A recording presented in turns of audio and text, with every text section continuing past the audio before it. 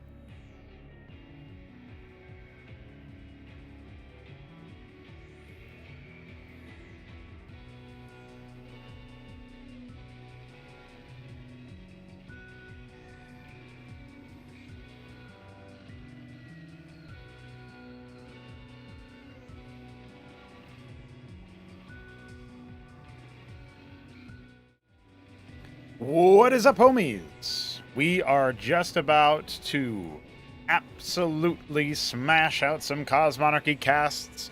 Everybody is always excited for a good Cosmonarchy cast.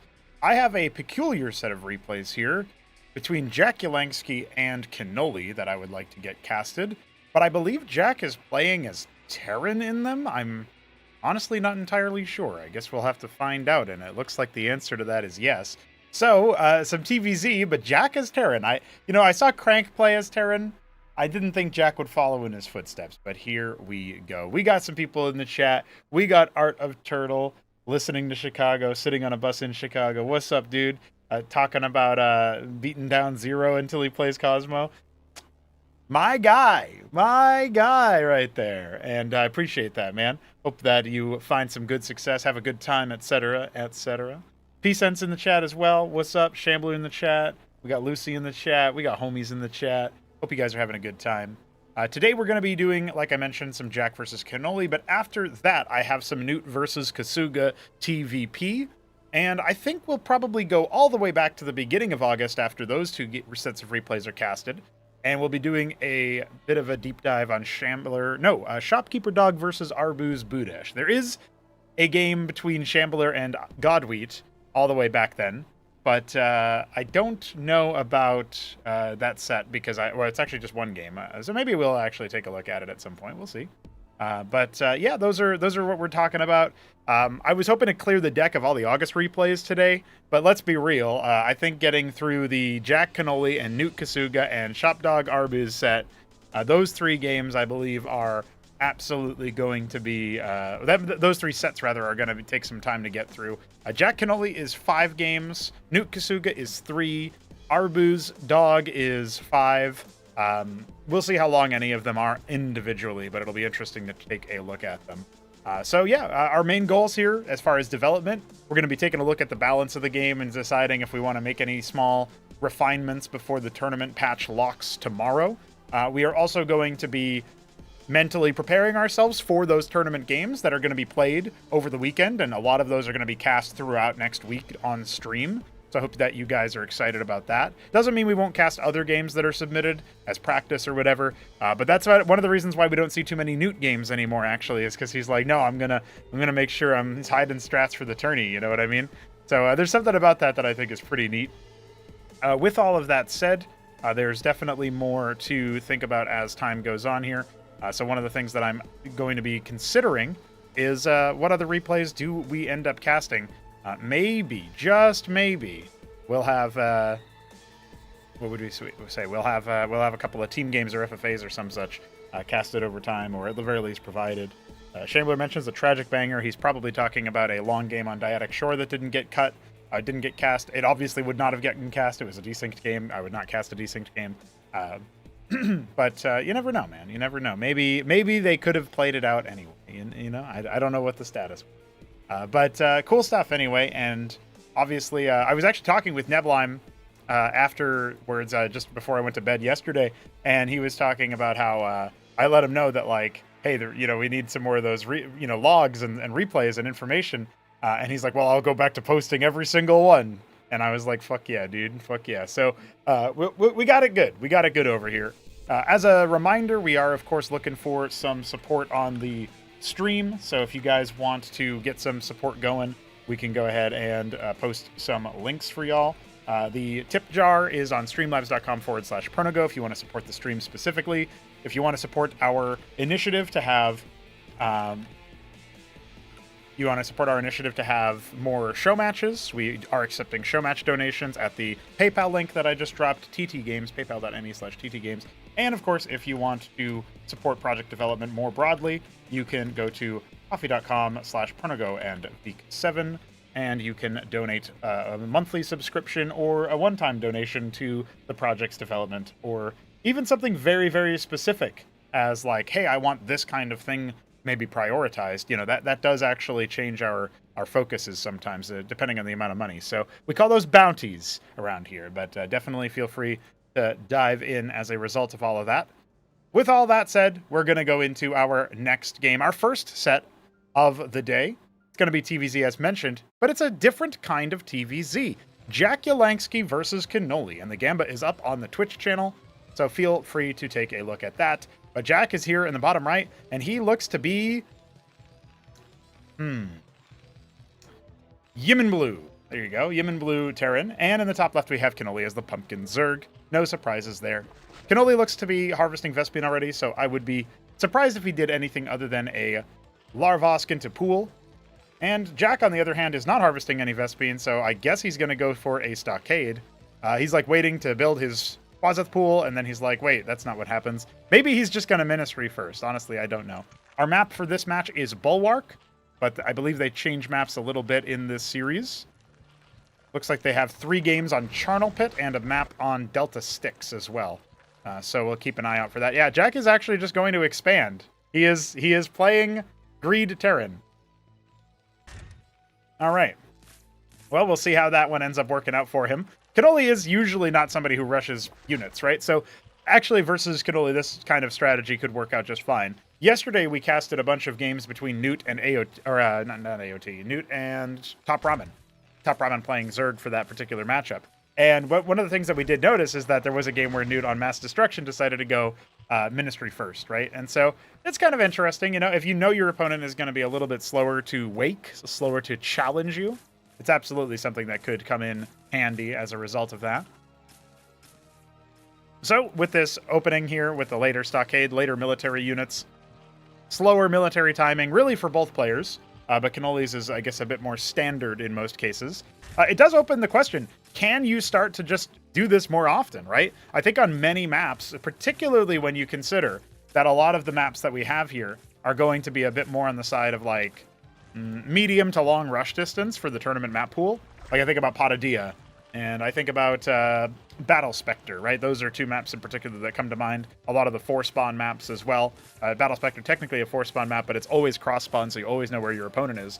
These are maps where you are going to have a harder time trying to do something really aggressive and really steadfast, you know?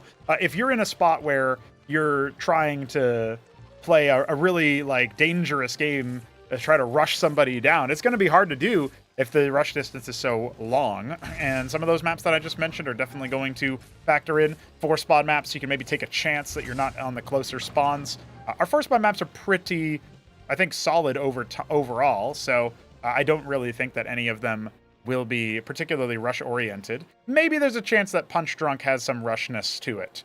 Cannoli finally sending some units across. He is also expanding at a reasonable time, although not as fast as we normally see a player like him do, because he delayed it for an extra, first of all, static defense structure, despite the no scout, and a Zorka Shroud. But the bio is already here, the Ministry is already up, and already mining with 7 workers, as the 7th pops out there. Looks like this will trigger Jack to think about maybe moving across the map. He should be able to clean up a lot of the Zets. Cannoli's multitasking tested already. Left wanting as his second Larvosk finishes. Looks like his hatch should get up just fine, but he is going to need to figure out what to do to defend. And I really don't like the idea of him going for this, early extra Kagrant so that he can add more static defense. I don't think it really helps you on this map. It's not like the old maps, like an older version of Derelict once came through where we had a situation where like you could put static defense on this ledge and it would help you all the way up here because like this choke, imagine this choke being put down furthermore. So that's one case where that comes into play. Now thankfully the lake is buried behind the circuit and there are enough quads here to hunt down the remaining Terran bio units. So even though Jack is trying his best to put some damage down onto the hatch, it's just not going to happen. He won't even kill more than a single quaz for his efforts.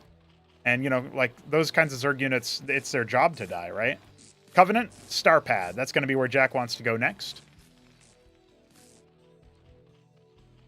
It's funny because I saw Jack say something in chat about how if you just mass some of the more technical units that Terran can make, courtesy of these add-ons, then you win without really doing anything. So I don't know if that's a spoiler for this matchup or if that's how he felt from like playing another Terran before he played against Cannoli. But we'll see if that's actually going to be his tactic here. He's going to go for Eidolons initially. He's got a treasury coming as part of a wall, sort of, knowing that his opponent might try to move across the map, and indeed Quas are on the way. What is Cannoli doing behind this? He's just capping his Vespine Ridge. He's only mining gas with 1 worker in the main base, which I thought might have been intentional at first, but doesn't seem to be anymore. That Mason tragically not going to be able to make it across to the other side of the treasury. When you build stuff, it moves in a clockwise pattern that's very consistent, so you don't have to worry about like, oh, shit, my Mason is just being a goober or whatever, you know? No randomness there. No random. Hello, Sergio. I love Tarask. Hell yeah, brother. We all love the Tarask. Okay, so another Vespine Ridge capped, but again, you can see he's actually, okay, he is going to go ahead and put another worker on the geyser. He's triple saturated the Escagan, which is funny. It looks like he really wants to get extra Vespine there. But I think that kind of points to my theory that he thought that he had 2 workers on this geyser the whole time because he only put 1 on each extra, right? So in his mind, he's actually got a 3rd worker on that geyser, which is not actually accurate. appears that we have an earlier move out from Jack. He's got 1 Savant, 2 Eidolons, a 2nd Savant coming up, and the Treasury makes a Lodestone and then lifts away. Isn't that lovely? Scenic, in fact, as a couple of the Terran units are spotted. We have that fast Ulgorg, but the army isn't great here. Remember, there's an Ant Seal for detection. The Eidolons can outrange the Lakes, except for if they're on the ramp, I guess. Oh, no, even then, the Savants would be even range when deployed, but the Eidolons have 9 range. So they are pretty effective at sniping things like this. And there isn't really any dive potential for the army here from Cannoli. He's making 12 lira now, or 12 quas now. If they were 12 lira, that would be different. So he's going to have 24 quas out pretty soon. But that really does feel like chaff to delay, as opposed to something that will help anything else. Maybe his Lakes can make something happen. The Lodestone being heckled. Are there any reinforcements right now? Jack's actually floating a decent amount of money. All right, he's going to go ahead and borrow the quas. We'll see if the Biostack is going to be able to make anything else happen. The Savants are already deploying. Honestly, this isn't too bad here for Cannoli. He's probably fine with this. Both players having a ton of money in the bank. You can see the circuit starting to get heckled here a little bit. And the Savant will get dealt with courtesy of the Lakes. I think Cannoli should be moving back here. It's kind of surprising he decided to commit there. Wanted to make sure he pops another one of the Savants. But look at this bloodbath. This Lakes spine slaughtering Jack's army. I think he might have went back home to start doing something else and then just lost everything. Even diving on the Ant Seal is beautiful. The Quas are going to try to give some pursuit over to that Eidolon. And in classic Cannoli style, it is not for Ultra Cores that he's going for the Ulgorg. He went for Gorgs, the flying Ultra Core. Thing that just walks around and does a bunch of crazy work. That Eidolon's very, very low. Doesn't look like he wants to stick with it. All right. The Gorg is going to fly over here. There's 7 of them in this detachment. It doesn't look like there's any anti-air, but there are a bunch of Savants waiting to link up with the rest of the army. And this Treasury floating over to a fast 3rd base, even though it's not really harvesting much right now, will still spot the Gorgs before they really have much else going on for them. A couple Quas just kind of scattered around like mines waiting to pop, and, well, we actually don't have that much back at home, right? This is a significant investment for resources.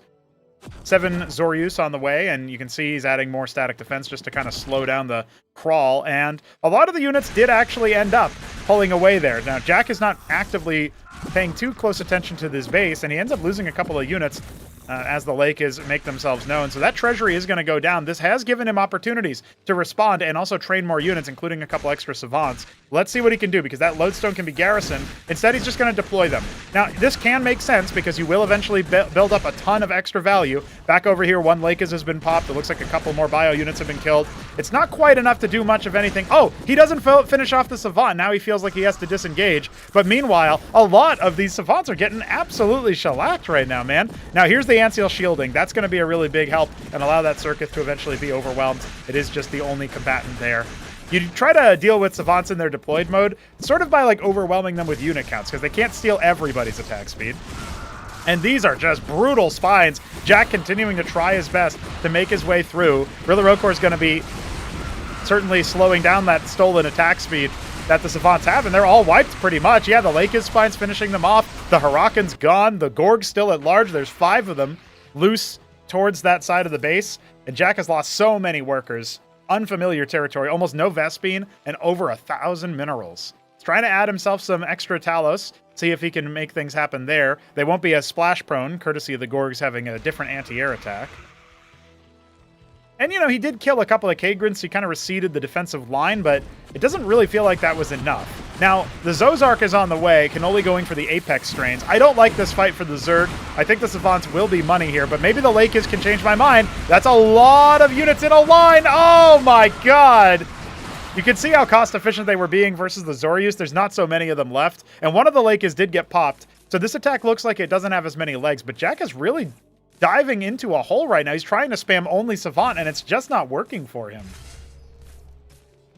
I see Neutron in the chat. Welcome, welcome.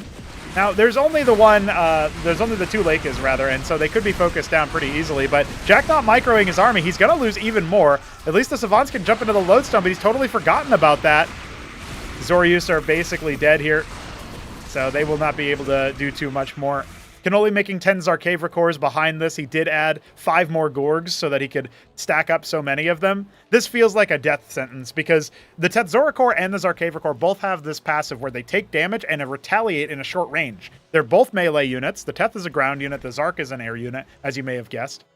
And so you can just get right on top of these Savants, and every time the Savant attacks them, there's a small internal cooldown for this behavior, but it's very, very quick. So it does end up retaliating with the Bone of Reflection super fast. And based on that alone, I'm going to go ahead and say this looks like a Cannoli victory 6 ways from Sunday. His Zarkavra cores deal air splash as well, so the Taluses are no longer as safe. The army is so small. Jack is making Hurakan Savant only. He just doesn't really have the tech. He hasn't made any anti-air defenses. He doesn't have anything really spotting for this. I guess you could say the Talus kind of is. And now he's got an army stabbing out towards the 11 o'clock, but there is no extra base. Cannoli is very committed right now on 2 bases, but he can afford to be. The Zark did get movement speed cut, so it'll be more impending doom. But I think that's basically it right about now. Sure, you can try to mulch through the static defense by stealing the attack speed.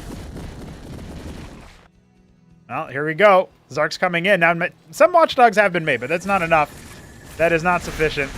They're going to get torn asunder very, very quickly. And I just don't think Jack has anything that can handle that. His army has been wiped again, mostly, by those Lakes. The distraction's really coming in handy. Could have jumped onto the military there, but Cannoli wants to go for the moral defeat and kill every single worker that Jack owns. And you know what? It's working right about now.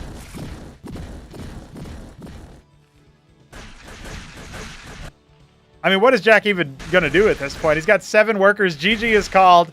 And yeah, Jack knows when he has been bested. He knows when he is defeated, hoisted by the Zerg Petard, the one that, Jack is normally the master of. Cannoli bopping him. All right, all right. I wasn't really sure what to make of the Jack sort of Terran play, right? Like, that's not something that I was necessarily expecting much of. But I also didn't know. Like, I was going to give him the benefit of the doubt. He 3-0'd Cannoli in the Throne Room stage's EVZ, and so it stands to reason that there would be some translatable skills. But it looks like that first adaptation not quite working out. We're going into our next matchup here. Same races, even same spawns, actually, but it's a different map. Charnel Pit by the Shambler. Bulwark was also by the Shambler, which is the map that we were just on. And Jack is probably not going to try his Ministry Expand on this map. It is a little bit more open to early attacks. But let's see how it goes. Cannoli is our top left pumpkin Zerg, and Jack in the bottom right, well, he's an interesting Terran color. Is this, I'm going to say royal blue, but it's cornflower blue. I haven't seen that one in so long. Oh, and it does look like one of our newer players is interested in playing a 1v1 on our Discord server. So if you like the idea of playing Cosmonarchy and you don't want to play against a really good player, you want to play against a fellow noob, check out our Discord server. The link is in the description. I guess I should probably go ahead and send the link to you so that you guys can all have it. It's a good time in there, for sure, for sure. Let's get the Gamba going as well on Twitch, for the viewers on Twitch. We've got a pool coming pretty fast for Cannoli, and Jack is making his expansion again. So he really wants to double down on that. But look, Cannoli's already making an alteration to his game plan. He's going to have his pool up much sooner. Let's see. Maybe there's some Jack faithfuls in the chat that want to see if they can do a thing or two with this kind of environment. Jack can make something happen. I didn't think that the Ministry First was a bad thing for Jack, but I do think it's risky versus a pool opener. And Cannoli's got 300 Vespene in the tank. What is he going to be? Is this just a straight-up Calcure rush? Like, I don't know what exactly he's planning. It could be Agrileth, but I don't know. I feel like that's not as good now that it requires the pool first. It seems like it comes online too late to be super useful for early cheese. Holy moly, dude. 400 Vespene. What are you thinking, Cannoli? What's going through your head? What's going on in that noggin? Okay, macro hatch by the choke point, which does make some sense. He's just... I honestly don't know. This could, for all I know, this could be like the fastest tier 2 I've ever seen in my life. Jack only now adding his stockades. Doesn't even have a military unit yet. Both players being incredibly greedy, but also incredibly peculiar in their build orders.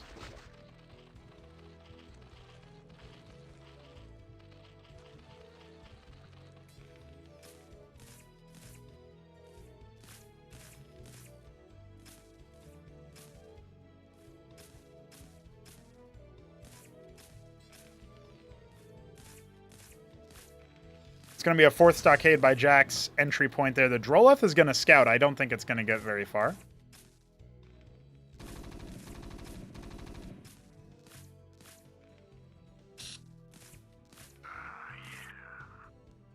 The one Maverick stimmed after it to attack him. Yeah, I guess this is straight up just going to be a tier 2 rush. I mean...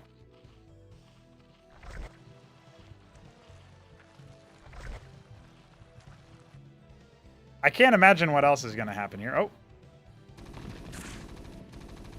A little bit of damage traded. Poor Bug. Devastated.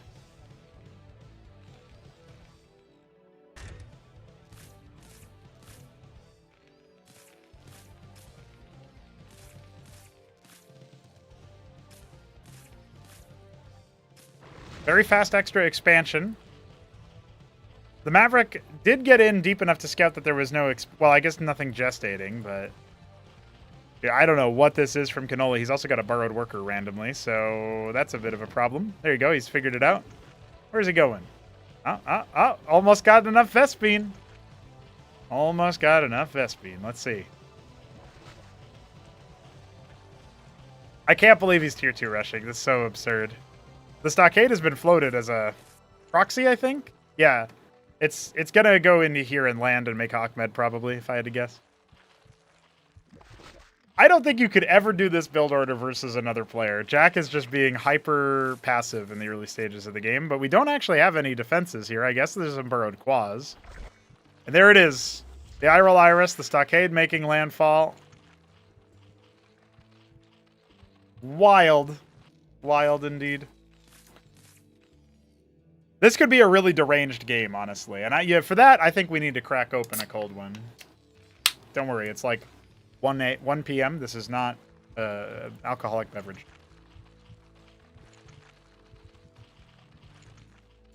Excess Vest being made on the Quazith pool, turning it into a Vornath. I wonder about that.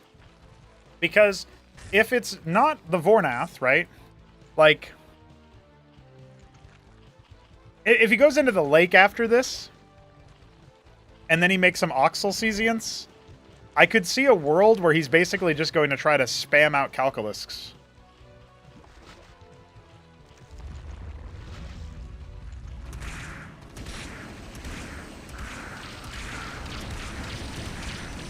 Big Burrow.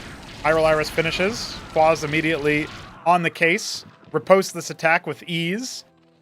Jack is now aware, or should now be aware of what's happening. Yeah, I don't rate this build order. I feel like your economy is very, very slow to develop.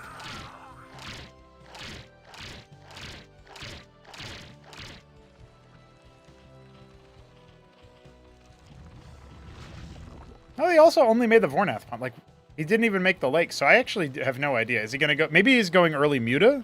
That feels like it would fall down to Terran. Oh. Oh, it is for... he is actually just going to rush to like, the advanced strains. That's so funny. Poor Jack. He's just trying to see if he can sneak back in, but it's not going to be allowed. He'll scout the Kafralosk. He must be so confused. I certainly am.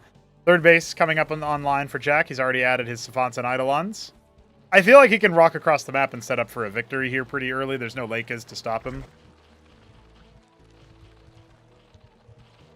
Hey, what's up, Tudor? I saw that there's a mode with tier 3-4 units from the start. They're part of the tier 1 screen in the bottom right. You're going to have to expand on that suggestion, because I don't know what part of the tier 1 screen in the bottom right means. Like, I assume you're talking about the command card in the bottom right, which is fine. But then I have no idea what else you might mean.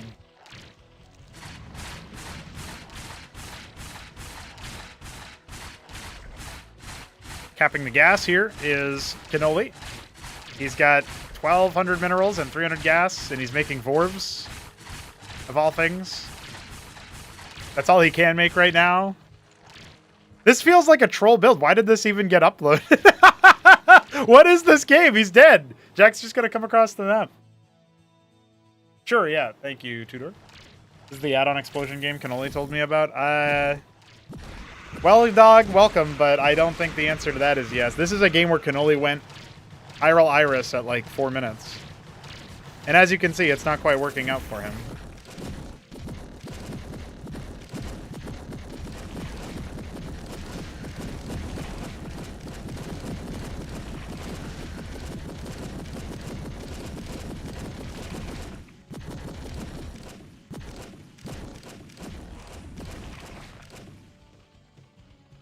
Ignore message, no spoiler.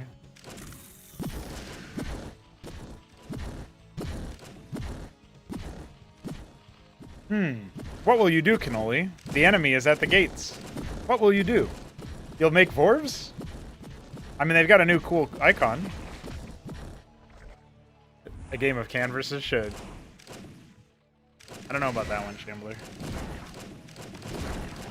No, this is a live game, my friend. This is very much a live game. This must have been Cannoli after, like, he went to bed at, like, 8 a.m. today. So, this must have been one of those games.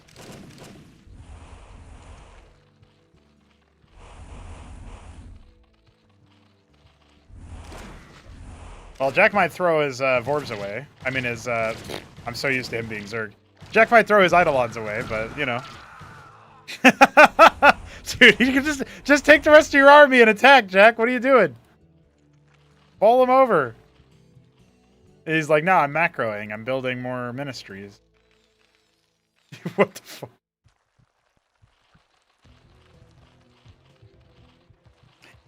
Cannoli can't make any more units because he has no advanced structure.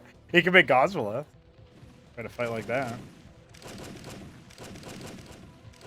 Alright. What am I even watching, dude? Finish the game. Okay, I don't know why. I have no idea why that was posted. That was one that could have been skipped, for real, for real. I know Jack took a dub, so you didn't want to skip the score or whatever, but that's wild. That's some whack shit right there. Don't show me that game. Please. Please don't show me that game. Alright. Back into the next. Sorry about that. We are going to go ahead and give Jack the win there and reset the Gamba for the next time. I should refund bets on that one, to be honest, but nobody bet on Cannoli, so that's fine. Cannoli is in the top left as our Pumpkin Zerg. I missed the chat, so somebody else can tell me what's up with that. But this looks like Tyrian purple. Oh, it's Palatina purple on the Terran. I haven't seen that color very much at all, so that's really neat.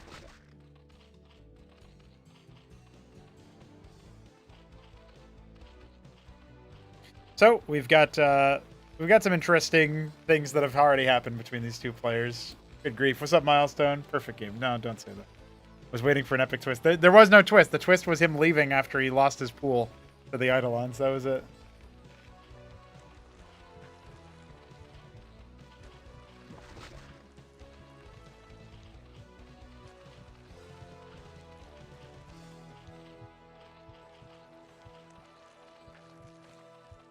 So it is going to be a Shroud start for Cannoli. This is another troll game as a result. I don't think that this will end well, but Jack is going for his ministry first again, so...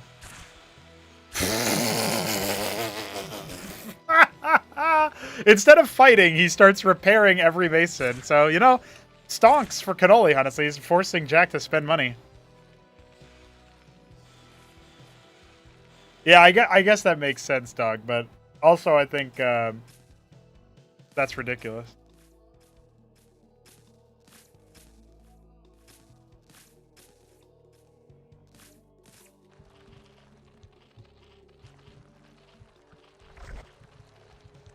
Okay, well, we are going to have a Larvosk here. Is it just a Zorius? No, it's a Lakis. Interesting.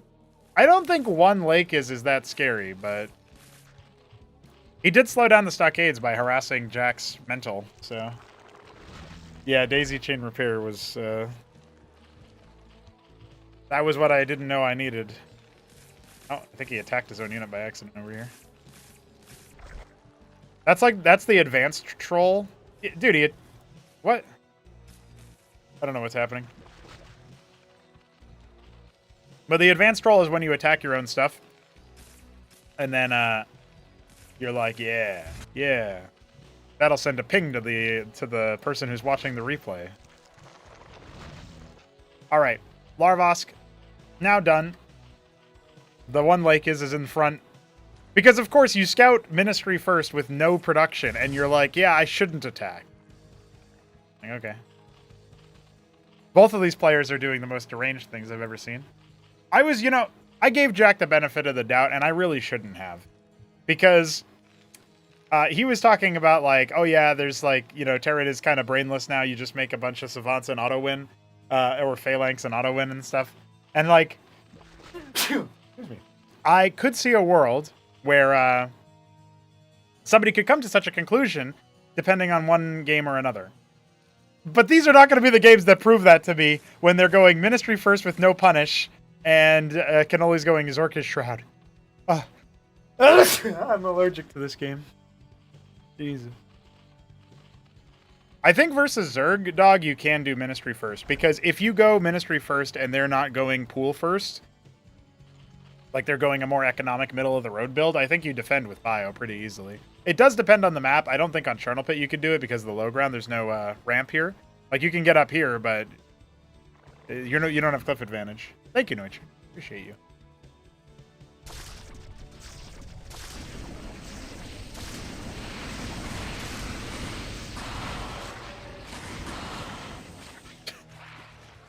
Why have these been sent to me? Why? Why have I been told to cast these games? What the fuck? I guess we gotta start somewhere, guys. I sat here thinking, you know what? We'll figure out what we're gonna do today. Maybe we'll make some balance adjustments based on some games that we gotta cast. Well, these are not those games, I'll tell you that much. He's just waypointing Ahmed into his opponent. And now Canoli has no way. No. Just walk in some Ahmed. There was a hold pause Zorius that did not attack and was allowing Ahmed to splash damage the Lakes. 3. More Ahmed. Oh yeah, well 3 Ahmed show up and a 3 HP Ahmed continues to attack the workers. Meanwhile, the Shroud is dead. Burn the eggs. Yes. Yes. Burn the Zorius. No, Jack, what are you doing? Finish off the hatch, please. He can't kill you. He can't even come close. Your Ahmed is too powerful. Kasuga says, I am happy when I saw pro casting something make him painful. Yeah, this make me painful, I tell you that much. What up, Aruz? Kill opponent with rockets, blame Savant, yeah. What's up, Mimica? It's fine, Drollet sipping mineral and mug while Ahmed burns things in the background, yeah. The Droleth sipping Zorki's Shroud first versus Ministry opener. I have to blow my nose. Fuck this.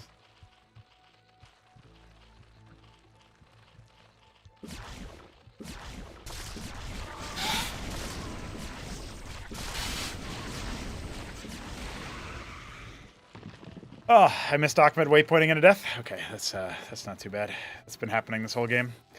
More stockades. More. We must make 12 Ahmed per rotation. Only then will we be successful. Oh no, Jack forgot to mind his Ahmed.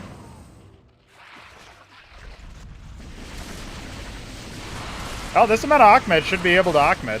I mean, if you think about how Ahmed's, this amount of Ahmed's a pretty good Ahmed. Yep, there's the Ahmed. Hero. Ahmed's a hero. Well, I guess he can't quite Ahmed, but maybe more Ahmed will Ahmed. He Ahmeded really good at the first part of the Ahmed, but the second part of the Ahmed started to fall off, so he needed some more Ahmed to Ahmed. And after he re-Ahmeded, it was Ahmed. Oh, man. Really poor Ahmed by Jack. That could have been really much better Ahmed. Look, 1 HP. Like, any Ahmed could Ahmed, but he doesn't Ahmed. Oh, terrible Ahmed by Jack. Could have Ahmeded much better. Honestly, the fact that he didn't Ahmed this already is really a testament to how bad Jack is at Ahmeding, compared to most people Ahmeding. Really, compared to even, like, AI Ahmeding, I feel like AI Ahmed would be better Ahmed than this. As it stands, he's still not going to even Ahmed with these Ahmed. He's going to need more Ahmed for that, and he does have more Ahmed coming, but honestly, I have no faith in his Ahmed anymore. How am I supposed to believe he's going to Ahmed now? There's no fucking Ahmed, dude. There's zero, like, he's Ahmed, but I still don't, he's literally Ahmeding right now, but he's not Ahmeding the right Ahmed, so how is he going to Ahmed with the right Ahmed? Not the wrong Ahmed! Now finally he sends more Ahmed, but he's still not Ahmeding the right Ahmed with the right Ahmed that he's got his Ahmed right here in the Ahmed. Why is he not Ahmeding? Can somebody please explain to me why Jack is not Ahmeding?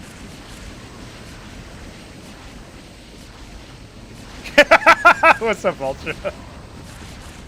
This is XD. That's what this is, for sure, for real. He still does not Ahmed! 2,000 minerals in the bank, that can make so many Ahmed, but doesn't really matter because Cannoli can't Ahmed. He's not Ahmed. And I guess he'll die. Well, no. Oh, the lack of Ahmed is really Ahmed right now. Come on, dude. Ahmed. Please. Please, Ahmed. No, just Ahmed. You can just Ahmed right now. Just Ahmed.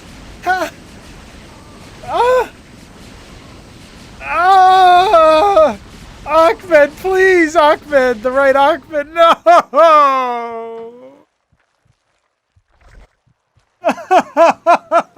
Oh, he did an Ahmed. This Ahmed, please. Thank you. Thank you. Oh, thank you. Good grief.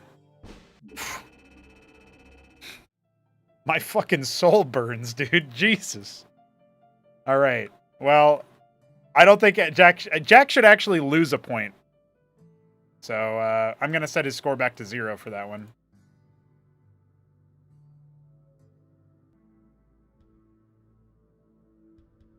Oops, I accidentally put a dot in there. That's fun. That makes it funnier. Just rage setting his stuff. All right, I'm going to say that Cannoli won that game.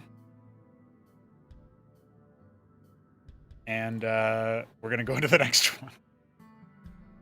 In for a penny, in for a pound. That was one of the Ahmeds of all time. Jack Yelinsky in the bottom right is our Yemen Blue Terran. No, Bedazzled Blue this time. And Cannoli in the top left is our Pumpkin Zerg. I really shouldn't give him any benefit of the doubt now. I will never listen to another Jack Yelinsky balance complaint again. Not even once, dude. We buffing Protoss after this one? Yeah, I think so, P-Sense. -1 for style points, yeah. Classic. And you just shilled Milestone. You just told everybody about Cosmonarchy, and that had to happen, dude. That's wild.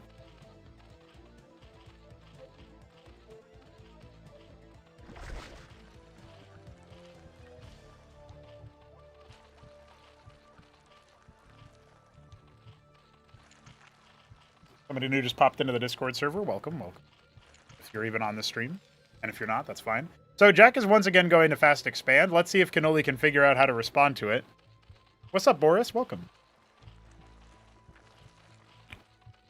As if Boris walks into the stream seeing me Ahmed everywhere about Ahmed not doing Ahmed things correctly because Jack doesn't know how to Ahmed, and he goes, that was cool. What the fuck? Alright, well. Pool coming for Cannoli. It's not the fastest, but it's also not the slowest. We'll see what he wants to do with that. Would love to see him just send in a bunch of Zeths or whatever. I don't know. We'll have to wait and see. Jimmy is playing against Crimson.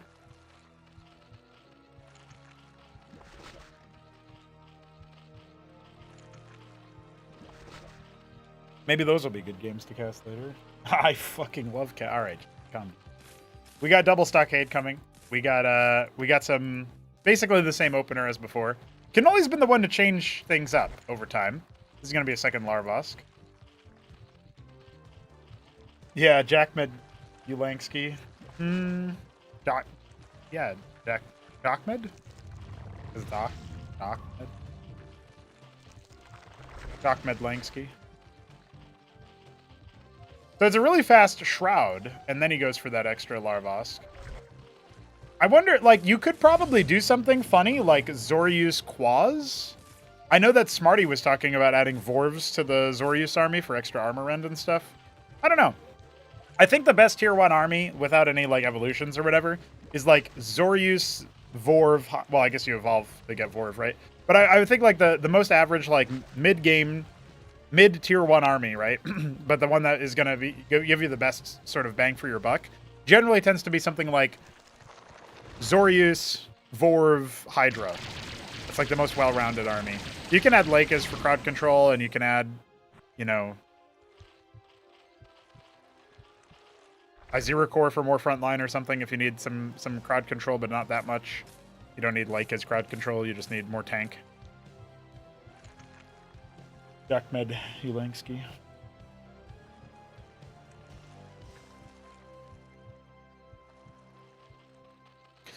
Well, we have a double sieve here. It looks like Jack wants to try to get a Eidolon out really fast. He's only got the 3 Cyprians, right? That's it for military right now? Yeah, this could be a really quick push. In fact, he's moving out with his only 3 military units. This is a really risky play, and Cyprians are not very mobile, so they should just honestly get stamped out immediately. Even these 4 Quas could beat them, although probably won't, because they're walking in a line. But if they were, like, burrow ambushed and they surrounded them in the right way, that would be an instant GG. Jack would have no military units. He's making 2 more Cyprians now.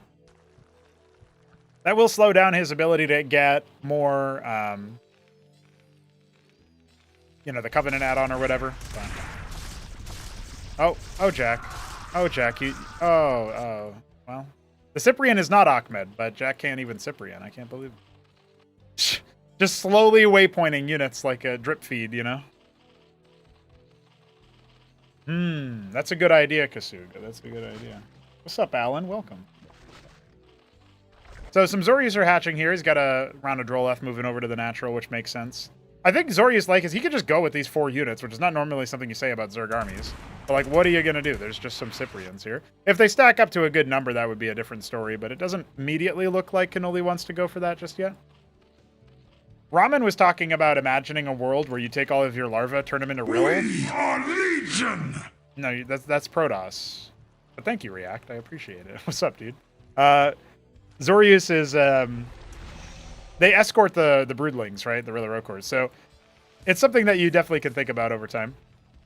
I don't think any Zerg has actually done that.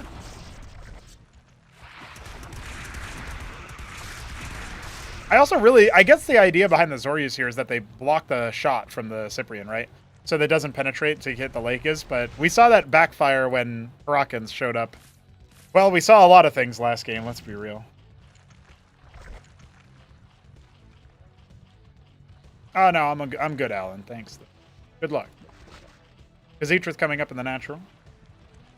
Hamster experimented with Zoryu Rill. Oh, of course Hamster would, Arbuz. That sounds like a hamster thing.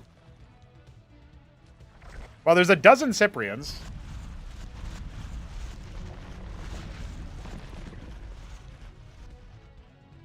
Yeah, I don't think it would work out very well overall. Turtle was doing a lot too. It's not good. Yeah, okay. Fair enough.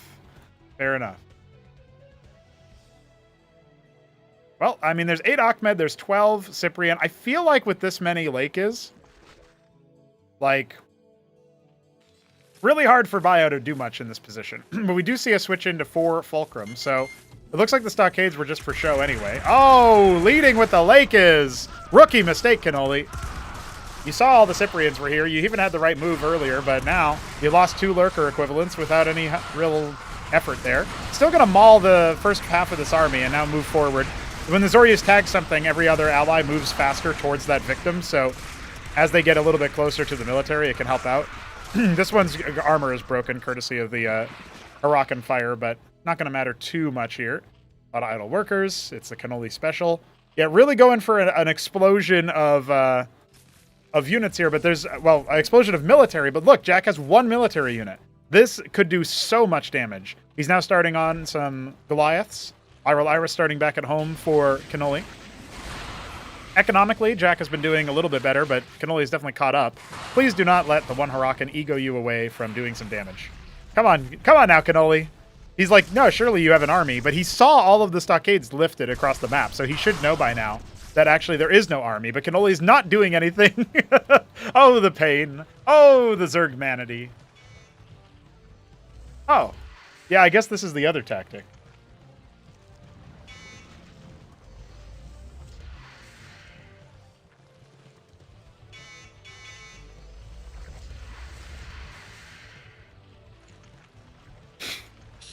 I mean, what do you do? You're kind of toast here if you don't have some units. This is why you spread the Kagra. What the fuck? All right, well, now he's spawn camped. He won't get anything else done, but that was a really funny move.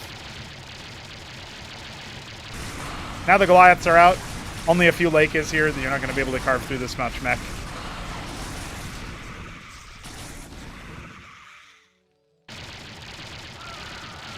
Jack has a lot of S-Beam. His minerals are pretty limited. He's not really activating 6 o'clock yet.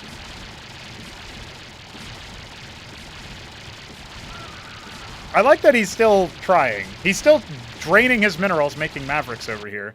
I can't even say that it's distracting, because the Quads just finish him off immediately. Now, those extra spines are going to be something else. You're not going to be able to bust this. Even has tier 2 on the way, like tier 2 static defense. So that circuit, sure, it dies, but it will end up turning back into a Kagran anyway, so. And now the Quads sink their teeth into the stockades. Oh, the Larvos could go down. That's pretty nifty. No, he's realized it. He's going to save it. Nice try, Jack. I don't know, Lucy, but this is pretty spooky. Going for the Chokral Chazal. It is not scouted. Obviously, the eye roll was. Saturating up over here. We got 5 Phalanx being made.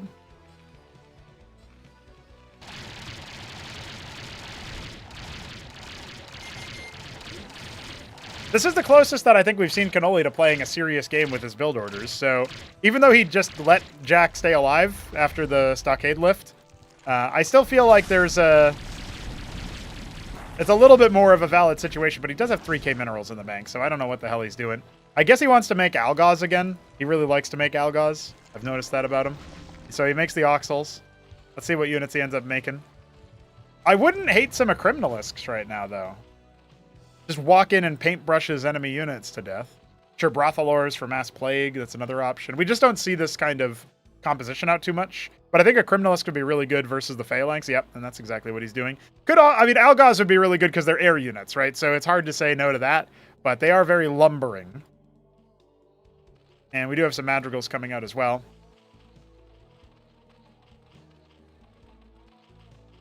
I don't believe Jack managed to distract Cannoli with that stockade.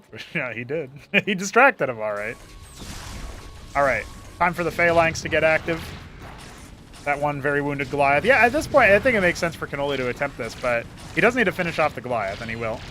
And now he can just go ahead and attack them. Yeah, the Phalanxes are all targeting the wrong thing, not being manually targeted by Jack, so they're just going to go kaboom.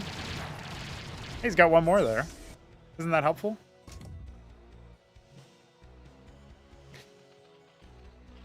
Giant crab time. Atlas is done for Jack. We'll see what he wants to do with that. He's got his tier 2, setting up another base at the 3 o'clock. Saturation is pretty good for him down here at 6, so there's that. Well, that's the beauty of it, Shambler. It doesn't matter what you do. The players can still do plenty of other things, can't they?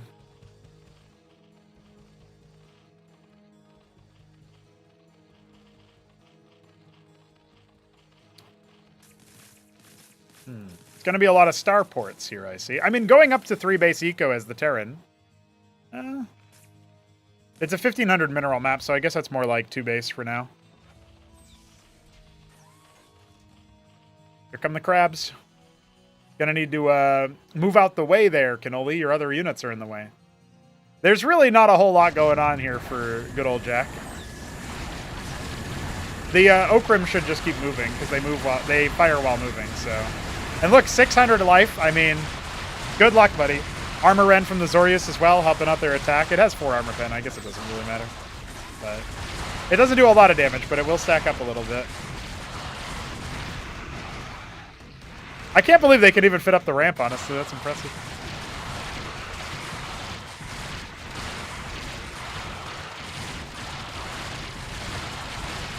Sure, Okrim last night. Yeah. Was it good, dog?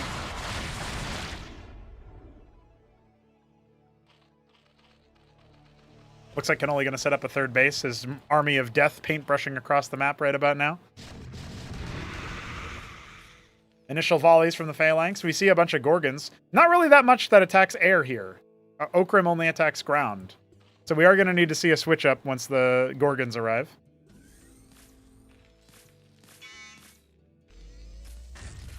He's going to go for a rotary. Oh, are we going to see enormous amounts of salamanders? Because salamanders doing their ridiculous line attack would be great. Honestly, in this situation, I still think you commit some of this army down to 6 o'clock and finish it off. Not the whole army, but, you know, like, you can get some units down here and kill the base. Cannoli has consistently made really bad art choices with his army rotations, in my opinion.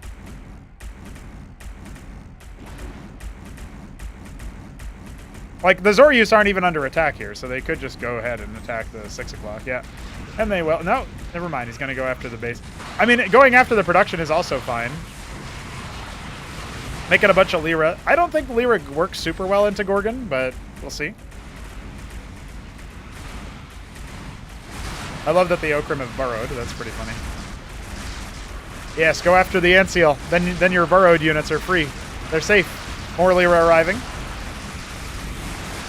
There's the Unburrow. They try to move towards the ground army. A lot of them are very softened up, obviously. Lyra continuing to get some value versus the Gorgons. Some of them are stacked up, so the AoE is pretty intense.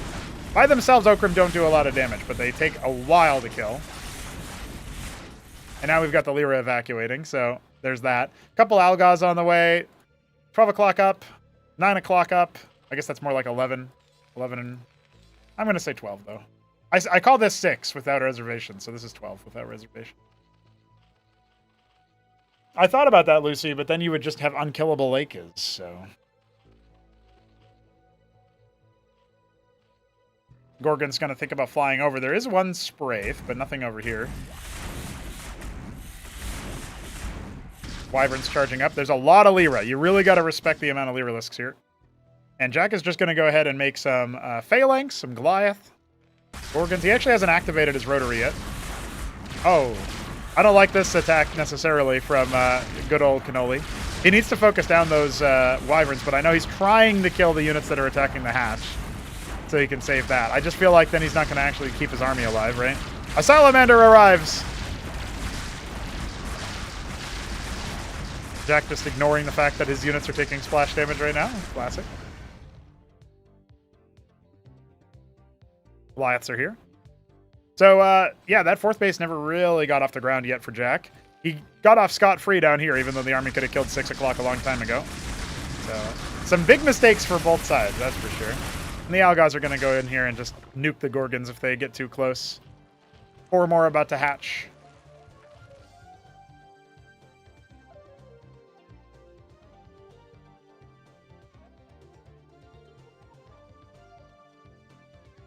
No Tudor. I don't think they'll ever release the source code. There's no, like, precedent for Microsoft to do it, so. Air Fleet coming on in. They're going to snipe the Oxels. Great choice there by Jack to do that. Lyra coming out here trying to do what they can. The Calculator Lake going to be focused down next, it looks like. And the Algaz do come back to try to help out over here.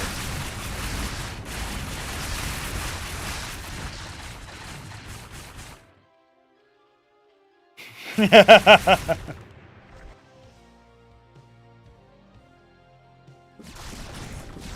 don't know if that this army is going to be able to do too much. He deployed the Phalanx outside of reality. A lot of units still at 9 o'clock. He's not safe in this position exactly, but he will end up busting through. He clears the Khazitrit, that's why his Phalanx were so far forward. But even though he clears the spot in terms of static D, he's still going to lose the whole army without really doing too much counter damage. Certainly no economic damage. On a move, absolutely the Algaz can just win this. So let's see how they go, because there's a bunch of Gorgons coming in to try to skirmish. Angel Tier rockets coming out to try to rend the armor, but the Salamanders are not a front line, so Goliaths are just kind of lost in translation. The Wyvern's getting nuked down as well. Cannoli still being very passive. Don't know why. Huge bank. I guess he's remorphing his Oxel over here, though. Taking some time. He could definitely use some more production. 9 o'clock going to be under duress pretty soon. The static defense has only now started to gestate, so it's nowhere near complete.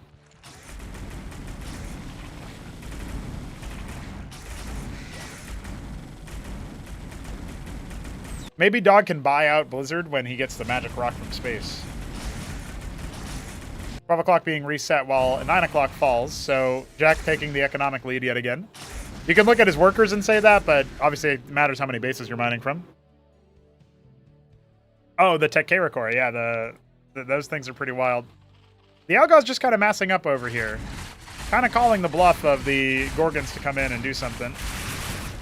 Jack sacrifices one for a Spraith.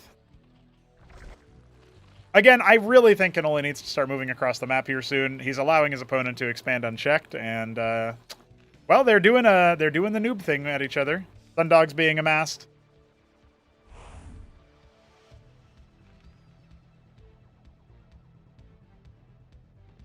These two have been locking horns for some time, and honestly, it has been a true disaster for the eyes. But 12 o'clock going to get stamped out one more time.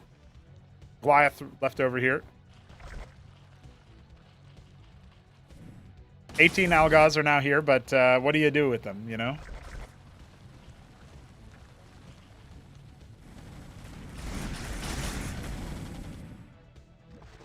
There's really not much over here. Like, Jack's army should just fall over at the slightest provocation, but Cannoli refuses to be provoked.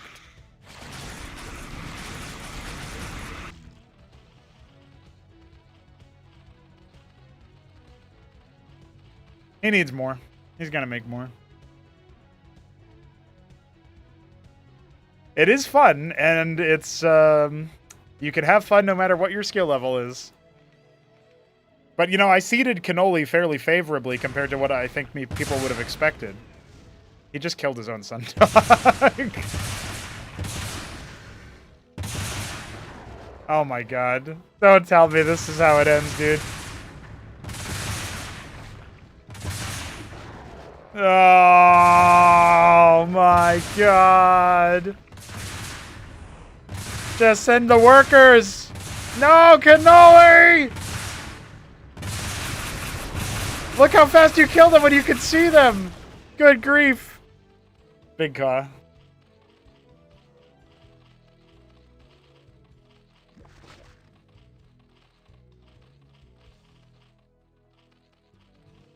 Alright.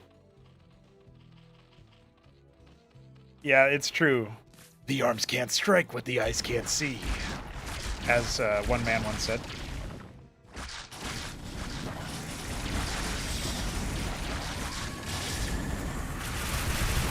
What a massacre, honestly.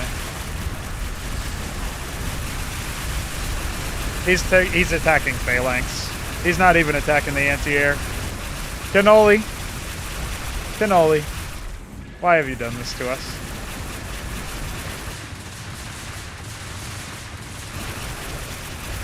What have we done to deserve this, Cannoli?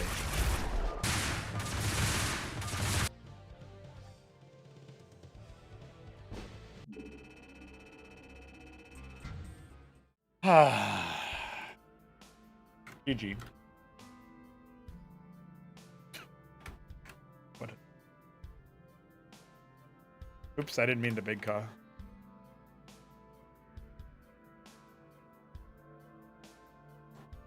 Okay, well, there's one more game of suffering that we must endure, so let's go ahead and take care of that. Oh, it's a map I haven't seen before. Delta Sticks. Oops, I don't know what I just did for prediction. Oh, never mind.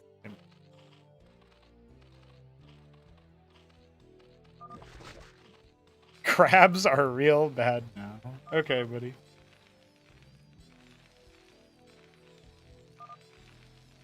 Imagine if you did this normal strat of 5,000 Almac. Yeah, that's true. That's true. Alrighty.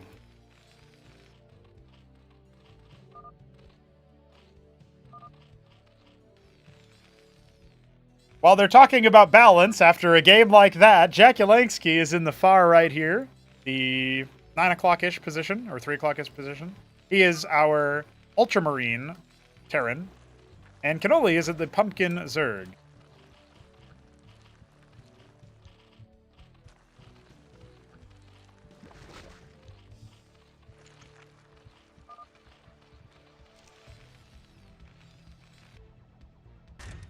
Once again, an expand first.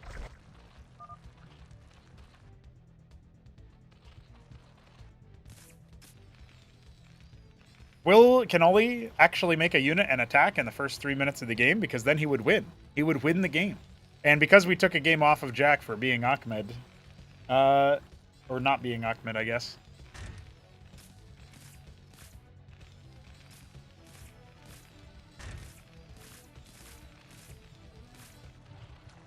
This is actually for all the marbles, guys.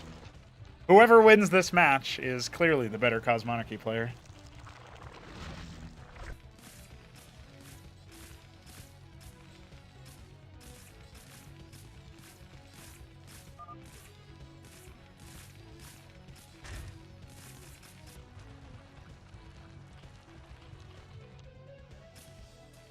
Triple Stockade follow-up, so same build as always.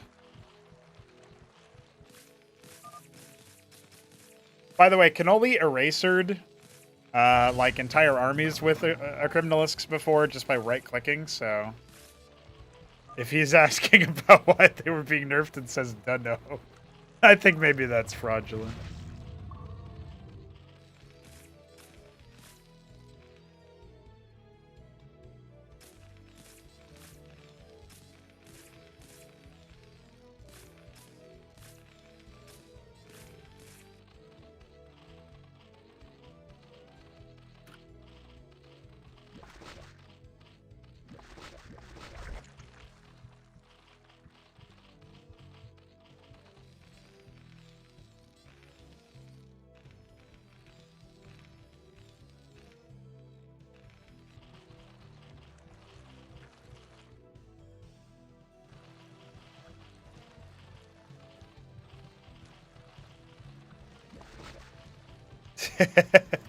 Well, something was out of balance, I'll tell you that much.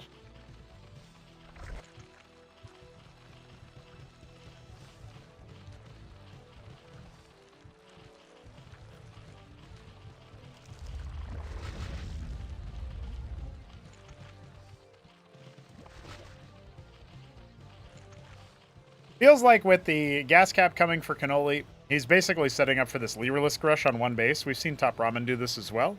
Although usually with Lakes, I don't think pure Lyra really works too well. Gonna have to do a little bit of micro here to withstand the Huracan assault, but it should be just fine for a Zerg player. He's gonna lose a couple of claws in the process. So far been pretty good about stepping back there, so that's solid. And the Huracans are dutifully dismissed. After all that, I think he lost maybe 3 quas or something. Very greedy build here for Jack going for that fast third base. Hasn't actually harvested any resources just yet. No, Vespene, rather. And the Obeleth coming over is definitely going to make a difference.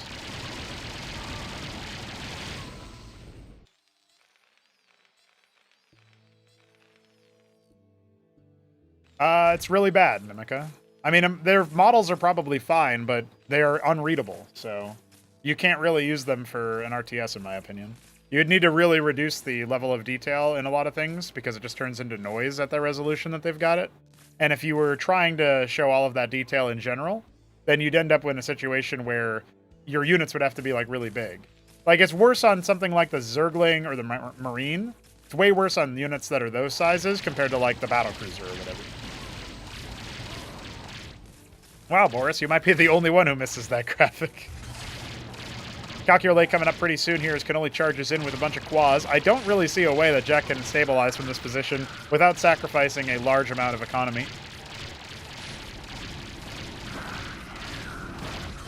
Mavericks will try to stim away, and Cannoli might just get egoed away, aura'd away.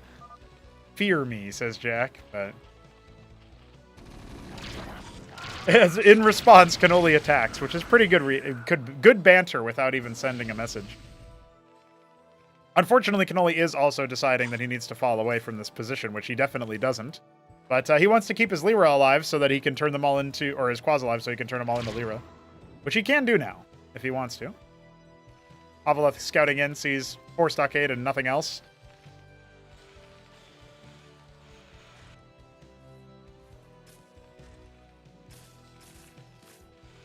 Adding more Stockade. Why not? Including one behind the mineral line. I don't know what that's about. A lot of Vespene here for Jack. I don't know if he's trying to tech rush or what, but I think he's maybe overcorrected after not harvesting any Vespene at all.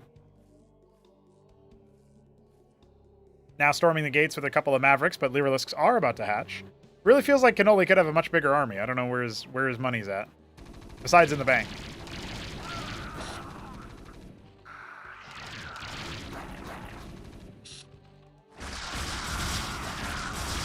Kills one Lyrilisk for his troubles. That will be it for good old Jack. He's going to go ahead and add both add-ons at the same time. He's not making any more military units. Even if he rounds out with a ridiculous number of savants, I really don't think that the... Oh, Cannoli is deciding not to spend his money, so I should never say anything definitive about this until it actually happens.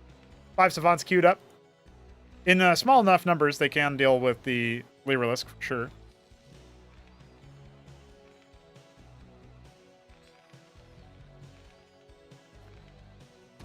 Now going to start thinking about attacking up here, but not a great split or pullback from the Huracan attack. Tier 2 starts back in Cannoli's main base. Where are his Lyras are in the Ovaleth, I guess. He's only got one out here. So this the Huracans can stall for a very long time. Doesn't look like the Savants are actually in the same spot. Yeah, they're coming on down to the front gates now. Pretty good timing then for the Lyra to unload inside the main base and start working on the mineral line. But the Savants are going to just run roughshod over this army, right? You can see one Savant goes down, but the rest of them have to fall back. No Mason pullback out of Jack. I thought maybe that's what that minimap stuff was, but it was just units off the rally. So it looks like Jack hasn't even realized that he's out of workers in the main base. And you could just go after the Covenant here, and in fact you should go after the Covenant here to force Jack to rebuy that, slow down his production. He'll clear out a Shaman on the way out, so at least that's expensive. And a bunch of Savants have arrived.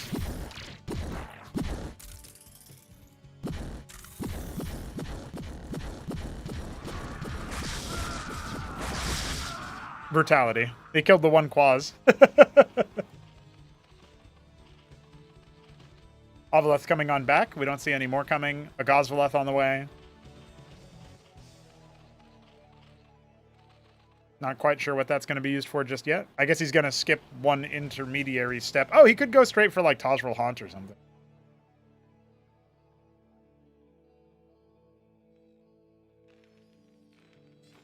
Jack is still on 3 base economy. I guess 2 base after losing his main. But he still has more economy than Cannoli, is kind of what I'm trying to say, despite that attack. Straight into the Almay Cassanter is Cannoli. A bunch of his Quas coming in from this angle. They can come up and attack the 3rd base pretty easily. Scouted out by the Mason moving to grab a 4th, but is Jack going to respond to that? The answer is no right now. So this is another base that should get shut down immediately. Just kind of on contact, he should lift the Ministry and leave. Instead, he's going to try to come back and defend it. Is Mason over here not... Everybody watching as one Quaz bullies the Mason, you know what I mean? Forcing targeting some of these units down. They are just Quaz after all. You can throw them away after this. This is still really good damage. Now Jack on more like 1.5 bases, probably. And has a bunch of Quaz here he can turn into Lyra and drop if he wanted to. Instead, back at home, he's defending his own... I guess top ramp into the 3rd. It's not exactly the natural choke. The natural choke is further up. So we don't have any Oxel Cesian, so whatever we're going to make out of here, I guess it could be Tekkerikor. If you think about spawning those units on top of the Savants and stuff, could be good.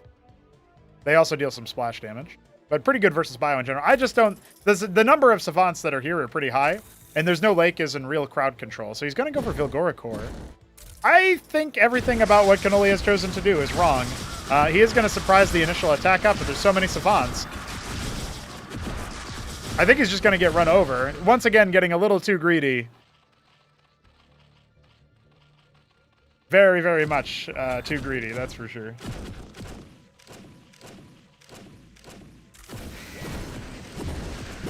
All the workers getting absolutely annihilated by the Savants on the way out. And he'll make some Vilgorikors and die. I guess that's the way that this game comes to a close.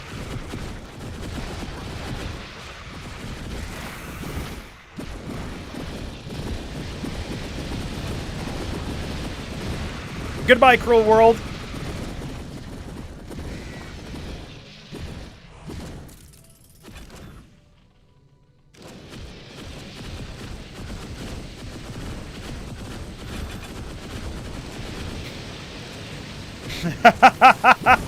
Okay. Fair enough. According to Shambler, this map takes place in hell. So, there you go.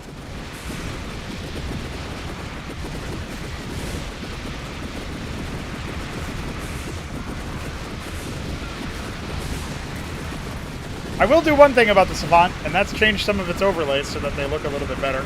But yeah, this is some next level stuff right here. GG is called, and Jack, he does technically win, and we all definitely lost.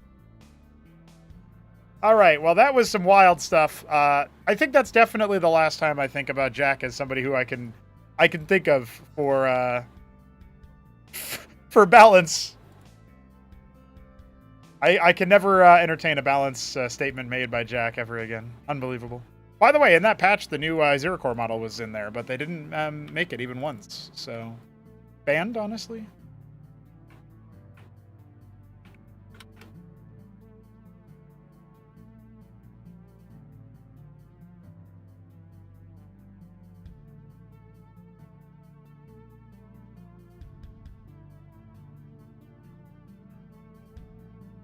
Kind of nice as a power unit that you can make that's at least all right against most of the roster. Match so rough it triggered an FFA. Yeah, I see a lot of people trying to hop into a match. That's pretty cool. Yeah, you know, they saw what was going on and they were like, what?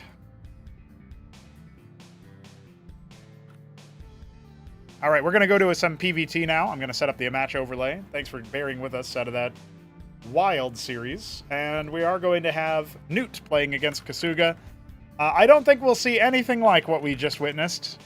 Hopefully ever again, but definitely not anytime soon.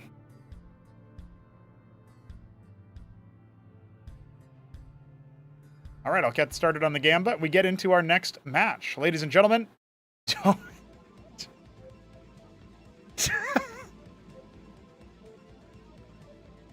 Kasuga is in the top right as a black Protoss player, and Newt is in the bottom right as our...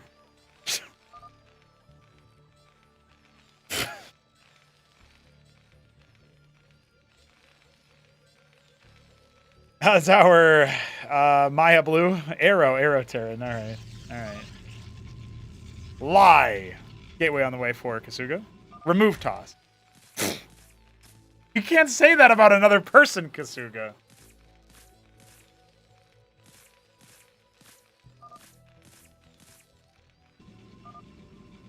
Sometimes. Oh, Jesus. Oh, grief. Grief-stricken. Morale broken.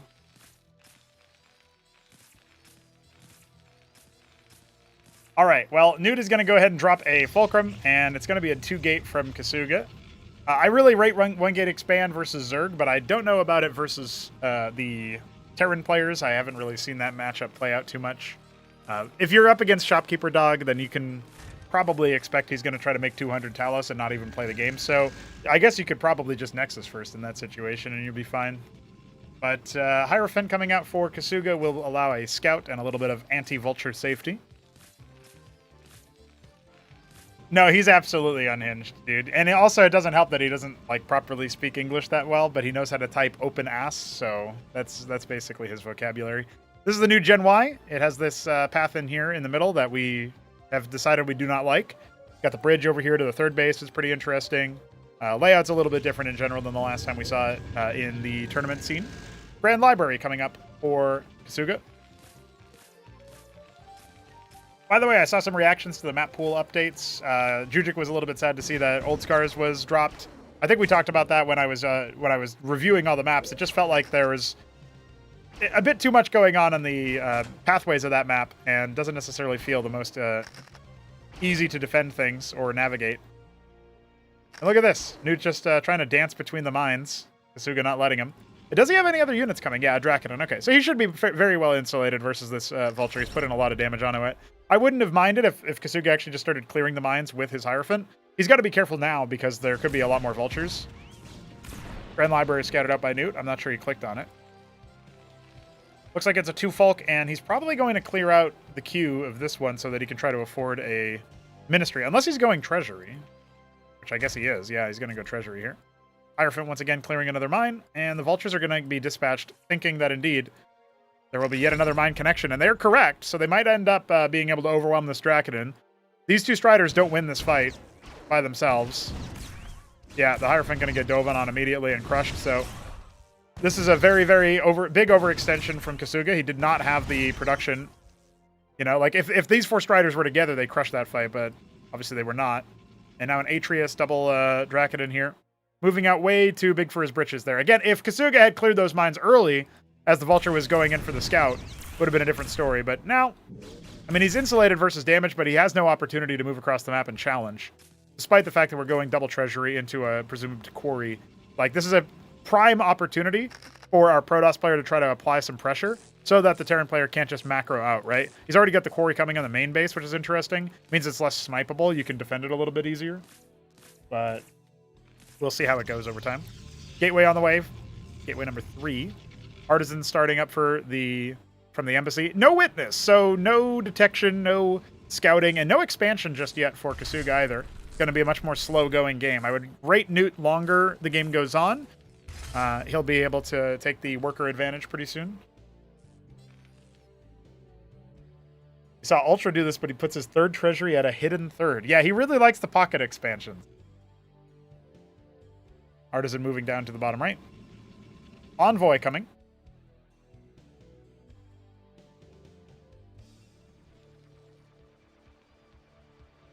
A lot of vultures have been made by Newt. He doesn't always lay mines after the very, very early game, I've noticed. Palladium on the way. It'll finish up pretty soon, and we'll probably see a couple phalanx to start up. Hey, Ultra's in the chat still. What's up, dude? Okay, Kasuga gonna storm drop. Now, this is a territory where the vultures are gonna scout the Artisan. Some anti-air is gonna want to be made so you can control that and contest that. The Envoy is... Where is the Envoy? Okay, it's actually going the same path because it saw the vultures leave without laying any mines, so that's pretty nifty there. Still no expansion. Kasuga setting up for it. Obviously, the vultures aren't going to be able to get in to do much. Let's see how much damage we do from the storm drop. There's the Nexus starting. Storm drop coming in. Kasuga on point. Immediately pulling away. Hasn't even unloaded. Honestly, sometimes I wonder if you could actually just walk in and be like, hey, I'm threatening you.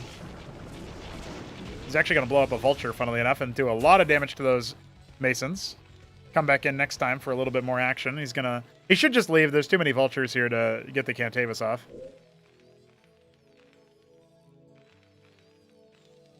He has definitely, spent some mining time, right? Got his shields back up. Doesn't end up getting the cast off. Watchdog for anti-air defense. Yeah. He can keep the Cantavis for an army fight later, or he can try to storm drop it later on as well. I love the idea of landing on a mine and then you stun the transport and the unit inside it, right? Ooh, tries to dodge a little bit there. Good pullback. He might get the one Mason making the Watchdog, but that's about it. Oh, he actually pushes it a step forward. You can recast it to send it to another location, but it does drain your energy faster. So he runs dry, has to load up into the transport and leave. Mines and vultures covered every single expansion location that Kasuga could possibly go after. And remember, all that damage dealt, but they're still even on workers, right? So nothing yet really turning into great results here for Kasuga. There's still a lot of value in attacking workers here because Talos is trained slower than Masons by a significant degree. And I'm watching these mines with bated breath right now because he could walk right in and get stunned. But there's not really that much anti-air, right? We got the one Maverick. I don't know if there's anything. Okay, some Goliaths have been scrambled. Now the Cantavis is going to go ahead and get stunned by one of the mine connections. And the attack end comes out. We got a lot of Zealots pushing forward. There's the storm onto the Masons. Good choice there, actually, as the Zealots really occupy a lot of the time. And one of the Goliaths ends up going down as well. Now, the Cantavis did get scooped back up into the Envoy. Really good play from Kasuga. Feels like Newt just doesn't have anything else in the tank, so he calls GG. And that's the first of 3 games between these two. Kasuga coming up ahead. I was a little bit surprised to see how little the Terran had in that situation, but I really do think that's the cost. That's the price that you pay when you're playing from the perspective of, the Talos-oriented player, right? So we're going to go ahead and jump into our next match between these two.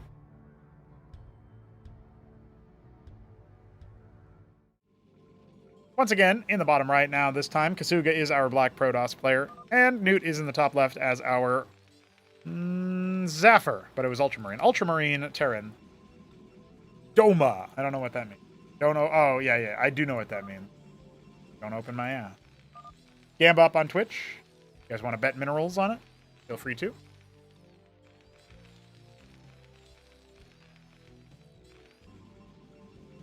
I feel like right about now, the Storm Drop is something that only Kasuga really does, right? Not a thing that I see other people do too much.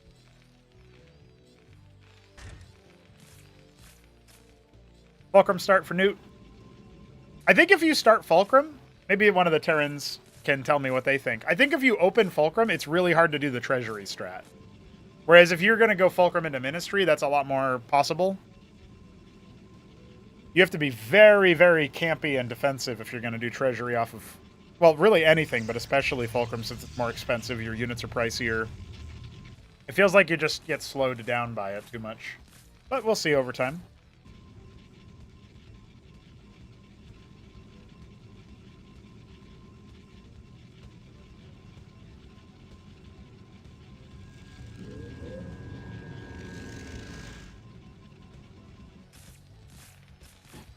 If you care, there is a way to look at a chat of replay and have a script that warns if there are special words. Yeah, I already have chat filter on, like as a config option, where it just sanitizes the replay chat.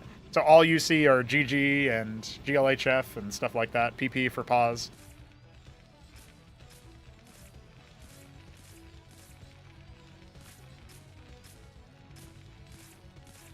Yeah, it seems like Ministry Nat gets you further ahead. But it's cool to see the Talos strat still be a thing that people try every now and then. Hopefully it finds some success as time goes on, right? But not too much. Oh. Looks like Newt wants to go for a fast 3 Fulk here. I think he's just going to be a very committed Vulture player. Another thing you can use your third Fulcrum for in this situation is to make the add-on that you want. We'll see if that ends up coming to fruition. More Vultures swinging on by. Hierophant now has to run for cover.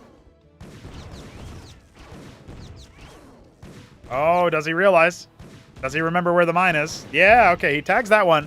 Unfortunately for this Hierophant, though, he didn't get the attack speed buff. That might have allowed him to slow the attack speed of the Vulture, second Vulture, if it was microed perfectly.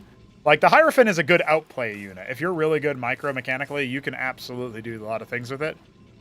But Kasuga not quite able to show off its full value there. So honestly, trading one Vulture for a Hierophant, super good for the Terran player, particularly because we have this fast set of Vultures, and we are going to see the Treasury expand again when he has enough minerals for it.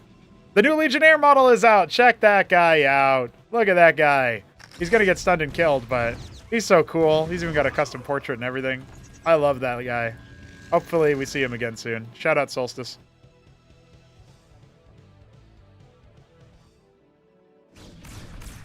Five Vultures coming on in. This is a lot of pressure, and Kasuga has finished his Ardent, but he only has a couple of Striders being made.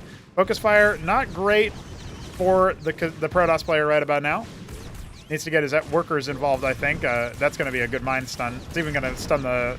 Oh, he actually ends up bopping it with the workers somehow. That was really good targeting. The Cantor popping out pretty soon. Maybe about 30 seconds. Dracodon Hierophant, another Dracodon still involved. This is actually starting to go the way of the Protoss pretty quickly, particularly with that attack speed buff. Embassy starting. Kasuga is not actually that worried, it seems, but he still has three Vultures in his mineral line, and they can one-shot workers, as you guys are seeing right now. So suddenly 4 workers go down, and Kasuga is in the doldrums when it comes to the economy. The Cantor is finished. Dodgeball successful the first time around. And he even pops one of the Striders as well. So, yeah, this Vulture is dead, but still having 5. 2 more on the way. Third one leaving the base. He hasn't made his expansion just yet. What are we going to make out of this embassy? Instant Envoy. He wants to drop the Acantor for counter damage. This is going to be an aggressive-oriented game. Starpad is coming up. We got an extra Watchdog here. It feels like Newt knows what's up. He saw that embassy, and he saw the fact that there was an Acantor out. So he knows that what's happening here from Kasuga is an aggressive, drop-oriented style. I hope he doesn't just take the Acantor. We see a Zealot being made. I think a Zealot is something that you should be working in as a tool for drops. It's something that's super good in StarCraft 1. I think it'll be really good here as well, but let's see what he does if he even bothers to stick around. Servitors also are only 1 transport space, by the way, so you can put those in there en masse. I think there's enough units here that Newt can't quite bust with just Vultures. Zealot going to be useful on the front line there, soaking up a lot of power. Maybe I'm wrong about that, though. The Acantor was used for the drop, and now the Vultures are just running him down. He's got more units coming out, but is it going to be enough? No more crowd control for the man. 7 Vultures. A lot of Vultures here. And I think his next rallies are going to be Dracodins and a Servitor. Wasn't able to clean up anything. The focus fire has not been great. A Witness has been out. That's about it that he's got coming out. Back down to 14 workers and falling tremendously. A precipitous decline of economy here as Kasuga's worker line is made into dust. And the Goliaths caught the Acantor. GG, dude. That's it. Newt will take that game. Demonstrably the more calm player. I can't believe it. What's up, Chrysant? Why did Protoss look so different? Yeah, it's a new game, dude. It's a new version of Starcraft, you could think of it as. Completely different experience, but also a lot of translatable skills. We got one more TVP for you guys here before we switch on to another set, which I guess is more TVP, come to think of it. Let's go ahead and switch back into that same map, Crisis Vector. So we've got Newt in the top left as our yellow Terran, taking victory in that last game really, really handily. Just off of the 3 Fulcrum. I don't even know if he ever made it as expansion, honestly. Then he added a lot of Goliaths and killed the transport. Kasuga in the bottom right is the black Protoss. So we have ourselves... for those who are newly becoming aware of Cosmonarchy, I should mention, we have just straight up Vespene mining from the geyser, and we will see a Fulcrum open, which is the factory equivalent. You don't need to make bio before you make that. This is not a Robo Bay, this is a Lattice. Makes tier 1 robotics units. So I think Kasuga's probably thinking about Vassal here. It's a flyer. Force out a Watchdog, maybe get a bit of an early scout. We'll see what he wants to do after that.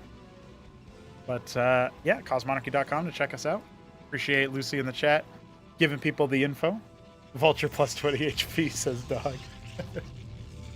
That's the way Artosis will watch it, obviously. Second Lattice, on the way. If you guys like show matches, if you guys like pro player, then we do have some of that coming up. In a week from today, we will have Ziki from Hungary as Zerg, Oya from Sweden as Protoss, and Wolfix as Terran from Poland. They're going to be duking it out in a 3-man group. It's going to be a lot of fun. Last week, we had Boneth, we had Ziki again, and we had Ultra from Chile. Boneth from Poland as well. That was a Protoss Zerg Terran. Those were a lot of fun. Ultra ended up taking the lion's share of the matches, but it was still very interesting. Starpad on the way here for Newt. I think this is going to be a second one. Yeah, he's going to add a second one. So it looks like Newt is, after the first couple of matches against a player, he's like, can I play Wraith against you? And that's exactly what he's going to try to do. Some simulacrums are here. You can't really face this with small numbers of units, because when they take hull damage, they start a 5-second timer, after which they copy themselves. And they do take their current HP value for the new clone as well. But you basically just print more sims for free after you take some damage. Oh, it's a Lattice into Stargate. Somehow I didn't really predict this build path. That's interesting.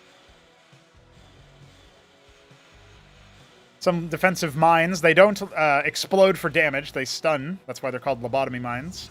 Stun and slow. Very, very good for map control. But you can be stunned yourself, so gotta watch out for that. First Wraith is out.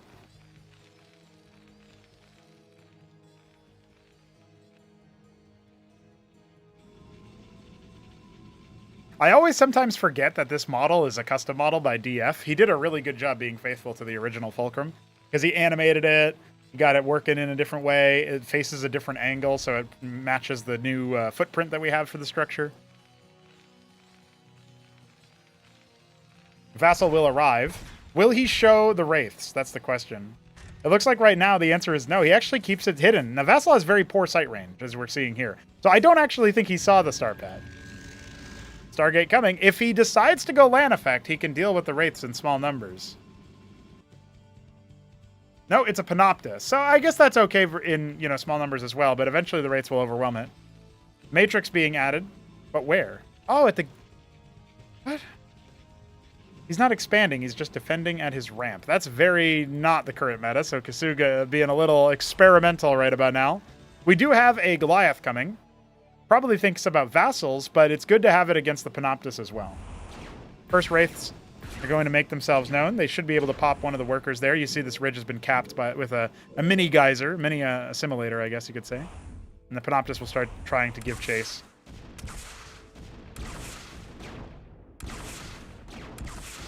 Not great focus fire here just yet. Kasuga needs to focus down individual targets and fly away. Little dogfight happening. Ah, the Sims are here. Back up from the tiny little phase cannons. Yeah, Mimica is right. We do indeed have a fourth race on the way.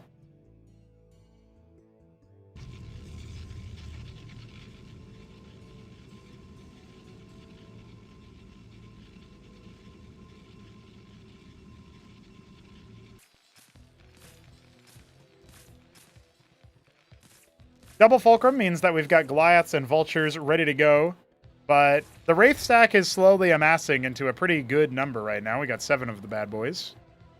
Sims are now crawling across the map. They're not going to be super useful in big army fights. Oh, the Vassal goes down as well.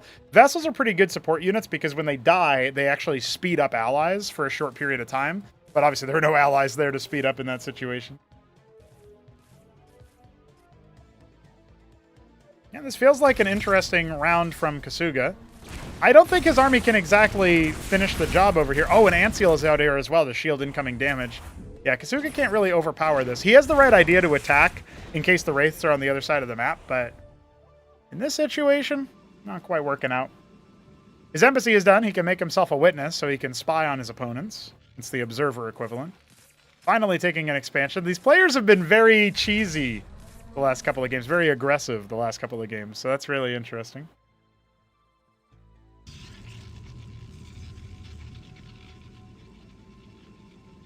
Manifold Land Effect says dog. Yeah, that could be a good strat.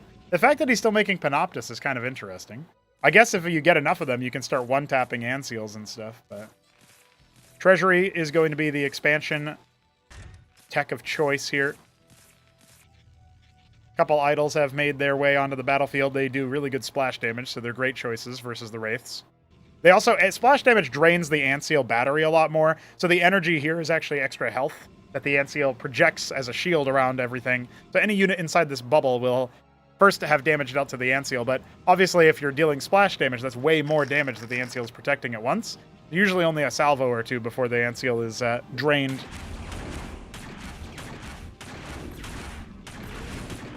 Wraith's coming in to snipe stuff.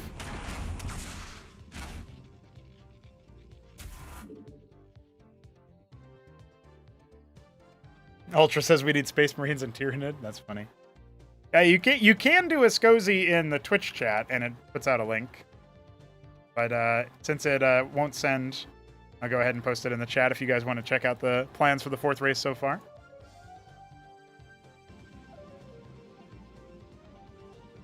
Cybernetic lizards that have a lot of ally interactions. They leap to their own units and such. It'll be pretty neat. They'll be a cool race for sure. We're going to work on them later today, actually, on this stream.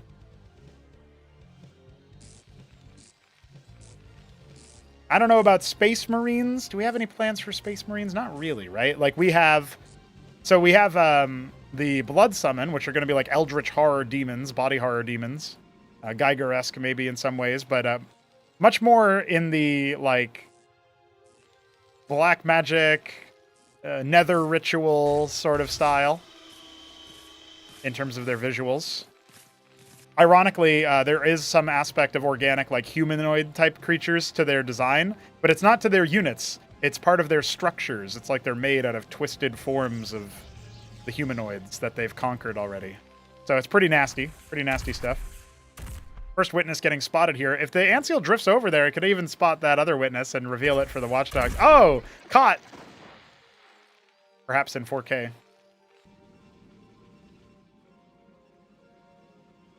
So a couple of land effects have been added here, and that's going to be the other witness got, by the way. So there's no more detection here inside the enemy base, but Kasuga still got a full scout off. Anseals do provide detection, so that's what was allowing them to reveal it for everybody else. Third base coming up for Kasuga. We're actually going to get into a bit of a mid-game situation in this game, which is kind of surprising if you remember how it started. So yeah, the projection of extra races that we're adding is going to be Ascozi, the cybernetic lizards. Then we've got the Blood Summon, which I just mentioned and described. And we also have the Kogri. And those guys are like warlike, what would you say? They're not quite orcs from Warhammer 40k, but you can compare them to that in that they have a passion for fighting. They are very much like a gladiatorial type of enemy to face. You're going to have a lot of melee, a lot of sword slinging. There's going to be a lot of stuff like that going on, so very brutish. Krahen from Imperium Galactica 2 vibes, if anybody knows them. Sort of like the... I forget what the race is called from Mass Effect that had the genophage done to them. Krogan, I think. Yeah, something like that. Anyway, the Wraiths are once again going to massacre the worker line on those poor Vespene nodes. The Land Effects are here to do some splash damage, and you can tell Newt does not want to stay around to fight this. Oh, the Land Effects are just melting! And the Panoptises are giving chase. Those Interceptors are nowhere near safe haven, so that's a wrap on them. All of Newt's poor Wraiths are gone.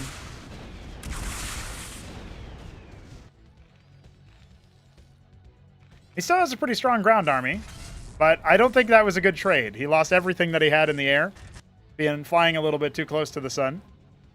Kasuga's ground army far weaker by comparison, but he's got double Stargate. He's making himself some more Panoptis Land Effect. You can use... So the Land Effect is the Corsair equivalent. You can take it and turn on Disruption Field, which is different than Web. Disruption Field is actually attached to the Land Effect, and then you just kind of bomb it out over enemy units. It can be pretty good. Yeah, we do have a Discord. I linked it earlier, but I'm sure it's somewhere. The new treasury is really nice, for sure. It fits super good for the Terran Arsenal, in my opinion. Like, it's different enough that it does make you think, but it does feel way better, for sure. A few mines out here are going to get cleared thanks to that witness. That's right, Milestone. I added the tiles by Jujik's request. We have a bunch of overgrown terrain over here. You know, that's like fitting with the sprites and stuff. That was a good snipe from Newt to clear out the witness. No more detection, so he can lay some more mines if he wants. We've got an Argosy on the way. 12 o'clock being finished by a Talos. Spoiler, it's not escaping.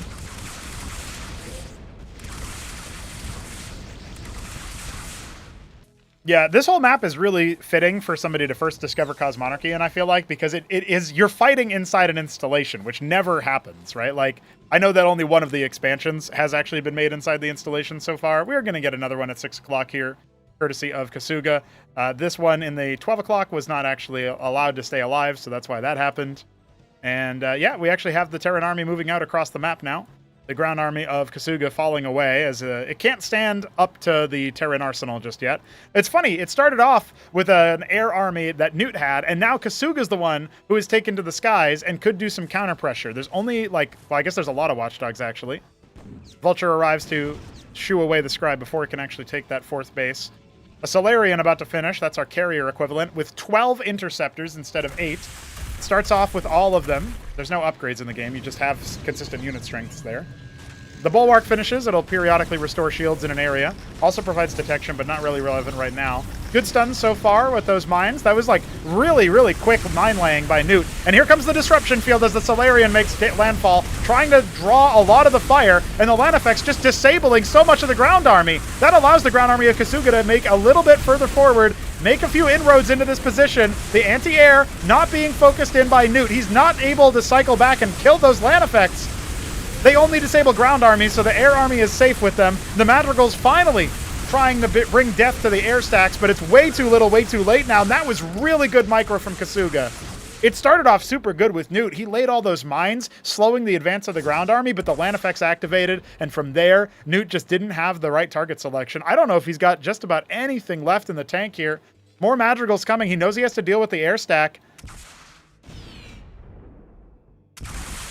But the Panoptises are giving chase and really looking strong right about now. A couple Exemplars are out here. They deal splash damage at a really good range. Obviously can't attack air units, though, so that's why the Panoptus has arrived to kill the treasury as it lifts off. And this Vulture's going to get cleared as a 4th base gets established. We're still on 2 base for the Terran. Reasonable worker count, so he can transfer out once he breaks out of his position in the first place, but even his Vultures are not able to get out. Caught by the last salvo of missiles.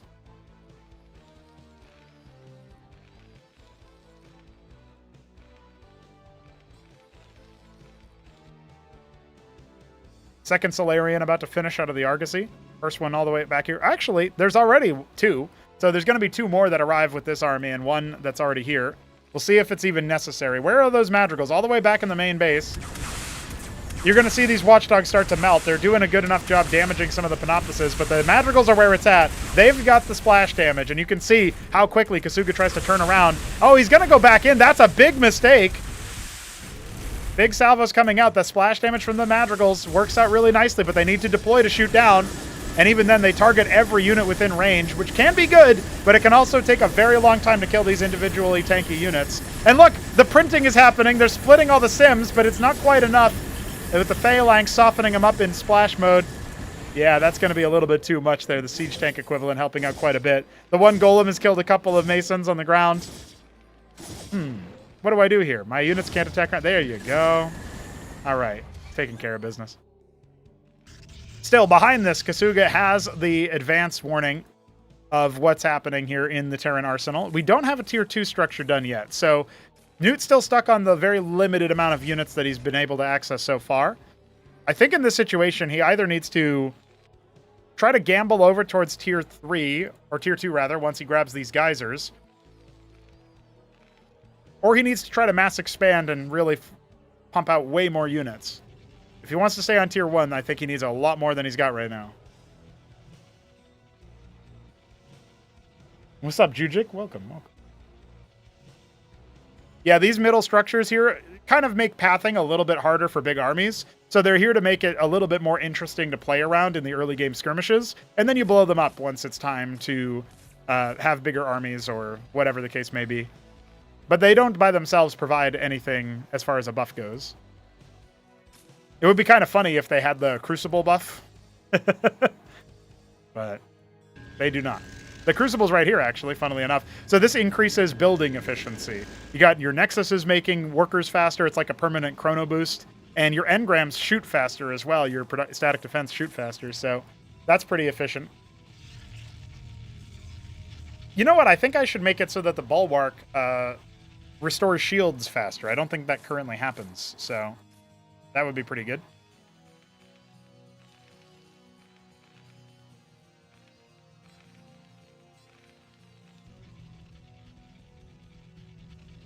Main bases have started to deplete. We've got more Grand Libraries coming up. He's probably going to use those for Amaranths, if I had to guess, or Atreus, maybe. Try to get some good, consistent damage on the ground. The Phalanx count is out of this world right now for Newt, but he doesn't have too many supporting units. So melee could be really good at just descending upon this, right? We don't have any vultures, no mines, no defenses. However, Kasuga's let off the pressure a little bit, and now Newt has taken a 4th base, as well as a 3rd base. Yeah, he hasn't saturated it very well, but he's still doing quite a bit better than he was before. Vulture going to see what's happening up here at the 3 o'clock position. That's going to be the 5th base for Kasuga. Triple engram over here to deal with any crowd control threats, but obviously that can be brought down pretty easily. Air Army going to be cycled over as the Scribe is finally going to be felled by the Vulture. And Newt will only now realize, hey, wait a second. There's something over there. So he's going to go ahead and drop the Atlas. This is his tier 2 tech structure. Also thinking about maybe a treasury over here. Yep, he's going to try to grab the 12 o'clock base. He's even expanding towards like 7. That's really wild.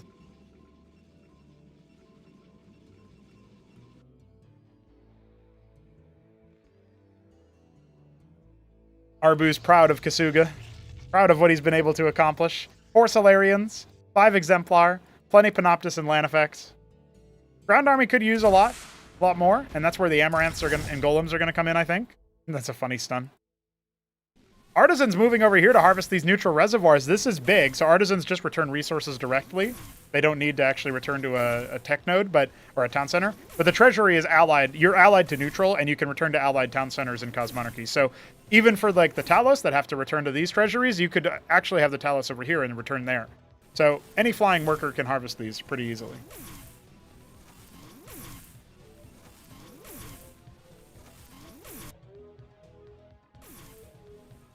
Oh yeah, there's even side disruptors here for flavor as well. I forgot about those. Maybe they should be Fog of War revealed. Oh, I guess that's the only one, right? The other side doesn't seem to have it, unless it's right here. All right, tier 2 is done. What's Newt going to make with it? He actually has no bank. Another ministry waiting to be floated out somewhere, but currently nowhere open. And again, you know, we've kind of like drawn battle lines in the sand, and neither player has really crossed the other's line. This is why I can't hold a base. I'm not going 5 engram. Yeah, the fact that he's got 4 engrams, 2 matrix, and a bulwark is kind of wild. With a crucible, no less. He really wants to hold on to that base. Synthetic Synod and another crucible. He's already got 1 crucible empowering the training time of all of these structures. I think maybe that one is a little bit too far to reach this 3rd Argosy. Dude's making 3 Solarians at a pop. This is what Rich Toss looks like, man.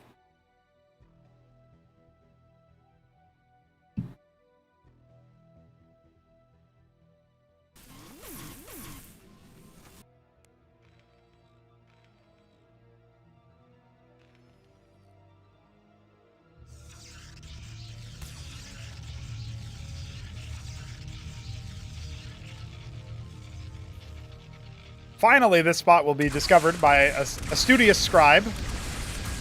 No expanding here and no real response time. The ground army is fearsome. Madrigals will definitely hurt a lot of the light air. I think without any armor end or anything, like no Seraph or anything like that, it feels like we're in a bit of a rough spot, right? I don't know how he's going to deal with all of the Solarians. Maybe he's just got enough damage. Cycling back here, the Madrigals doing their best to try to ruin that front line. There's more Madrigals where that came from, by the way, so the land effects are not going to be as successful this time around. Except, they're not being targeted. They're not targeting the right things right now. Everything trying to go after those stewards. The Solarians wreaking havoc and wiping this base. Those land effects are still at large. Oh, Newt, please, kill the land.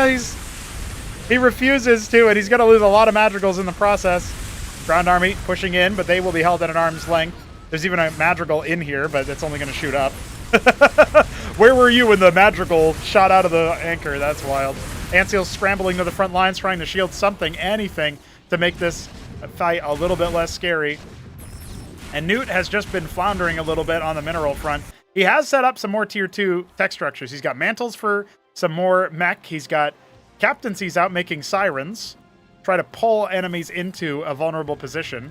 Chalice is swooping in now just to see, indeed, there is a base there at the bottom left, and Kasuga has consolidated his position on the map. He doesn't want to continue chancing it. He's lost his land effects, I believe. Oh no, he still has those 3 landings. They still didn't die, dude. That's so wild to me. More Solarians being made, Scribes out the wazoo. Kasuga up to 150 workers, double that of his opponent. Sentinels were being made over here by Newt. He wanted to use anti-surface defenses. I think maybe he could have built up here, but I'm not entirely sure. Then he could have lifted them and floated them down here.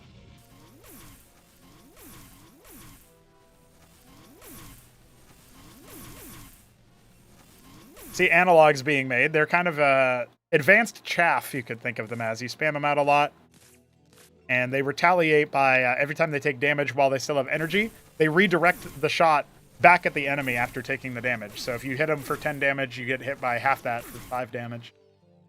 They're pretty good units. But we haven't actually seen too much. I forget if we found good solution versus Solarian. I think a lot of Terrans were making Striga because the armor end versus air, they're tanky, they kill a lot of the stewards. But the problem is there's 15 Solarians, guys. I can't see a world where tier 1 and some tier 2 is actually going to be able to deal with this. I love the Ramses option. I feel like that helps out quite a bit versus them, but their armor pen is going to be lacking for the proper attack. You know, the Solarian itself has 5 armor, so it's a very potent unit in that respect. More synthetic synods are being made. Man really wants his analogs. Retaliate against the phalanx. Honestly, not a bad tactic when you have this much money.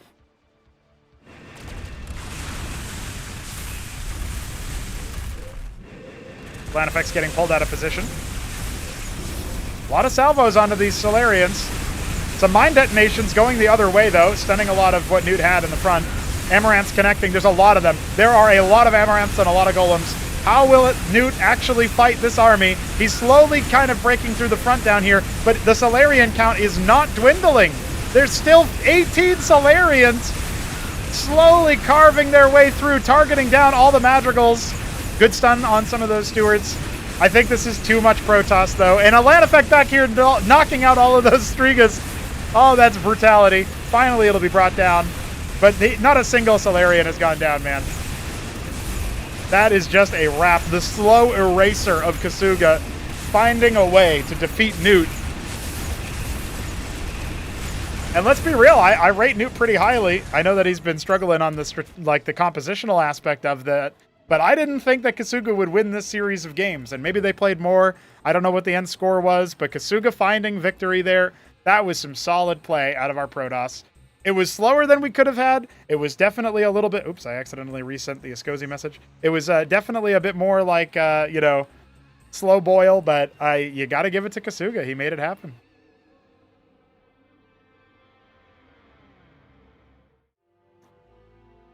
All right. Well, there were some FFAs being played. I don't know if anybody's validated those replays or not, but it would be pretty cool to cast an FFA before we go on the casting front.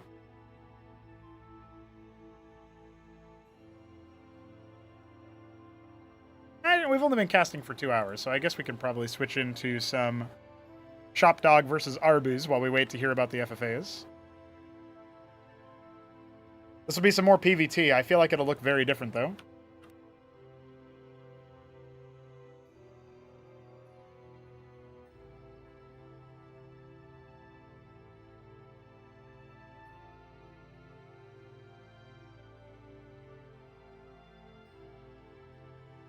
Listen, guys, I really want Scozy. That's why I sent that message again. I'll get the Gamba ready as we get into our next series. Probably final PvP for the day. Unless something fancy happens.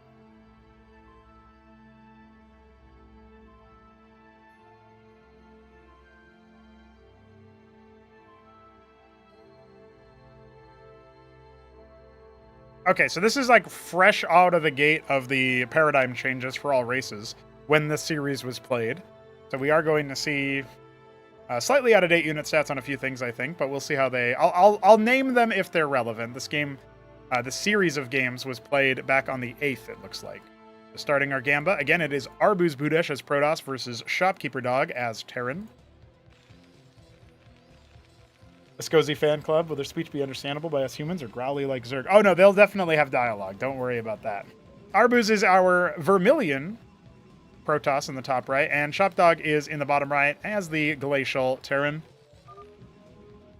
You ever miss Demaloon mineral patches? That's such a Shopkeeper Dog thing to ask.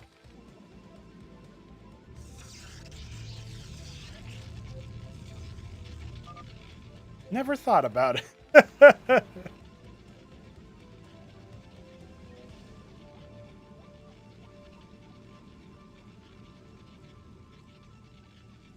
Oh shit! I just saw Ultra signed up for the Tribunal of Tyranny. We got a picture by my head. That's beautiful.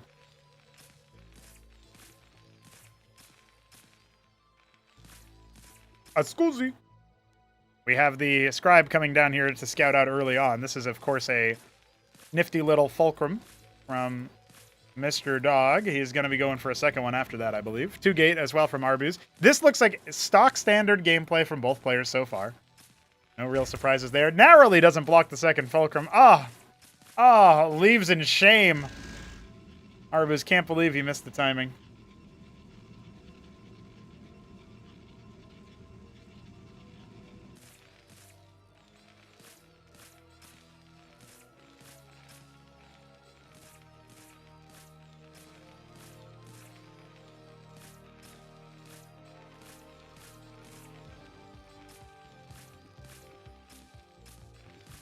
So it looks like it'll be a Vulture committal at the first game, at first sight. I haven't seen what Terrans like to do for their add-ons now. Like, do you do Mass Vulture? Like, do you do like 4 Vulture and then expand? Do you do 6 Vulture? Newt likes Omega Vulture, as we saw.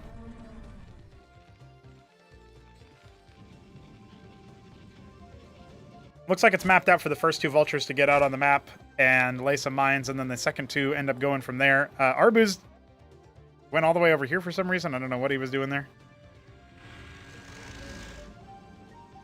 Scouting to make sure no proxies were happening, I guess.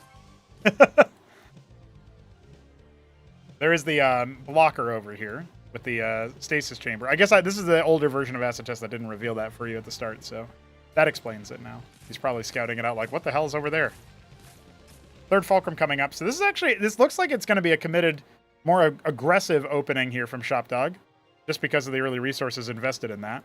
And Arbuz is setting up to take an expansion. He's got some Zealot Ecclesiast. He's got a Hierophant. I do rate the Vultures against this kind of composition where possible, but we're going to have to wait and see what happens. Oh, good stun. Is that going to trigger Dog to go up? No, he wasn't even looking. Palladium. Cutting a Mason for this to fit in. See when he starts making workers again. Nexus has already started here, so Arbuz is a little bit under strength. The Vassal flies over and sees what's happening. And I do think the Vassal can just kind of go after things here, but it does force out a Watchdog already, so I think we're all right. Warden starting up in the main base. Feels like a weird time for that Warden. Just me? Maybe worried about Vultures slipping the net. I'd love to see him just wall this area off if he's worried about something like that. Get some more production up pretty soon. Although, walls can be used against you when it comes to the phalanx count, but then you just make more vassals, right? All right, it's going to be double phalanx. I think a third one might be up pretty soon here once he has 200. Yeah, it's going to be a triple phalanx timing here. There's an idol starting. Pretty good versus vultures. Vassal continuing to fly over and gather some intel. Yeah, I mean, if he pockets his ground army and lets the enemy come on in, might be a good option there for Arbuz to be able to crush the phalanx count. But the vultures have mines on them, a lot of them. So we are going to see them play a lot more. I'm amazed that the Vassal isn't like being more annoying to the vultures. That definitely feels like a missed opportunity for Arbuz here. As his Nexus starts up in terms of like mining and providing some value. He actually canceled out the Matrix at the front and made a Warden in the back. Still worried about those Vassal dives, or the Vulture dives. I wonder if his Vassal spotted the Phalanx or not, but he should know that it's coming. Part of the reason why I think he's so far forward. Shopdog going to go ahead and drop a Treasury. He had enough money for a Ministry, so he must want more military units where possible. Lay some mines off to the side. Worried about that flank, but as he gets over a little bit closer, Arbuz, you're going to need to pull back, my friend. Oh, losing 2 units immediately is not really what he wanted to do. He's actually just going to attack into this? Maybe he has enough if he splits his army. Oh, man, that was a shellacking and a half, man. I was going to say, like, I didn't believe in it, right? But I was like, okay, maybe he can try to overwhelm if he just goes straight for it and he tries to close his distance immediately, because Shopdog didn't lay any mines in front. That's an opportunity for him. Instead, he just ends up getting absolutely annihilated by those phalanx shots. Zealot Ecclesiast is going to try to stay alive for as long as it can. Armor penetration from the Manifold helping out a little bit. Phalanx, obviously, a very armored unit in tank mode. Not something that we see too commonly. Trying to dodge out those Phalanx shots, but now there's Vultures and Goliaths here, and I just don't see what Arbuz is going to be able to make. He's going to have to seed this base. Shopdog pretty late to the expansion timing, but he's just going to call GG, and just did not respect that move out whatsoever. So, one of the first games that Arbuz probably played against the faster Phalanx timing. Maybe thought there was only going to be, felt like, oh yeah, there's only going to be one Phalanx, I'll be fine. In that kind of situation, would have been a different story. We can tell that that is not what happened, so let's see if it's a different story for Arbuz here. Going into our second game, our spawns are flipped. That's already going to be a little bit interesting. In the bottom right, we have Arbuz Budesh as the Periwinkle Protoss, and in the top right, we have Shopkeeper Dog as the Maroon Terran.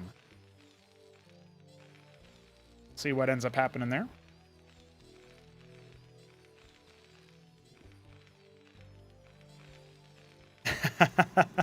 So when I saw that the seeding would show Nebline versus Grass Eater in the first round, he said, does Pronogo think I'm a pro? Well, he's going to have to play ZVZ versus Zeke now that Ultra signed up, so I think he's even more like, what the hell? I am a pro. I must be. I'm up against a pro first round. I didn't make the rules, man. Except I did, but You know how it is.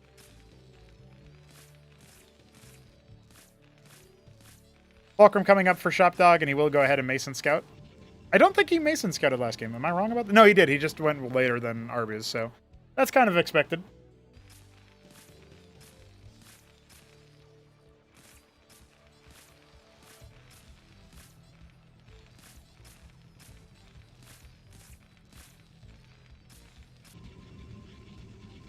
It's funny, on a Friday evening, afternoon, we got people playing Cosmonarchy, doing some gaming, having a good time with FFAs and team games. We love that. We love that around here. Double Fulcrum for Shopdog, double Gateway for Arbuz. Similar story to the last game. And we will see that Vulture timing. I think Shopdog could be a little bit more forward with his Vultures this time around. His first Vulture could leave the base a lot faster, try to lay some more forward mines. Not necessarily setting up for anything in particular for an early catch, but if Arbuz moves across the map without the right kind of premeditation, then that can help you out. See if he wants to, though. I think his first Vulture is going to be a bit more... No, he actually does move forward. Okay. Maybe he agrees with me then. Second Vulture on the way. We'll finish around the same time as that second Fulcrum. Then he can make 2 more at the same time and be in a much better position. So yeah, this is kind of more what I expected out of that first game with the Vulture movement. Rounds up another round and... queues up another round, rather, and ready to go. 2-gate into Lattice. Okay, so this is very similar to what Arbuz did last game. He made his Vassal and scouted out before his Nexus. Mines have been laid. Will the trap be sprung? Third Fulcrum. Straight into another round of Vulture. Or at least... Well, I don't know. Yeah, okay, he is actually... He's going to go ahead and cut workers a little bit on the timing and just kind of keep doing that over time. Yeah, Friday. I like that one, Milestone. Happy Friday. We got Solstice playing. Pretty sick, honestly. In those FFAs. It'll be interesting to see how those go. I guess Doglived was also playing in there. It was Doglived, Arbuz... No, Doglived, Tudor. Maybe Arbuz? Solstice? I don't know. Like, it's hard to tell what all was going on there, but the games chat was pretty active, so that's all I'm saying. Vassal going to go ahead and scout out what Shopdog is doing inside the main base. It's going for that Palladium again. Same timeout, same move out. Same map as well, so even though it's different spawns, that's the only thing that's really that different here. I do like the later Warden. Wait for your Nexus to start before you bother with that. Although, again, I'm not sure. It still feels a little bit early, but he wants to be safe versus the Vultures that are teasing him there.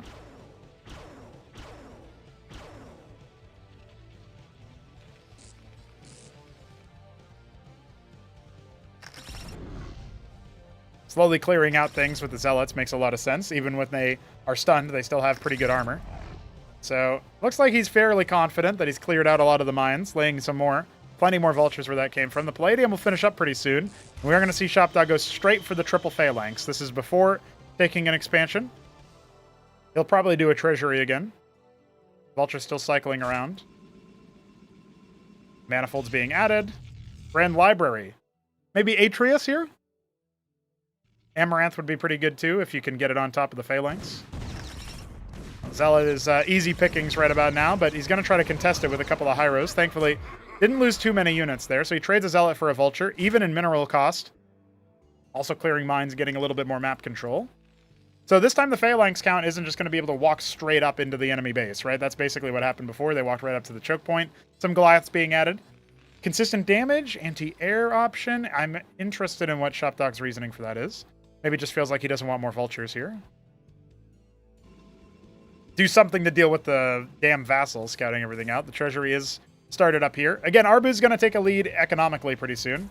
And the Vassal will even heckle the Mason count. So I don't think the Mason will die. I think the Goliaths are here to defend it. But that was really good instincts there from Arbuz to try to slow that down. And had he come there like maybe 2 seconds faster, he probably would have been able to get that. Dog says Goliath is anti-air only. Could make sense. Just makes one round of it and goes back into Vulture. Fairly well-balanced composition right about now, but we do have an Atreus coming. Would love to see the Zealots a little bit more further forward here. There was the last game it was an embassy instead of a grand library, so what Arbuz lacks with vision, he's trying to make up for with military, but goddamn, just lost a Manifold, a Hyro, an Ecclesiast, and a Zealot in pretty much one fell swoop. Now it feels like the Vultures alone could maybe win this fight. Well, the Phalanxes are a little bit naked, but he's not charging forward and not dodging those shots. Really trying to just battle and brawl with the Vulture army, but it's not going to be enough anyway. I think Arbuz is just toast here, losing the last of his units. He calls GG again, and I don't think he needs to slow the Nexus down, but I do think he needs to take those fights a lot better. The micro not really there, and Shopdog didn't even necessarily defend his Phalanx because he didn't have to. They weren't even contested. We'll see. We'll see what happens going into the next round, but hopefully Arbuz is going to be able to post some dubs in this set. So far, it's looking a little bit grim for our Protoss hope.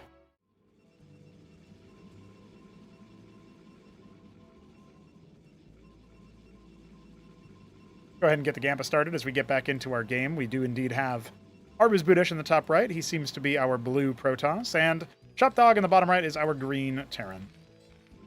I'm guessing we're going to have the same openings again.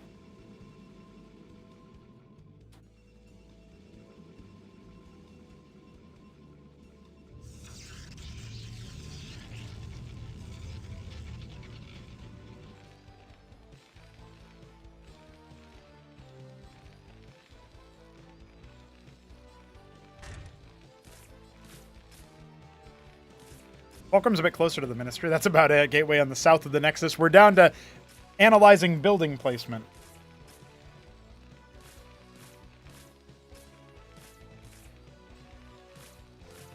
Zeke pinging for games, looking for games. We'd love to see that.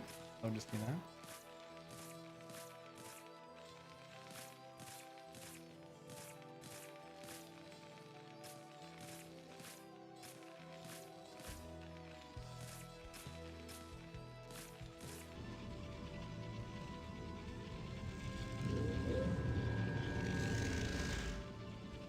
Two Gate, two Falk, Mech City. Dog looking for a weakness in this build. Will Arbuz show him it?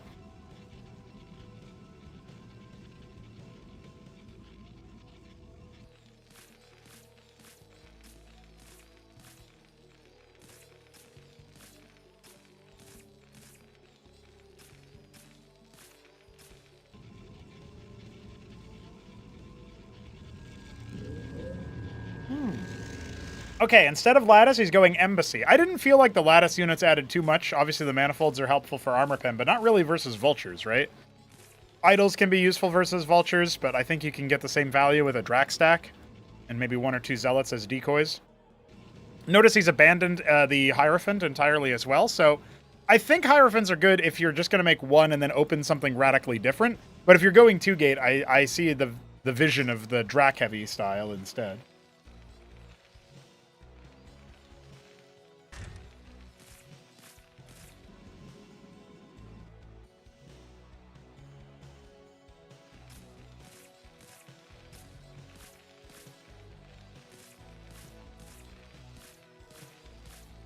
Shout out to all you beautiful viewers on YouTube. I see we have 23 live viewers. Hope you guys are having a good time checking out these Cosmonarchy games. I know some of them are a little bit on the dated side, but pretty interesting to watch the strategies unfold here for Dog. Obviously one of our best Terran players. Tragically will not be participating in the Tribunal of Tyranny. Instead, our Terran players that are there are going to be Ayud64, Top Ramen.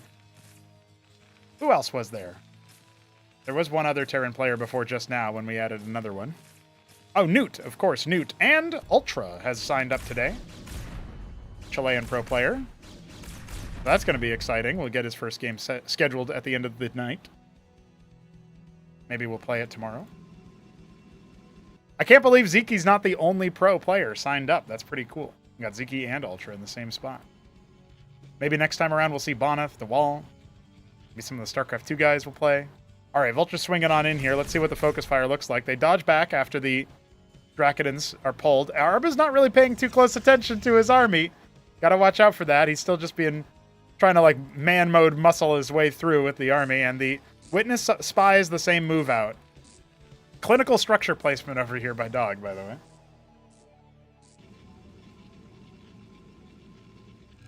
Nexus up, Grand Library in the main. We'll see what that turns into as the Phalanxes are on the way. I would love to see this Witness parked like here or here, just so that Arbuz can actually check out where the army is or when it leaves the base. Got a healthy Drac count, starting to add Zealots out as well, which I like a lot. Brood War style, right? Make Zealot Dragoon, basically, versus Vulture Siege Tank. See what happens. We got some Goliaths queued up behind that, or at least one Goliath. Second one coming. Not enough gas for the third, so he's just going to keep on keeping on. Witness spots out the mines. Really good play there. Second Witness going to move in and see when the army move out happens. There's some more mines off to the right-hand side. So these Dracs are going to hunt that. You know, Dog once told me that the reason he doesn't play Protoss versus, like, as the mainstay is he really liked attacking Vultures with Dragoons, and that's not something you do anymore. And Arbuz is sitting here showing him, actually, it is something you do.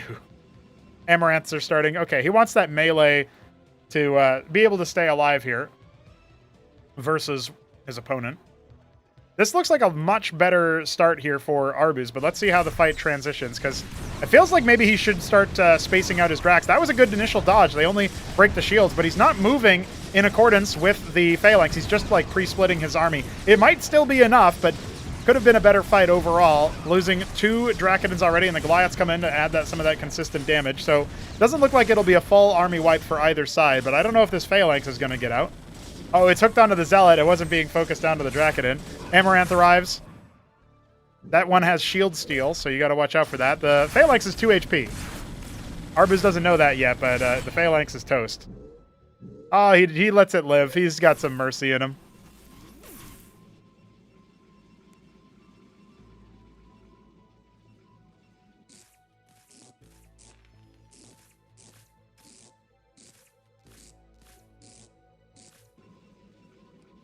What about to put Cosmo in shield battery for laddering? I thought about that, Ultra, because a ladder would be really good. But they can't support the version of the game that we use. So we would have to, like, make our own version of it. So we're going to do that. It's just going to take time. So...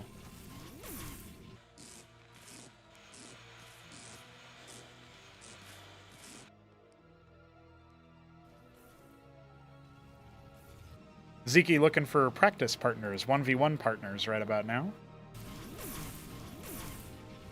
Unitary Union coming up is pretty good. The second Grand Library I like as well. I really think people are starting to supplement their core units out of their gateway with Grand Library units as a sort of upgrade version. Arbuz trying to demonstrate that that can be done with Zealot and Amaranth together.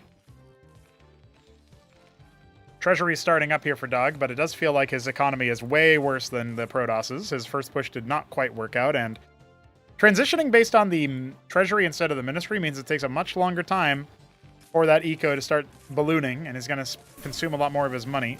The Unitary Union is done, but making Unars, okay.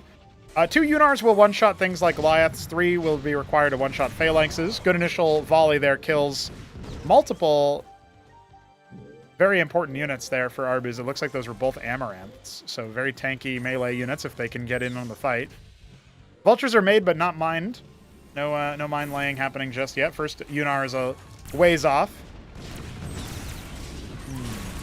It's kind of hitting him right before the siege really kicks in, and that's allowing the melee units to really get in. Some scribes even get pulled, drawing target fire. And this looks like a good fight, actually, for the Protoss. He even cycles it back his more expensive Striders, as the melee units really do get some good connections. Atreus's should mostly stay alive here. Looks like one of them got destroyed, and the Dracodons have been mostly excised, but that's a wrap on the Phalanx count, resetting it. He's got 3 more back at home. Zealots, a second Unar.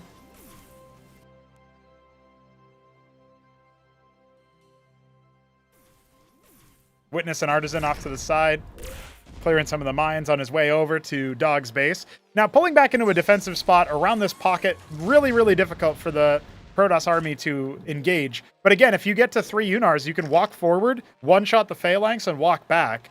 That's the sort of time you're looking for there, especially if you draw fire with Zealots or something else that can outpace the enemy army. Witness will be really huge here to provide a little bit more value as well. And it looks like Arbuz is just going to cycle back and maybe go ahead and try to grab an extra base pretty soon here.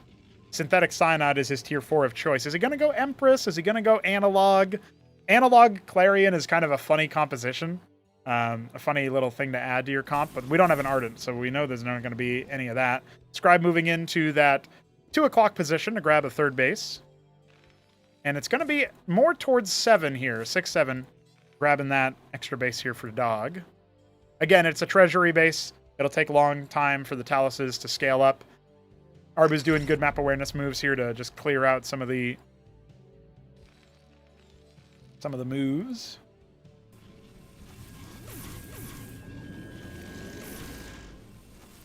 Yeah, I think I can agree with you there, Dog, talking about the control on the units and the mines and the fights.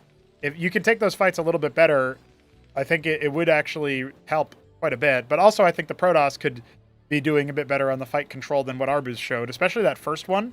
Felt like he could actually just dodge the phalanx shots with the Striders. He's going to waltz up here and knock out the 6 o'clock.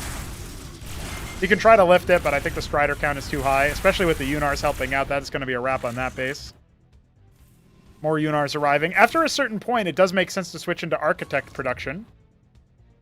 The Synthetic Cyanide is done, but it hasn't made any units yet. Let's see what he wants to go for with that. Now we got the Scrapyard making Blackjacks, and Tier 2 is on the way. Mineral-heavy Chaff that can also shoot air and ground. Pretty fast unit. Did get a range cut in exchange for more speed. Might still be really, really good as a generic sort of fighter unit here to force multiply the Terran army and add a little bit of padding. There's 10 phalanxes, which is an impressive number. The melee chaff immediately eviscerated, but we do have more reinforcements coming in from the top rope. They're massing up right about now. That Unar could be next. Looks like a couple of them are going to end up getting sniped out. So a little bit unfortunate as some more units are kind of left on the ramp. Very poor control here from the Protoss player, it must be said. But looks like he's still going to be able to clear a lot more phalanx than we maybe thought. Now the Blackjacks arrive to clear one of the Unars, and, well, you're overkilling a lot versus the Blackjack here. It's wounded at all anyway. Then that one Unar will stay alive. The Witness sees that another attempt at taking that extra base has been had. Not very many workers here at 2 o'clock, and we are going to see analogs be mass-produced. Only on one Synthetic Cyanide, but you can still make a couple of them. The Unar actually coming down to kill the workers is pretty cheeky. Oh, instead he's going to get bopped on the way out, though. He'll get one more Blackjack for his efforts, and then he'll be taken care of. Tier 2 complete. Not a huge bank for Dog to start specializing his composition into. He had to reinvest into military after a lot of those losses. One captaincy, 2 captaincies on the way right about now. It looks like a third might be coming to fruition pretty soon. Another round of Protoss moves coming in. I feel like with the Zealots, you could definitely tank a lot of these shots. Only a couple of phalanxes actually exist right about now. Retaliating with some of the strikes there, courtesy of the analog passive. It's kind of funny. It's kind of fancy looking. Did it make a big difference in this fight? I'm not sure the answer is yes. But that will be a Protoss victory nonetheless. A couple bungled fights, or at the very least a fight that could have gone a different way. Still, better for the Protoss at the end of the day. They'll take the game. We'll move on to another round. I've already reset the Gamba, so you guys can place your bets. You know what's happening by now. We're going into Game 4. We got one more after this. It's all on the same map, Acid Test, the Port of Litmus. And Arbus is the blue, Protoss in the top right. Shop Dog in the bottom right is our Vermilion Terran. See what they want to do here as we get into our 4th game between these two.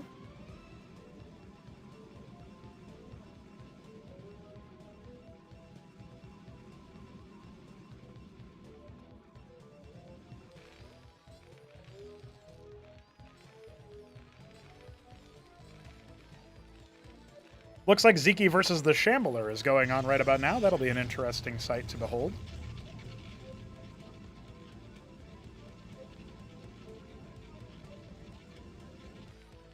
As a reminder, guys, if you're watching and you're enjoying, we do accept donations to the stream. If you want to add to the tip jar, you can go to streamlabs.com/Pronago, and you can drop some money through PayPal there. It is much appreciated. Helps me make more streams happen in the future.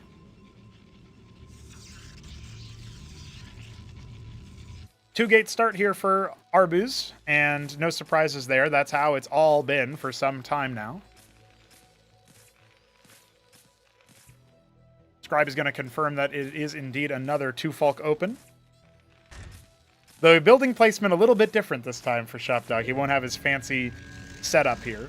You think about it, you can, the way that he did it before was he had like Fulcrum, Fulcrum, Fulcrum, and the one in the middle made the Palladium. It looked very cozy. When the base layout looks cozy, you know something is pretty good. Something's going right. Unfortunately, that was the game that Shopdog lost, so maybe that's why he's like, no, I must be difficult. I must be working harder. Embassy coming up here.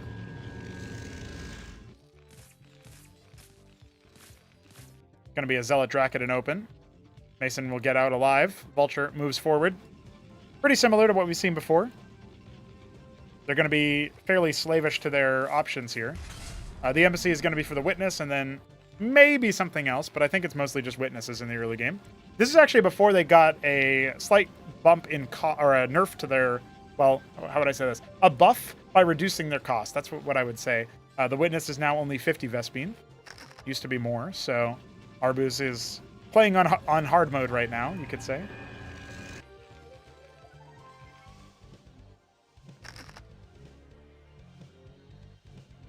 Once again, up to 4 Vultures before the Palladium.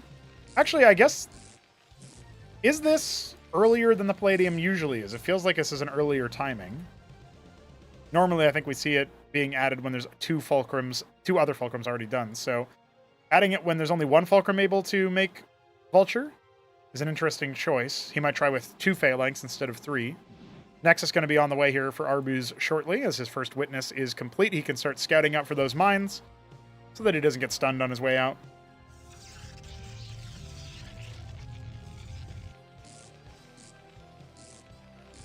Maybe Shopdog wants to do the double Phalanx into an expand or something like that. We'll have to see what he wants to get up to after. But instant 2 Phalanx. 6 Vultures. The Witness moves pretty far forward there just to scout out what's happening. And I think when he sees the Mason moving over and 2 Fulcrum, he should feel like, oh, okay, you're doing something a bit different, a bit faster. Just Zealot Draken him. We don't have time for the Grand Library just yet for Arbuz.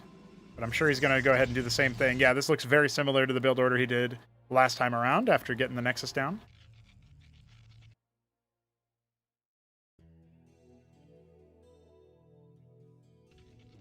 So, 6 Vault, 2 Phalanx, and this Mason is actually here as a scout, I guess? Or maybe somebody wants to make a structure on the far forward area. But the Witnesses are clearing the mines, so I don't know if Doc can actually do that. He might have to cancel his plans. The Phalanxes aren't even here yet. Slow moving guys. The Vultures have to scramble away. They did not lay any further mines. Now 2 Phalanx set up over here. They're going to shoo away the Drax. And the Vultures can try to fight over here. 2 more reinforcements coming in as they're trying to lay some offensive mines, it looks like, or maybe they're just on a rally. Either way, Zealots only now coming into the picture. That 1 Mason finally getting got. Mass Drac, it looks like it's going to be the option here. Nothing that shoots up just yet.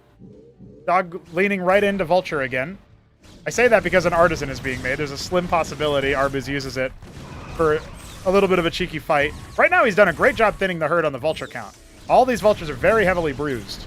So the Dracs are just going to wipe them completely. And then you only have the Phalanxes with more reinforcements coming out of the Protoss. Your treasury's coming up, but you can't make Masons directly out of it. You got to make another quarry. So he adds a 3rd Fulcrum. The Vultures are going to be leaving the building shortly, but this does not look like as good of a build as the previous attempt. A little bit too easily dismantled by a Protoss that's on guard. 2nd Grand Library, this time at the natural. No room over here for it, as per usual. And Protoss players below the pylon.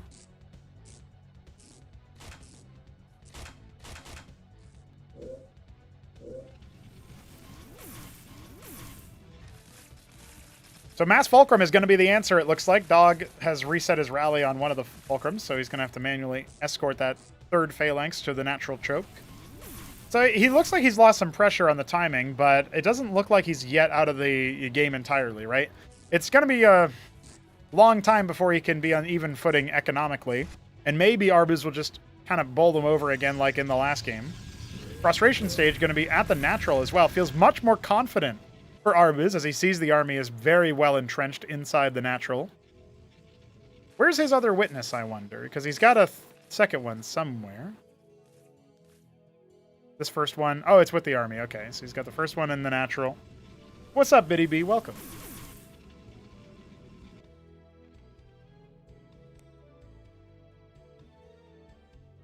Drax and the Atreus are spreading out over here to clear out these mines. Going to be pretty difficult for Shopdog to contest map control right about now, so he's cycling some more mines forward.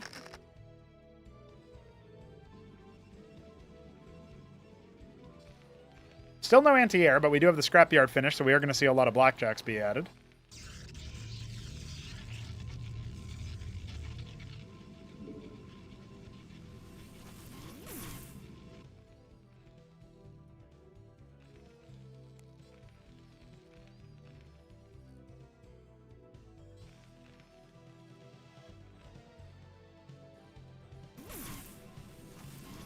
First Pariah about to hit the field, or at the very least it's been queued up. Lots of Atreus, decent number of Zealots and Drax. I don't think this is an army that Shopdog is going to have an easy time breaking out of, but it can't bust the position just yet. Descending forward. Oh, stunning the Witness isn't too great. That actually allows another connection to happen. Zealots finally making some connections onto these phalanxes, but as they end up getting splattered, you do need to cycle back. Feels like waiting for the Pariah might have been a bit more opportune, particularly with those blackjacks out.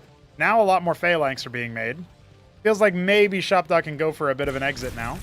Still, Atreus and Drax trying to pepper those blackjacks. They fight pretty well, though. And the phalanx deploying means you do have to cycle back. Yeah, look at them hunting down individual striders. Back at home, we got the Pariah, we got the Atreuses, we got the Zealots.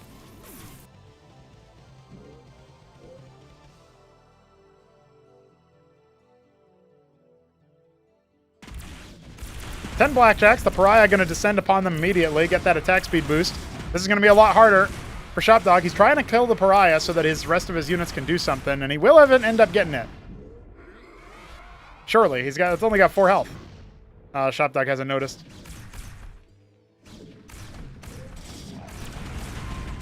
It does end up going down at the very end, and more blackjacks have arrived. Falling away and trading only 1 Strider and 1 Pariah for all that. I mean, there's some other losses in the middle of the map, but Arbu's definitely in command, taking his 3rd base. Talus hasn't even started in the 7 o'clock yet, 6 o'clock. Atlas starting back at home. So Shopdog has decided he needs to just hold. That's what he's going to try to do. He might push out just to clear this position off of his front gate before it gets more entrenched.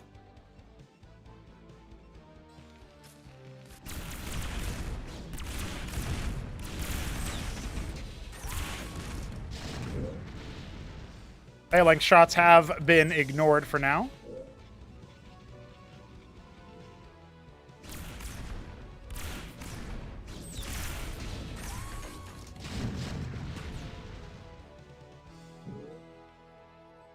Looking good for Arbuz still, but we do have that slow ramp up of the extra workers from Shopdog. They're taking a long time to get there, but he is producing Taluses pretty steadily out of 3 treasuries.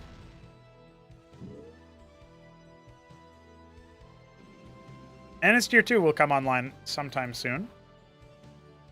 Scanning over the base. We don't actually have any pivot away. Maybe Arb is thinking of doing that now. He's got a pretty good amount of money. Well, is he just going to go Monument? He is indeed. So as the tier 2 finishes,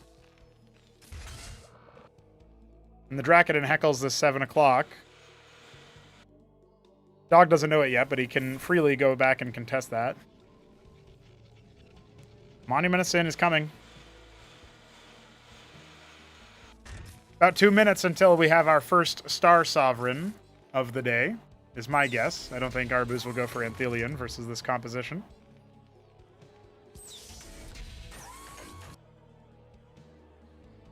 Big ball of Striders, as well as some Pariahs.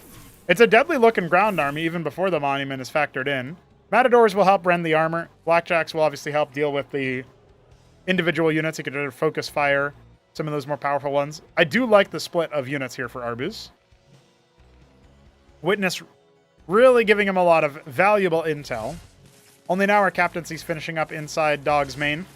He has been denied a 3rd base. He might try to land it and just return resources to it, or make workers so they can transfer over eventually. We have a 4th base coming at the 11 o'clock position.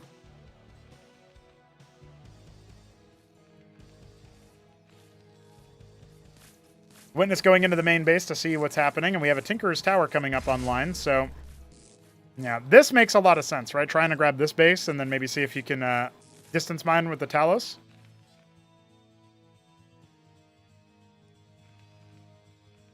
Shopdog huddling on the side of the ramp. I don't know what's going on over here.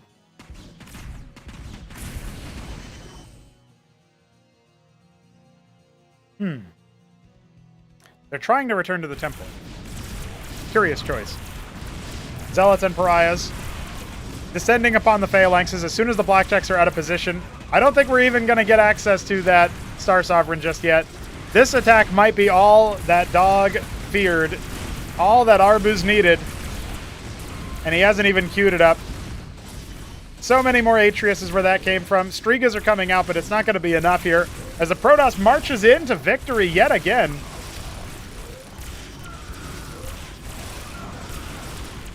Trying to mass repair his Striga. It's not going to work out. GG is called as the Star Sovereign gets queued up. That's all we saw of it. Just what it was doing in the queue. And this best of 5, effectively, is going to continue and go down to the last match between these two. Okay. Little bit of interesting situations coming out here after the early game scuffles stopped going Dog's way. Let's see what he can do in the next round here, the final round between these two. I'll get the Gamba up for you fine folks on Twitch again.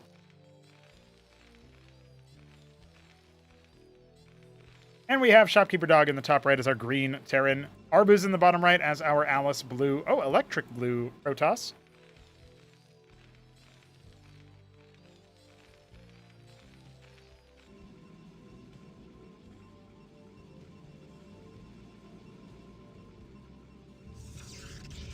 I'm guessing it'll be another 2-gate and another 2-Folk. I'll let you guys know if something else happens.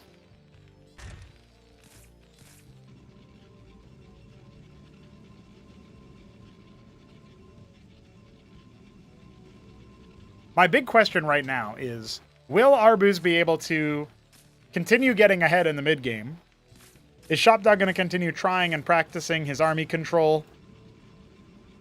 Because if those early game pushes don't just end Arbuz's early stage, expansion and such, it is going to be a really difficult spot to be in for him. For Dog, that is. And Arbuz is just going to be able to kind of coast up to a higher tech solution. Both Fulcrum starting. First gateway about to warp in, and the second one about halfway complete at this time. Normally we see the embassy follow up into a Nexus, and then a Grand Library after that for the Protoss player, while Shopdog is going to hope to grab his early Vultures. Last game he tried a much faster Palladium. I think it has legs, but you definitely need to be on point with your unit control. So we'll figure out what he wants to do over time. Hasn't really been stacking up the Vespene just yet, but it does take some time to do so. Second gateway pops out. And we've got Hierophant Dracodon as the start. Game 3, when Arbuz started his reverse sweep in the set, he went for much faster Dracodons. Now he feels like he really likes the Hierophant in the early game.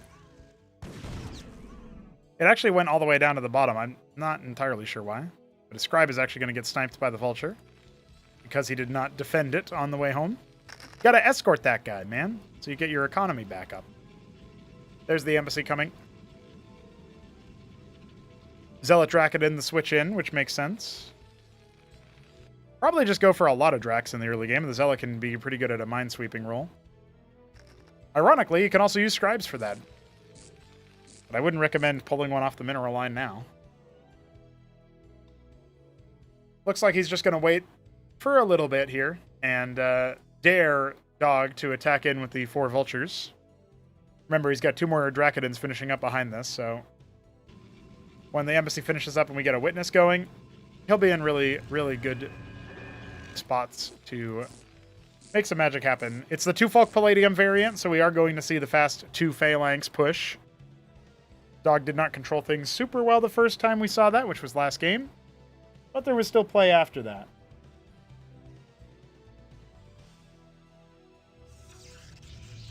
There's the Nexus. Expect a Grand Library shortly. Double Phalanx as predicted. Witness about to finish. More Dracodons queued up behind it, keeping that worker production steady and up. Now, how long until those Vultures get activated? Because the Witness has arrived.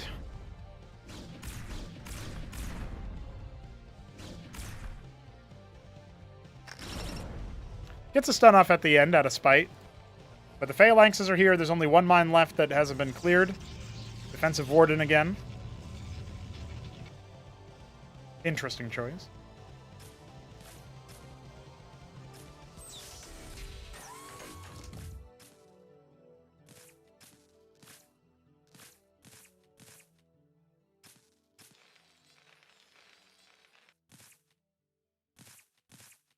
I think with the Mass Vulture strategy here at a dog, with a couple of Phalanxes just for defense, this will allow him to be a little bit less strained, a little bit less panicked about how he's going to defend the attack from Arbuz, because he didn't lose all of his units, right? So he's in a pretty safe spot, and Arbuz is just kind of scaling up in the same way that he's already been. Here's a deviation, though. We do have a star pad coming. I'm trying to locate where it is. There it is. I think he might want Anseal to detect the witness and get it out of here, so that he can maybe go for some other cheeky kind of play. Could also be a drop, though. We'll see. Obviously, the one Warden here for safety isn't quite protecting from this angle.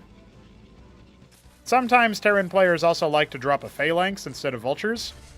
Personally, I think Vultures are probably a little bit better, or if you're going to drop Phalanx, maybe try to drop 2 of them, but then your defense back at home is super brittle. Whereas I feel like you lay your mines with the Vultures, you can throw them out and do whatever you feel like doing by that point. Extra fulcrums being added. We are going up to 5 fulk. We're going to get the scrapyard on this guy here, I think.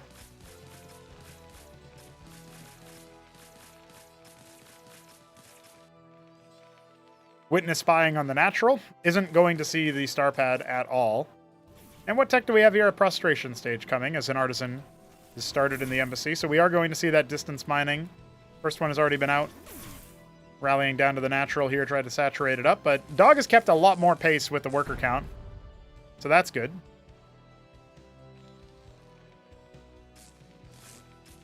Scrapyard at the 12 vulture count. Anseal for dealing with this threat. And that will put Arbuz on notice. Then he'll know for sure that there's air presence for the Terran. Second Grand Library, but inside the main base this time, keeping his natural clear and ready. Rally back at home, and the units in the middle to watch for anything. I think the Witness could also be out here at this point. Only really have to worry about it when the Blackjack Anseal comes out. Oh! He's noticed. He paid attention. Really crafty from Arbuz. Good awareness. Triple Phalanx gets queued up, and we're going to have 2 Blackjacks otherwise. So, Phalanx Blackjack with some Vulture support for now is going to be the name of the game, and he's going to try to move out at around a timing that I think will help dismantle the Protoss army. Now, the question is, can he get into a good enough spot? Can he control the fight and set it up? Because if he can push the Protoss army back into its hole inside the natural, then it'll be a very different look overall.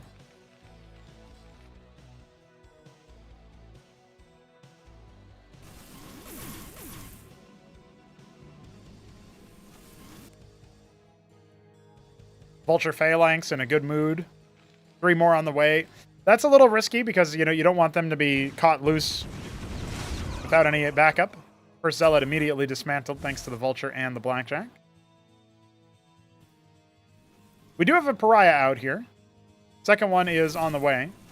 Feels like this is hitting at a really good timing, but Shopdog instead going for the expand at 11. And kind of cycling his army back. I guess he saw something there that he didn't quite like.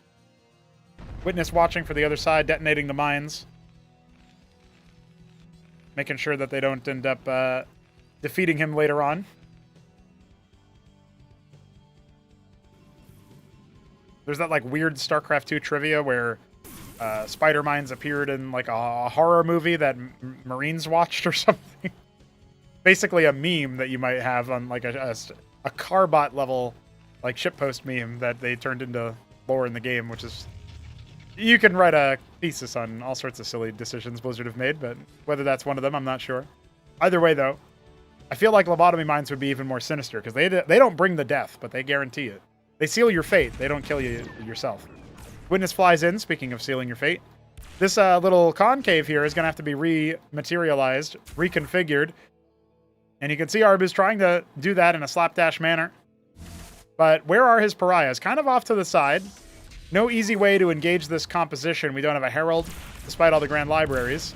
Slept on unit, it feels like. The Matadors are here in some force, with the intention of bringing down the Pariah armor, making Vultures a lot better against them. Both Pariahs have already been dismantled, and all of a sudden you got to cycle back. You haven't cracked open the Vulture and Blackjack count. The Matadors alone are still doing numbers, but all those Blackjacks wounded beyond repair.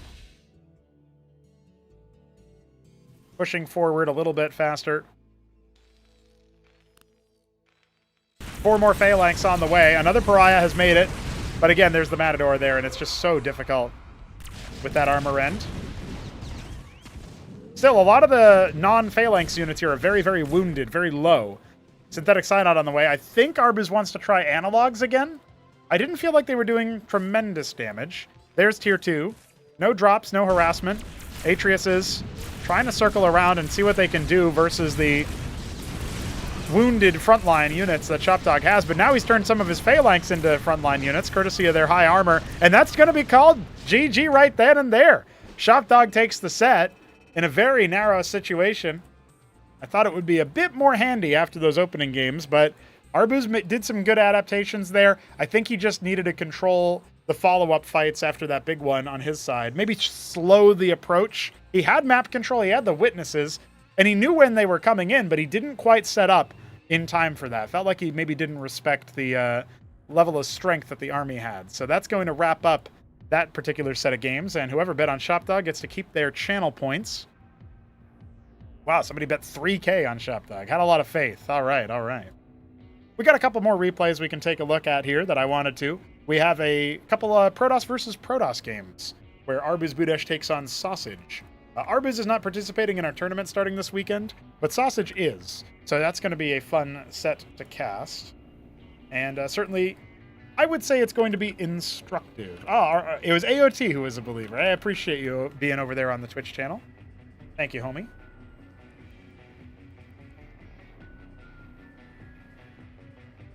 Betting on Big Space Rock. It hit. It landed.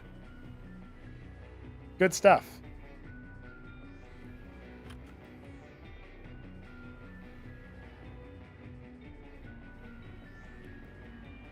Hey, thank you, Backyard Knight. I appreciate the praise. Trying my best here. I know that it can be daunting. It can be, what would you say?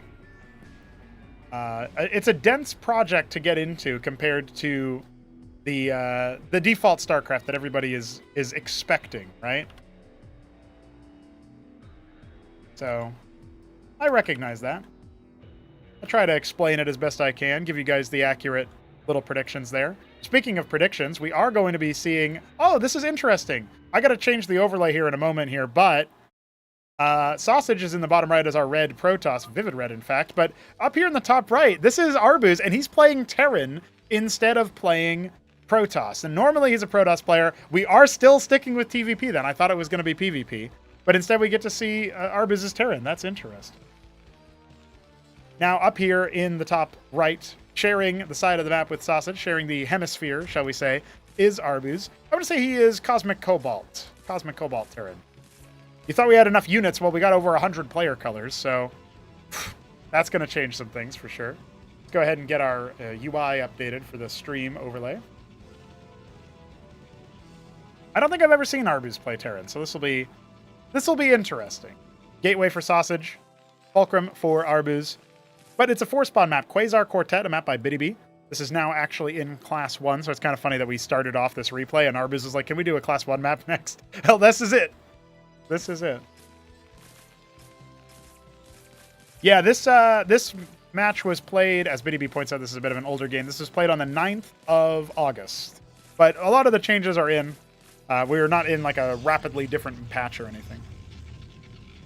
Yeah, the colors are pretty good. There's obviously a lot of them, but the names of them are pretty descriptive and evocative sometimes.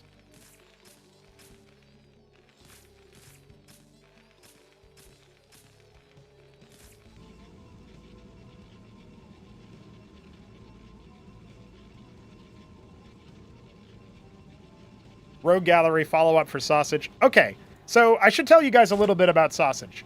This guy comes from Peru. One of our most recent players to make it into Class 2. And that's our, like, I guess you could describe Class 2 as, like, C and B rank. You know what I mean? So he's kind of floating there. He has fallen back, been displaced into Class 3 since then. But at the end of Acropolis 3, he had taken a game off of Aoud, who is one of our best players. Took second place in Acropolis 3. So taking a game off of him is no small feat. Wasn't able to overcome Cannoli, another player who's oscillated between low Class 2, high Class 3. And Sausage just plays a very different style. I think that's one of the things that gives him his best strengths. Fast Goliath from Arbuz is not what I would have predicted, by the way, but a Vulture is out laying mines, a Mason scouting out things, what's up. Did that Vulture get a kill? I didn't even see. No, it got zoned away. Opening with a Hierophant allows you to slow units down. He's actually got 2 of them. These will become force multipliers the later the game goes on, as long as they stay alive. In these ground battles, you can use the Hierophant to stack up a debuff that initially it just slows movement speed, and there's no stacking slow to the movement speed, but you do get access to an attack speed slow if you hit them 5 times with a Hierophant, and that could be, you know, if you have 5 Hierophants, they only need to hit 1 each. It's not like per unit or anything. Watchdog off to the side. Arb is probably going to use that as a scouting match later. He's actually combining bio with mech here. Not something we see used too often. A Cyprian is out and everything. But the reason why I'm talking about that Hierophant is that when the unit with the attack speed slow gets hit and killed, you will actually see every ally of the Hierophant get extra attack speed, as long as they're near the corpse of the victim. So that turns into this mechanic we call Ascension. There's Vengeance, which increases movement speed of allies, and Ascension, which is what increases attack speed. So that Ascension mechanic for the Protoss is definitely going to factor in these fights with small amounts of units, where you can get a little bit more value out of your army based on that. Now, Arbiz is going for a really weird, almost ragtag composition of units. And as a Kabbalist leaves the building, it's not going to be targeted by mines. You need to detect it in Cosmonarchy. Will Arbiz even notice that it's there? I don't know if the answer is yes. Sausage needs to fall back away from his ramp. He just doesn't have enough here. And he is going to go ahead and he's chasing down a Watchdog, which is going to reveal the complexion of the base. The Unitary Union is a tier 3 tech rush, and that is going to put a timer on what Arbiz can do. There are 2 matrices for defense. The army is here with the Harakans to rend armor. This is a meta unit in pretty much all matches if you're going bio. And you saw that Zealot go after the Cyprian, try to make sure the penetration couldn't hit. But as of right about now, I really favor Arbuz's position. He should cycle his Goliaths back and just try to deal with the Unitary Union before it can make anything happen. Right now, he's going after that Matrix, but it's not really working out super well just yet. Doesn't do a lot of damage to the Goliath, so it's okay that he was in that spot. But he really should try to burn down the structure, in my opinion. By the way, the Kabbalist did end up getting caught. It got 3 Mason kills and eventually was taken care of by reinforcements that are not moving across the map right now. So Arbuz might be in trouble as this game progresses. It looks like the Architect will finish up. This giant totem, if you will, of the Protoss is an artillery beast. It fires missiles, and if the missiles travel enough range, they split to fire against multiple targets. So very potent in these more long-range engagements. And you can tell Arbuz is kind of a little bit lackluster there. Oh, he almost kills the Hierophant. One more shot from the Cyprian would have done it, but floundering a little bit on the micro. Arbuz is a Protoss player. That doesn't mean you don't micro your Protoss units. I think Sausage was microing fairly reasonably there as a demonstration of that, but he's not used to how the Terran units micro necessarily. So makes the error, in my opinion, of not targeting down that tier 3 tech structure. This is a very expensive option that makes very powerful units. But, you know, it's only 30 damage single target, so if you can split your army or you can engage on it so that the missiles don't split because they don't travel far enough, that's a good option to go up against the Architect. And in these small numbers, if you just maybe sick a bunch of Vultures on it, it's much more approachable when it's a tech rush because you have way less units, way less chaff. Sort of like if you have 1 carrier, well, you can get like 6 Goliaths on that thing and it's toast, and, you know, thinking in StarCraft 1 terms. So it's very similar allegory here. If you just send a bunch of Vultures at it, if you could somehow make, like, a Reaver when you only had 2 Zealots and a Dragoon, like, it's a lot easier to deal with that in StarCraft 1 as the Terran player with just a bunch of Vultures or something. You don't necessarily need to worry about it as much in the same way that if it's, like, supported and supplemented by 30 Zealots and 20 Dragoons. Yeah, Lucy, it did get a new model, courtesy of Delta Catamus, who's actually working on a Zoriustaleth remodel right now. And then that new person who joined, their name is Archina or Arkina. I'm not quite sure how you pronounce it. But they're starting to work on what might turn into a Skithracore model, or at the very least, some functional Zerg model. And that's right after the Iziracore got remodeled by Solstice. So we're getting We're getting some model updates, guys. I don't know what to tell you. People are joining and starting to contribute resources, and that's very nice. Now, the Goliaths are taking a beating by these Architects. The double Architect is really proving to be lethal here. You can see the Vultures trying to scramble towards the bridge so that they can cut back on the amount of splits. And now the Architects are targeting those frontline units, and they're cut off. You don't even need to lay the stun mines here from those Vultures. You can just break them like that, and that's a big portion of what Sausage had for this composition. Sure, he's got a Nexus down, but it's not nearly as well saturated as Arbu's. Superior macro mechanics, you can say that, but also Sausage's build order just didn't work out for a macro build. It was a tech rush build, it was chancy, it was cheeky, and now he's falling apart, allowing an Architect to just wander into the enemy base, or the enemy army, I should say. It'll get one salvo off and help contribute, one Goliath dead, but it looks like the next one will be intercepted by all those Vultures, and we have Cyprians, we've got Goliaths. No more Hurricanes to rend the armor, so the Cyprian shots are going to be blocked by the Zealots, but still, very, very potent attack force here. And just not that much for Sausage. He's switching into embassies. The greed. The greed on this man, going for multiple embassy, trying to make those flying workers, the artisans that just return resources without the need for a town center. And now the Vultures dive onto the Architect, and you can see this is why there's no damage types in Cosmonarchy, because you could do moves like this.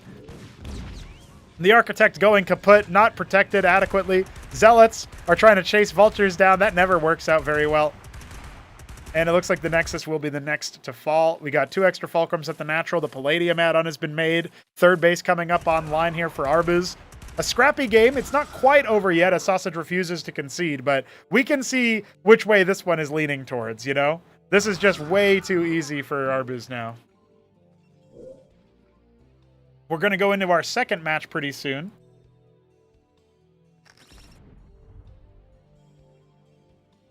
And that will definitely change things up because that is on a 2-spawn map instead of a 4-spawn map. So I predict that the early game will be a little bit more predictable. Sausage might have only gone for this cheeky build that he did. I love this strip of mines over here, by the way.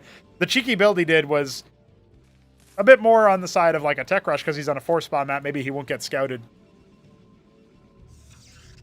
I would almost have preferred a Nexus first, though. Another Architect. Fresh pickings for the Vultures to try to descend upon it. Now, they might trade themselves away, but that's a big, juicy stun onto all those Zealots, and now they'll try to descend upon the Architect and put some good damage dealt to it.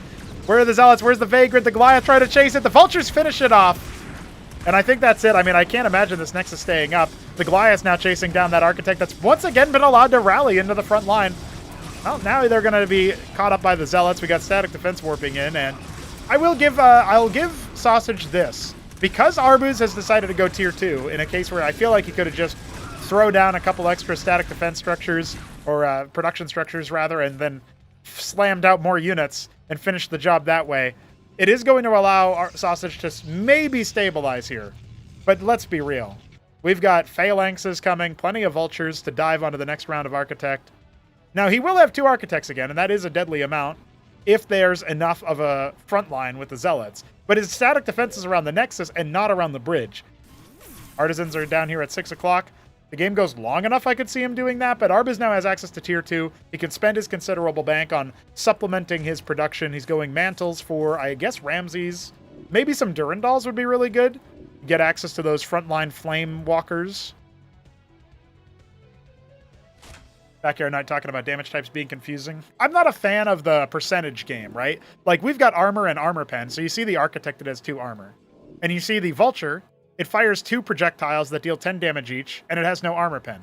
So, in this case, you're dealing 10 damage twice, but it's reduced by 2 armor, so you're dealing 8 damage twice. So you're dealing 16 damage. Now, that's still a somewhat complicated mathematical expression because you're talking about multi-attack, right? In the same way that the Cyprian has 2 shots, so they are also reduced by the armor pen, but in this case, the Cyprian has 2 armor pens, so it actually ignores the armor pen and just deals straight up damage to the Architect. But at the very least, you don't have units that deal wildly different amounts of damage by percentage, where normally they would deal, say, 20 damage, like the Dragoon, but instead they deal 5 to biological units, or 10, I think it is, right? It's 10 because it's half damage.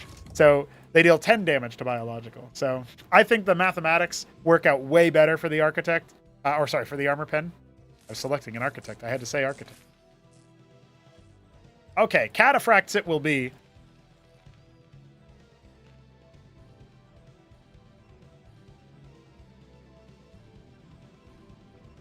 Yeah, well, we do have much more detailed tooltips, to be fair, so you can mouse over here and hold shift to see more advanced tooltips. You also have a setting that just always shows you advanced tooltips instead. See him trying to clear these mines. He misses that one off to the side, but probably not going to be too consequential. Although you could station your phalanx over here. So there is that. Fourth base coming up online here for Arbuz Budesh.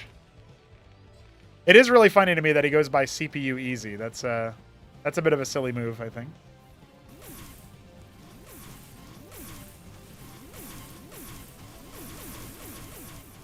Well, the Artisans are working overtime for Sausage right now, trying to keep him in this game. He's not quite stabilized, because I feel like the next move is going to really kick him. But he's now going to try to mass up some Empresses. He does like the Empress. The Empress is a unit that turns the victims of its attacks into like a zombified agent. It's like a mind control, but it applies a timed life effect. So that's one of those situations where you're slowly, temporarily seizing control of the asset only for it to eventually expire. But it's pretty good because when that unit dies, you proc Vengeance, which is that attack speed, movement speed increase. So you can use it as a sort of like engage to collapse upon an enemy composition as long as you can pick a target at the extreme.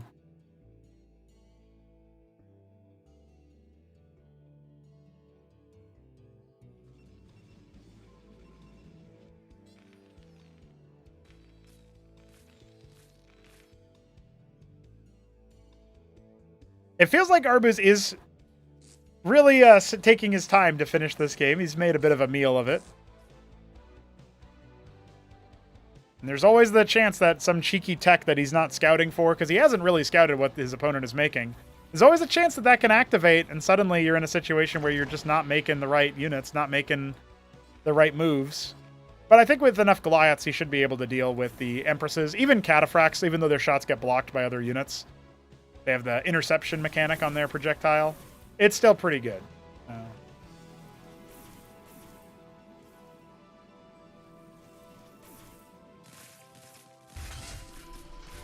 Well, we did think, Dog, you're talking about the Armor Pen and Armor Shred sometimes not doing anything. We did think about allowing armor to get negative, but it feels like that would really reduce the time to kill. But currently we're not doing that. But it does mean that some units are just differently affected by those interactions. I think that's something that as you learn the roster, it's pretty easy to intuit. And that does mean that when you see balance changes like armor changes or armor pen changes, then that can actually make a pretty outsized impact on the situation, right? So I respect the thought process, right? Like, I understand that. For a while, Veek was saying he wanted an RTS game with no armor, only health.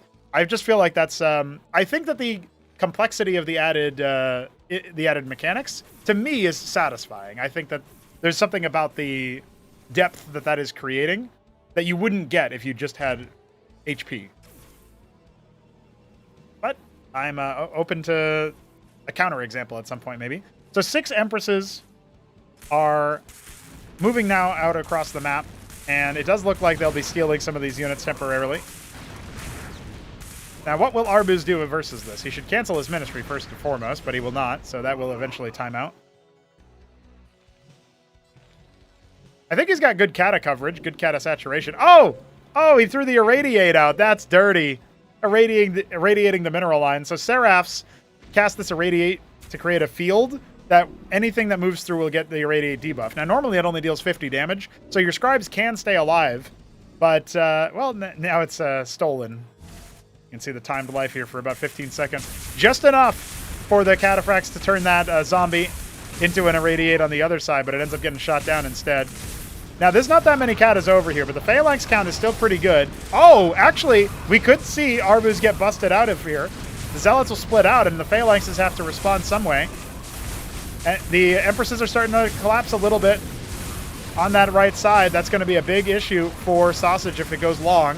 Where are the rest of the reinforcements? The Goliaths are busy dealing with other things. Honestly, it feels like Arbuz really just kind of bungled this one because the Architect stack was big enough, the Zealot count was high enough, that now the Architects can kind of duel with the Phalanx, even though the range definitely favors the Terran player in that situation. And we've got 8 Empresses. Now, this is where they need to watch out for, because the Cataphract stack is high enough that they are going to start collapsing here, and Sausage does need to turn around. They don't have great damage by themselves. It's when you parry them with those architects that it can turn over, right? So that's when you see this Cataphract HP start to collapse a lot more. We've got 3 more Katas about to finish. 5 more Phalanxes just got queued up. The Empress count has been heavily reduced, but we are making Zealots back at home for Sausage. He can't really get across the bridge, though, and the Architects are kind of splitting their focus and their attention. Unfortunately, the Empress and Architect stack here has done a really good amount of damage. Seraphs to Irradiate, maybe? Oh, Arbus, you haven't even noticed it. He gets the Irradiate cast off, which is pretty good, but it does feel like the Cataphract's going to be able to take care of it, and only 3 Empresses left over here. Radiation field sticking out. It will actually kill an Architect, which is not what I expected. Oh, no! Just barely wears off in time. Yeah, this feels like too much, right? Arbus has so much money in the bank, and he just kind of played it like he was playing against an AI that he had contained, but Sausage is not that. So Arbus, the mark of shame, won the game like 10 minutes ago and then decided to go AFK. Sausage will take that round, and we go for a next move, our second map of these two playing. I hope for Arbus's sake that he doesn't play with his dinner next time, because that is just bruising. It doesn't feel good to win that way, by the way, like in my experience anyway. In my humble opinion, I don't look at that and think, as like from Sausage's perspective, that, oh, I really feel like I won a good game played by me. Like, no, I was dead to rights and the other guy just kind of bungled it. So, you know, that's a funny meme you can throw at him later on. You can bully him a little bit about it, I guess, but I don't think it's really it doesn't aggrandize yourself as the winner there. So Sausage, Vivid Red in the top left, and Arbus moonlighting as Terran. He is our Vine Green Terran in the bottom right. This is Near Impact. It's an asteroid map, technically built in the space platform tile set, as you can see here, with these neutral bases in the corners. Flying workers can return to the treasury. Fulcrum start once again for Arbus.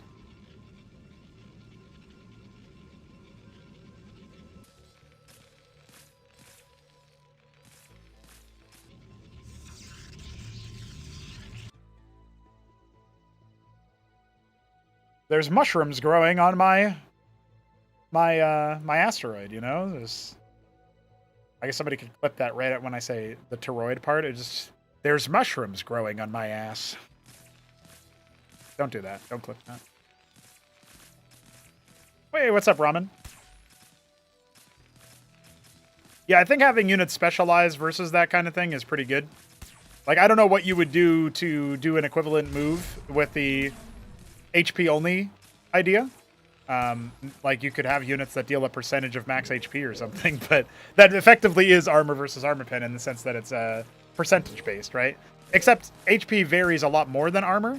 Like armor, you have normal stats of like 1 through 5, and 5 is really at the upper end, or it's like a town center. Town centers are 4. So it's like, that's all I can see there, but yeah, it's interesting. I think it works out over time for the units to have more of an identity. Like, the Dracodon doesn't care that much about armor because it deals 15 flat damage, right? So, even if you have 3 armor, you're still taking 12 damage. Like, it's a lot, and the armor helps a little bit, but it's still a lot of upfront damage.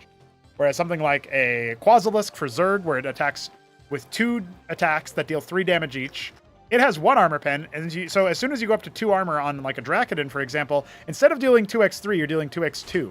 That's a really big DPS cut. So, same deal for the Vulture, even though they have more alpha damage, right? They have more upfront damage in general. Pretty interesting.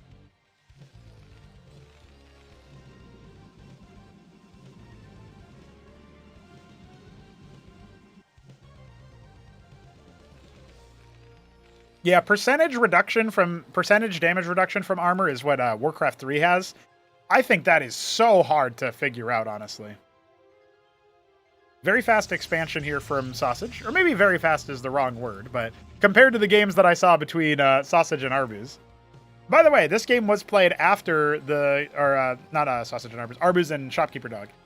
The set that we just watched, TVP, before Arbus moonlit as Terran himself, was played before this, right? So the game we just saw, chronologically, this is the correct order. We're watching this as it was played after the matches on Acid Test, the Port of Litmus. So I think of that and I think, okay, Like, Arbuz has very different ideas of what might be strong. He's experimenting. And it was pretty strong in the early game, but that was also versus a tech-rushing Protoss.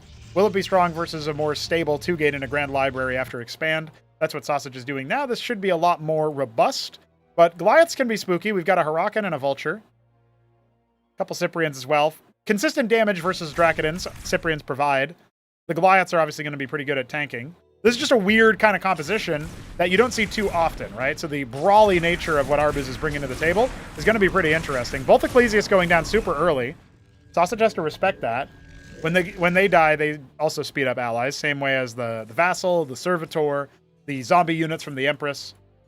All of those units provide that. Now, Arbuz is trying to lead him towards the mine hit, and it will happen, but Arbuz is not going to pounce on the attack opportunity just yet. Matrix in the mineral line here, or I guess the Vespine line. Feels a little premature. I wonder what Sausage is thinking. Is he maybe worried about a Starpad follow-up? It could be like a 1-1-1 in his mind, even though we see that it is not.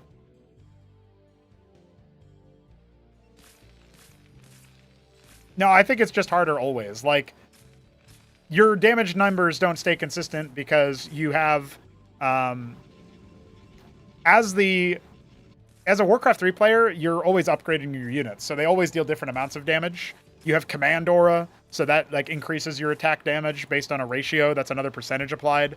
Like, you also have constant HP regeneration going on, so there's a lot of shit to try to remember in the middle of fights there.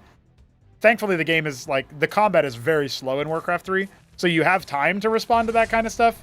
But there's still things that, like heroes where they just deal like 50% more damage or whatever. So, like, not quite that much, but on average, they deal a lot more damage, have a lot more impact than the individual units. So it does feel, it's just a weird Frankenstein's monster from a design perspective.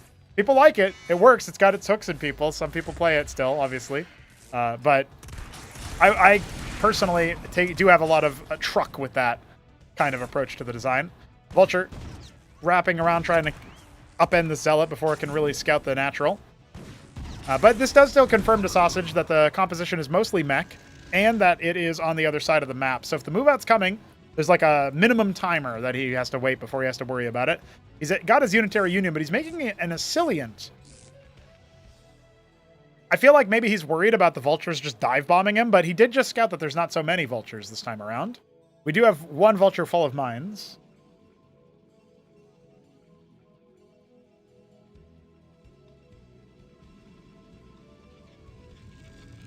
Atreus coming for Sausage as well. He's trying to make sure that he can keep things going there. Going for his third base is Arbuz. And a Synthetic Synod. Really rushing that tech. This time at least he's got a Nexus. Mine's not going to be laid down, but maybe it doesn't matter. The Vulture was just there to reveal the composition and allow a Drakodon to be popped. You trade a Vulture for a Drak, you're very, very, very happy with that. Although, again, I think the mines could have been laid. There's no artillery just yet, but 3 phalanxes are on the way. So kind of establishing the containment preemptively. Pretty good stuff there. And there's enough Goliaths here that the initial Empress, if it's required to defend the push, the Goliaths will be able to deal with that. So that's pretty impressive. As far as a composition goes, it's pretty intimidating. Like, you got some Zealots over here, but there's no way to actually get the Vengeance procs consistently. So I don't know how you're going to get that movement speed boost to get into the Terran army. But Arbuz is, again, taking it a little bit slowly. He's adding some Madrigals as well. More consistent damage versus the Empresses. They've got, pretty good range when it comes to the anti-air. All right, now he's moving out with his 4 phalanxes, which makes a lot of sense here, in my opinion. You can see the 8 range here as well for the Imperioso missiles. Madrigal going to be a good punish pick versus the Empress. Crucible will speed things up here for a little bit. Force multiply all that production. 150% training time, or building efficiency more generically. It means that structures fire at 1.5x attack speed and structures train at 1.5x speed as well. So pretty potent, in my opinion. That first phalanx deployment. Starpad behind this. Arbuz has a lot of minerals in the back pocket here. Jet Ace, thank you very much for the follow. So this is going to be the slow crawl, and as soon as Arbuz gets vision, this phalanx will be in range to do some serious damage. There's the first sight. Madrigal's deployed preemptively, but the Empress is out. So let's see how long it takes for that one to get active. The Watchdog is getting heckled by the Matrix. Just a momentary distraction. The Empress was scouted, so let's see what Arbus wants to do. He really needs to keep these Zealots away from the Phalanxes, right? And those Madrigals need to unpack so they can get after the Empress. They weren't even needed right about now, as the front line's already collapsed. Good hallucinations from that Cantavis. Damage multiplying here, but look at the Goliaths focusing down the Empress without any issue whatsoever. One Phalanx has gone down. A lot of Goliaths are dead as well. We do not have another Empress. Instead, the Architect reveals itself, and that will require some kind of retaliation attempt from Arbus. Instead, he's going to disengage, knowing that he's drained the energy, drained the really, like, I guess, the Vim from what Sausage really had there. But really good Cantavis usage there. Usually you think of them for Storm, obviously, right? The High Templar casts Ice Storm. But we've rebranded Hallucination, redesigned it completely. Instead of creating hallucinations of your own units, it creates a field here. Oh, thank you kindly for Backyard Knights Prime sub. Thank you, thank you. Do appreciate the support, guys. The Cantavis can cast a hallucination field on a territory. Any unit that is affected by the debuff that stands in the field provides a gets like dealt extra damage, basically. It's like a phantom projectile will hit them. Really good for multiplying splash damage in particular on air stacks and stuff.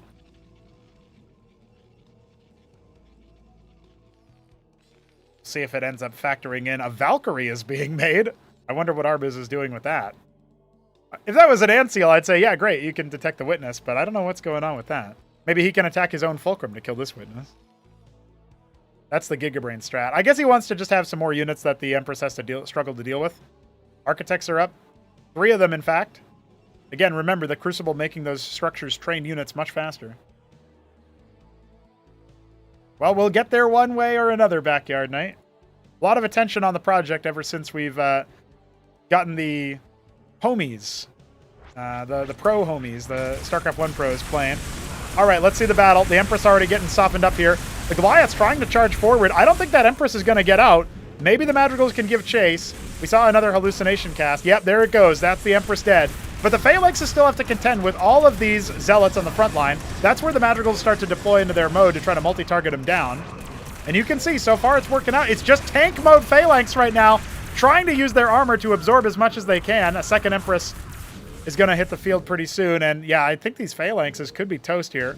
Despite the fact that there's no Zealots, there's just no support units for them yet. Now up to 3 Valkyries, a random stockade in the middle of the map. Okay.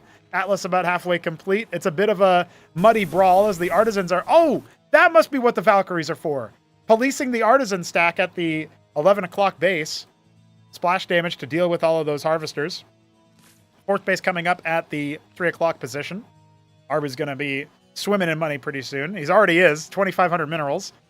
He does sometimes float money even as Protoss, so an unfamiliar race to him, I'm not surprised that he's making a meal out of his games. He has no healing right now, so even though he's got a lot of Phalanxes, respectable count, he currently does not have, in my opinion, what he needs. A Demiurge has arrived. I don't think that you're going to get many procs of its passive with this guy, but any unit that dies near him, takes fatal damage near him, will have a timer assigned to them where at the end of that, they do turn into a permanently mind-controlled unit. It's like a... I mean, we have Mind Tyrants that are really cool themselves. That's our Dark Archon equivalent, but the Demiurge is sort of the apex version of that, if you will. A final boss of mind control, or as we call it here, tyranny. Let's see. Phalanxes need to get a good deployment off, I think, and then maybe this fight can go the other way. But there's just not that much to deal with all of the Zealots. The first salvo is not going to go after anything but the front line. They need to force target those units in the back. Now the Valkyries come in to clean house on the Empress, and you know what? They're going to be good for it. But I think the Phalanxes are going to get wiped, unfortunately. Just not quite enough to deal with all of these. Then the last couple of salvos are turning over, and the Demiurge moving forward to seize command of the last of the Phalanxes. Moves too far away to seize control of that last one, but that's definitely showing you the activity there. Now a bunch of Vultures are scrambled, trying to maybe counteract the Architect stack, but you got to watch out for the Demiurges just commanding them. You can see the focus fire is really good from Arbus here, and the splash damage out of Sausage's own Phalanxes that he's stolen definitely going to factor against him. Only a few of those Vultures taken. Now, what does Arbus have behind this? He's added a ton of starports, going Gorgon. That unit applies an on-hit slow. Valkyrie is being seized as a funny move. And there you go. Stolen by the Demiurge. And, you know, if you ever want to check it out, it's worshipping, because now that's what you do when you're mind dominated by the Demiurge, you're worshipping. Engrams are here to ward off those Valkyries. Good preemptive play by Sausage, who's now switched into some Unar production. Those are a great sniper unit for the Protoss, but I don't know that they'll be required at this moment. Remember, the Gorgons are still coming, and the ground army isn't that impressive from Sausage here versus the air stack, right? He's got Demiurges. Oh, he's still going to be able to force the GG out. I'm impressed, honestly. I really thought that the Gorgon switch would have had some legs. There's not that much anti-air there. Maybe a little premature for Arbuz Budesh to GG. But he had such a big bank, a little unfamiliar with the Terran race, and that is going to be called for Sausage. Big ups to Sausage for sticking in to that last game. I was not expecting that one.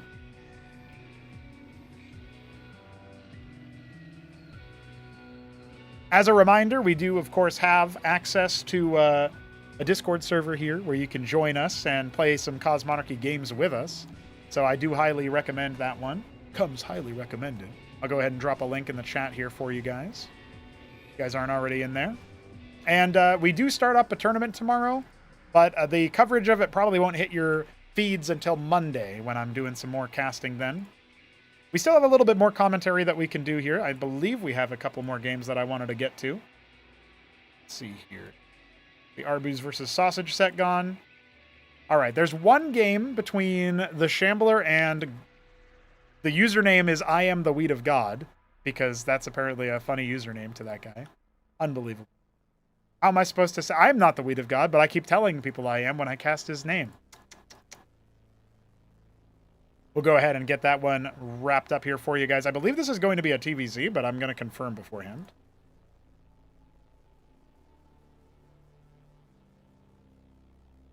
Oh, it's actually a TVP. Okay. Yeah, I think Shambler's playing random at this point. I am going to have to shift tab for this game, but that's okay. I don't normally do that because we love our colors.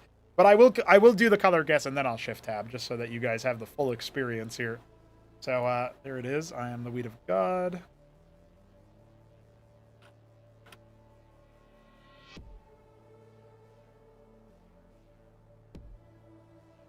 And the Shambler on the other side. Playing as Protoss.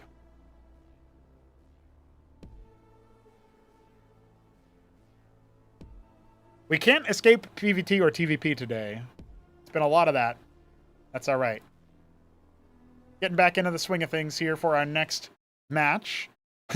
Godweed says, ew, because Shambler said, oh, all right, Shambler, come on now. Be reasonable, but wait, I'm talking to Shambler. That will never happen. I am the Weed of God is in the top right of Bloodbore. This is a 4-spawn map with a wacky layout, and it is going to be the red, Vivid Red this time around. Vivid Red, just like Sausage earlier. The Shambler is the black Protoss, but obviously I'm not doing that. I mean, the minimap is actually pretty legible in my opinion, but we're just going to go ahead and switch it over to... Oh, no, we can't shift tab. Never mind. It's a 4-spawn map. You can't shift tab on a 4-spawn map. So never mind. We are going to have to deal with it. I can't believe that.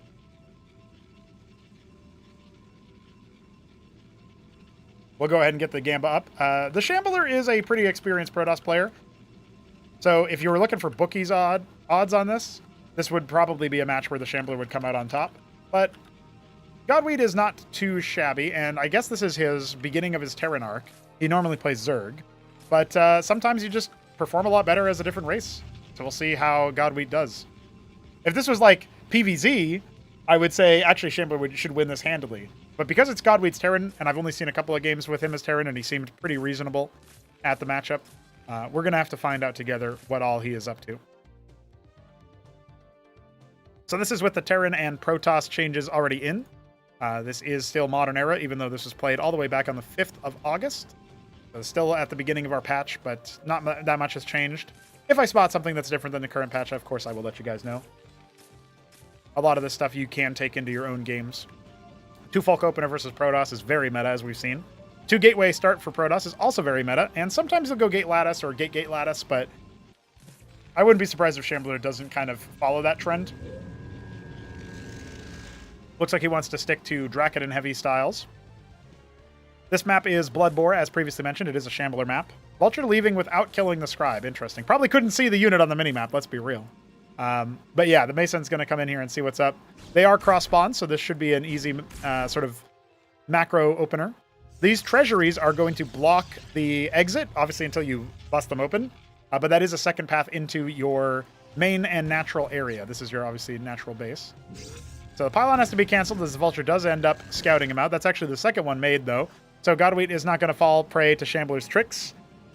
He is, however, floating a lot of minerals. So let's see what he wants to do there. He's like, I can't just use larva to spend all of my money instantly. So he drops down a scrapyard. It is a lot of minerals for the scrapyard, but I am impressed. He's going to scrapyard Ministry versus a player who is going to gate and known to be pretty aggressive. So Godwheat is definitely on the greedy side right now. And it looks like he's going to get ready to grab that Ministry very shortly. So it's actually at a similar time to the Nexus. So we are going to see some pretty even timings with the expansion. And, in my opinion, superior tech on the Terran side. If this isn't punished, then this will be a good move. And look, he's actually heckling the treasuries with his vultures. That's unlikely to ever be scouted. Well, I say that. Shambler does immediately come up here and shoo him away. Probably an easy clap if you're trying to go for the phalanx or something like that. He makes the scrapyard and then makes vultures. Make it make sense. You're supposed to make blackjacks now that you have access to them. Very good scrappy unit, like a combat drone that actually takes, as it takes damage, it loses movement speed and attack speed. But up until that point, it's very, very good for its cost. So if you can keep them alive with healing units out of the stockade or ant seals to shield them from the star pad, in that situation, they go a long way. And even without that, they're pretty good chaff. So a couple of them are on the way now, as Godweed is listening to me through the interdimensional cable, realizing that Pronogo says you must make blackjacks. You have made the scrapyard. Make the blackjack. Expansion going to be finishing up pretty soon here. And also for the Shambler, just the way that it is. Third gate and an embassy coming up for Shambler. Sticking to tier 1. He's like walled himself in so that he doesn't get attacked by vulture run-bys, and he's guarding against his treasuries being busted. A very defensive opening here. But again, I think that does actually favor our Terran player, at least in principle. He's not really building a large army, so right about now it doesn't really change too much, but he did go a little bit aggro. Now, this is horribly misplaced, but I love that he put the Cosmonarchy logo in the game. I put that in as a tile set thing for a funny FFA decider map that I was working on for group stage stuff. Didn't end up making it in as the FFA decider in any of the maps, but this is... I wouldn't use it in a normal map, I'll put it to you that way, but it's cheeky. Cheeky. Witness has arrived, that's why he makes the embassy. The Forge graphic turns out to make some of the more supportive-oriented units since we've removed upgrades from the game. The Witness is also going to provide that detection on the Vultures. It probably saw them kind of skirting around here preemptively. Godwin just kind of dogging the enemy. Good mine coverage is suddenly starting to fall apart. He could actually try to dive forward through the main base here. If he finds the timing, this could be really good. Just try to blow up some of these units. He scouts out that there's an envoy coming, and he'll go after workers instead of the Dracodons. Fair enough. 3 vultures kills a scribe in one hit, but the drill onto them is going to be more than enough to dismantle this, so not too much economic damage. Shambler is still up by a lot of workers. Godwheat is not playing Zerg anymore. He can't make workers out of larva and then suddenly have the same amount of workers as his opponent. He needs to be a little bit more on the ball here. Definitely feels like Shambler is going to be stretching ahead in this game very soon. That worker harassment was good in principle, and we've got a large amount of blackjacks, which is going to be pretty strong in an open battlefield. But I mean, look at this map. It's not very open, is it? I guess this is like a courtyard that you could fight in, but I feel like Godwheat's just going to get choked out here. Trojan and a Phalanx on the way. The Trojan is our dropship equivalent. It has a mechanic called Hot Drop, where it unloads way faster than other transports. We do have a couple Dracodons in that envoy.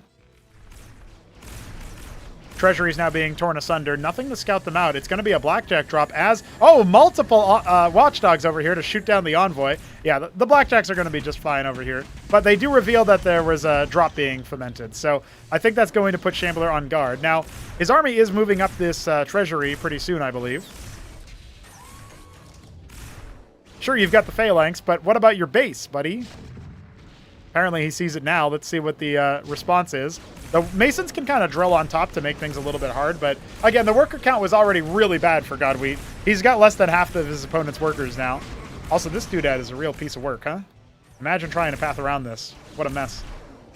Well, he should try to defend his ministry. It's pretty important, you know? Phalanx is inching closer, trying to help out the Blackjacks on the high ground. Ministry soaking up a lot of damage. Trojan spotted out by the Artisan, a classic move. The Shambler's busy microing back up here, so there is opportunity for the Blackjack to get some good damage dealt. It's going to go ahead and unload right over here next to the Arden Authority. It's only unloading one unit. Come on, Godwheat. Do the moves. Push the buttons. Shouldn't be doing it right in the mineral line. You can drill in response there. A couple more Striders popping up here. They clear 2 Phalanxes, but they will be routed. Big worker transfer out to save themselves from the Blackjacks, and, well, the Trojan can kind of unload over here to heckle some more.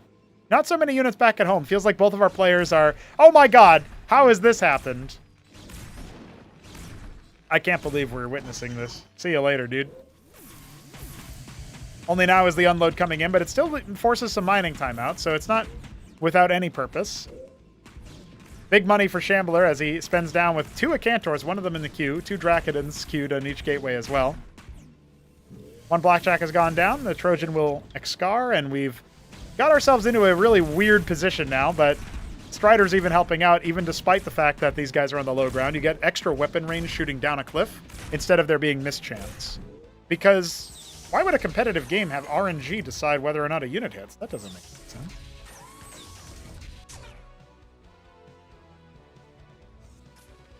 Well, Shambler's economy is not going to scale up as fast as he wanted it to. The mine revealing the Cosmo logo. Very good, very good. If only Shambler placed it correctly, it would have been a bit better visually.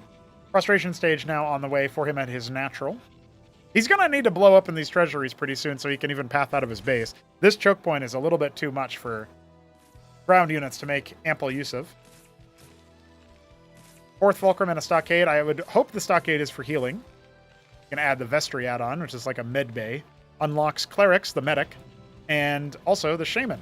The Shaman is really good for healing en masse, particularly with things like Blackjacks. Feels like it adds a lot. The Witness temporarily reveals the presence of a mine, and then the Acantor attacks it viciously. Our Reaver equivalent here fires a projectile that, as you saw there, doesn't pathfind, so you're not going to get duds the way that you get them in StarCraft 1. I didn't necessarily mind all of the, perhaps unintuitive, I think is a safe way to say it. The way that the Plasma Shell, the Scarab, works in StarCraft 1 by default is that it's a unit and it pathfinds, and so it can get hooked on other units. There's like an art to learning that kind of mechanic really deeply and stuff, but when we have 50 units per race, we really don't want to necessarily have to deep dive on every single one in that way. You know what I mean? So it was just a logical decision, in my opinion, to move it a little bit differently, make it work a little bit differently. Now, this Blackjack drop could actually cause some serious lost mining time. The Shambler has moved his army out. Mine Tyrant, it looks like it'll sync up with those Acantors, try to mass mind control. But as long as the Phalanxes are in a good spot, I think Godwheat can still come out on ahead on the army fight. He is down by 25 workers still, so more than just kind of bad. This is really bad. Witness flying into an ant seal is ambitious, to say the least.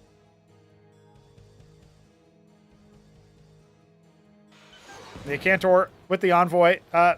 That's a spot that probably wouldn't be in a competitive map, shall we say.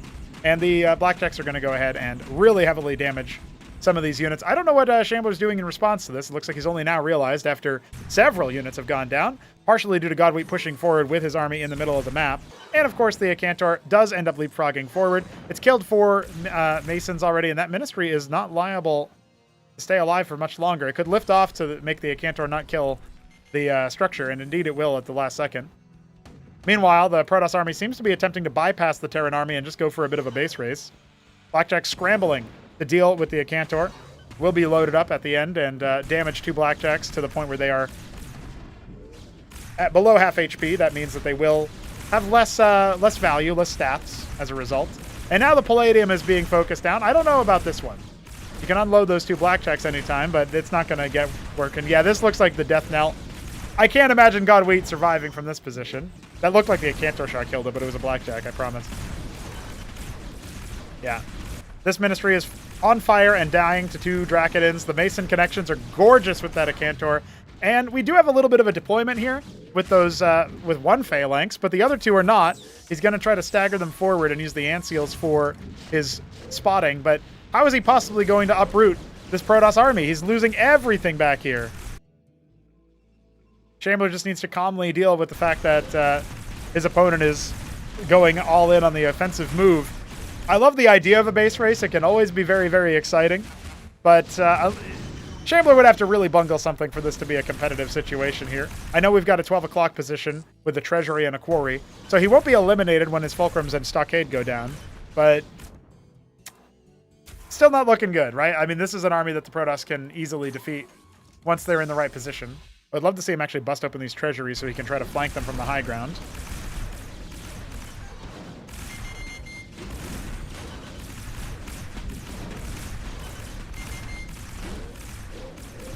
Now, this is an FFA strat right here. Cockroach by lifting all your structures away and finding a hidden island to rebuild on. But this isn't an FFA, and there is no hidden island. Anseal's out of position, but look at that. He's still able to just shellac the Acantor. He's trying to do a little bit of drop micro. It's not quite working out, but a Phalanx has gone down, and it really feels like every single one of them was required. Now he's going to focus down the treasury. Starpad being heckled by 1 last remaining Protoss unit. I guess now I see why Shambler submitted this replay. It's silly. It's a silly game. And to be fair, it's been silly for some time now, but... Oh, no, you're shielding the treasury from damage. It's an ally, technically. Going after the Mind Tyrant would make a lot of sense here, but the Pariahs are out as well in full force, and this is going to be a crushing amount of Protoss. The Acantor landing in plain sight. GG is called, and the Shambler, predictably enough, takes that game. All right, that was not the kind of game that I thought it would be, but a silly one nonetheless. And we can say that we did manage to cast it.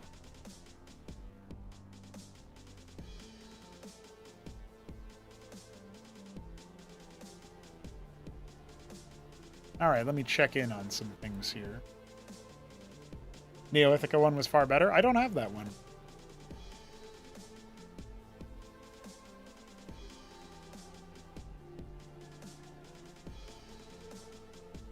Nope. I don't see anything in August from that. Oh, it's old.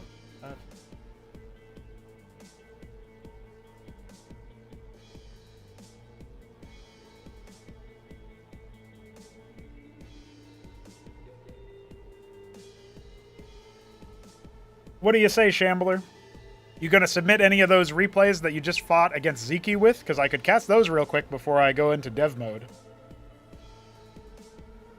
No, I'm not going to cast anything older than August right now because that's when we updated the whole game, right? So.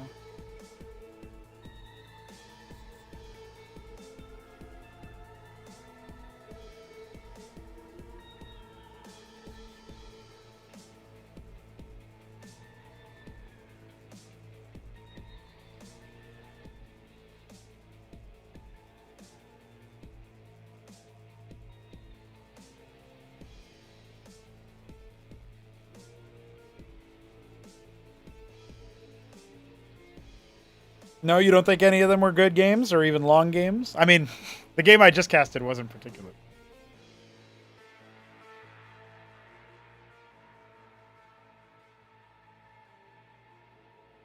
Let me see if I have any others that would be juicy replays for us to get sink our teeth into here.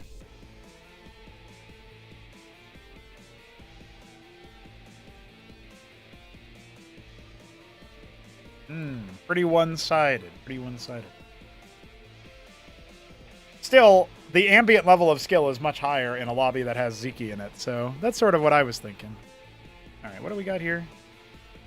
What are you gonna do? We'll do a couple. Oh, we did a lot of TVP. Do we want to do some TVZ maybe? I think we can do that.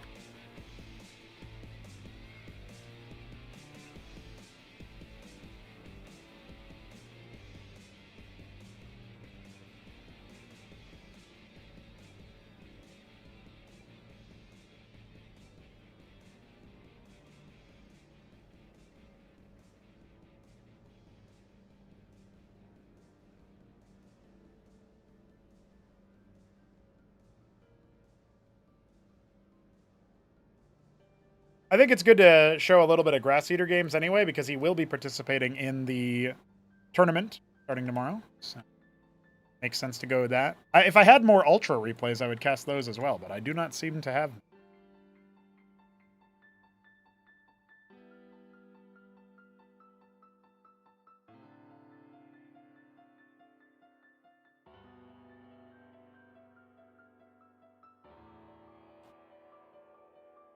Kicking things off on Mass Destruction.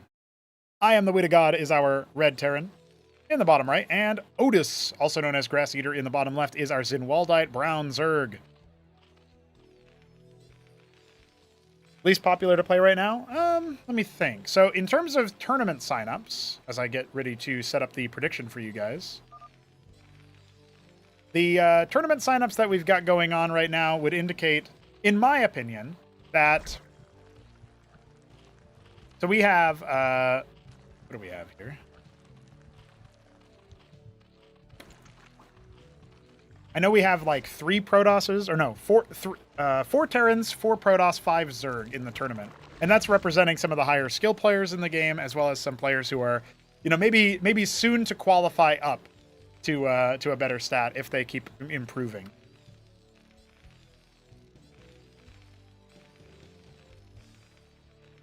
So, pretty even, honestly. Maybe somebody in the community, as I get the Gamba ready for you guys, would be able to tell you more specifically which races they feel like they hit less often. But, like, I can pretty easily name, you know, 5 Terran players, 5 Protoss players, 5 Zerg players, without really worrying too much. So, and that's from, like, the most active players who are playing all the time. As for, like, we don't have, like, telemetry in the game or anything, so I can't really tell you anything more than that. Looks like Godwheat is going to be going for a Ministry first. And versus Zerg, I think this actually can work out quite well. The Zerg would need to open pool first. And then most of the Zergs are going Larvosk so they can develop their economy a little bit more. So it's an interesting gambit here. Double stockade behind it, so you'll be able to get some good military units out. But this is slow to develop tech, so that's like the downside of the build for the Terran player. If you want to go like mech or something, you definitely can't do this build. It has to be bio, so you're kind of locked into that approach. On a 4-spawn map, it also makes a little bit more sense. Harder to scout your opponent knowingly, like you have a little bit of luck on your side if you get them first. Although they are close spawns on the bottom half of the map, and so it does make sense to scout them that way. You can see Grass Eater doing the right move of scouting the corners that are adjacent to him instead of the cross-spawn one. Because if he scouts cross-spawn last, it's not going to matter too much. See if I can, no, I'm not able to change up the colors because this is a 4-spawn map, but I was going to do that for you guys because obviously the brown on the desert tile set can be hard sometimes. Just another reason why it's good that we have the ping whenever damage is being dealt so that we don't ever worry about that. Now, double Larvosk with the Hydrith follow-up. Grass Eater going to be sticking to one base for a little bit here. He has money for a hatch, but if he spends it now, he won't actually be able to get too many combat units out. Kind of banking for that a little bit. Qua's going to be moving to the ramp. And the Mason will scout very lackadaisically here. He knows where his opponent is. Whereas Godwheat, our Terran player, still figuring that out. Adding a star pad. This game is a lot more current than the one that was versus Shambler. I would expect that Godwheat has been able to improve since then. This is 6 days later on the 11th of August. And there's the expansion coming. Hydra then going to pop pretty soon. And a bunch of Zethar cores were made. That's why the expand was delayed earlier. Let the Zeths come out so that you can get maybe a good attack timing in. I think with this many Mavericks, you're pretty safe as the Terran. Maybe things can be a little bit different. Really depends on how this attack goes. But Mavericks have Stim Pack by default. All the races, all their units have any abilities like Burrow and Stim. You don't need to research them. And the wall here from the stockade is going to really help out. So he baits out the first Stim. Only deals 5 damage. Lasts for about 5 seconds. And you're going to need to do it again to give chase for longer, so there's little visual reads indicating when it's up. And here's all the Hydras. The Mason does scout it. I don't know if Godwheat noticed. PP, they have to pause. Someone at door.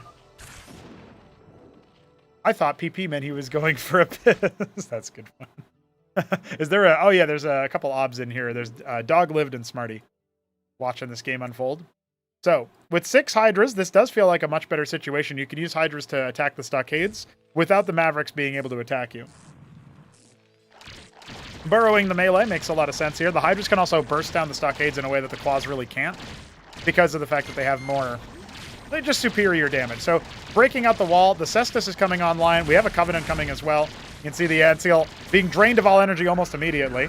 See the Unburrow come in. The Zet's drawing the fire initially.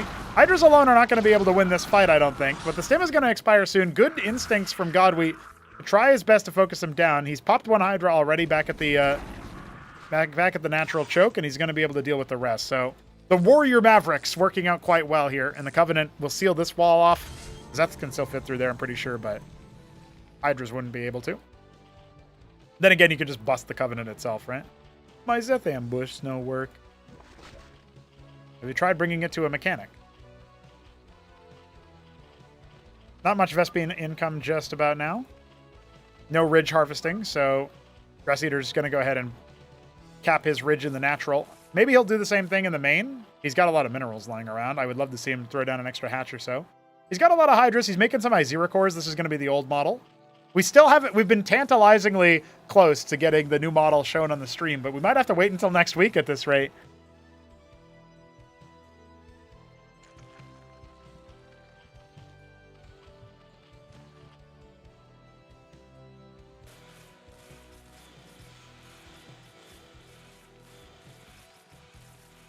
Oh, there you go. Mimica has provided a little bit of statistics there for you. So it looks like, on average, you have a little, like, more Terrans than anybody else and less Zergs than anybody else, but the ratio is pretty close.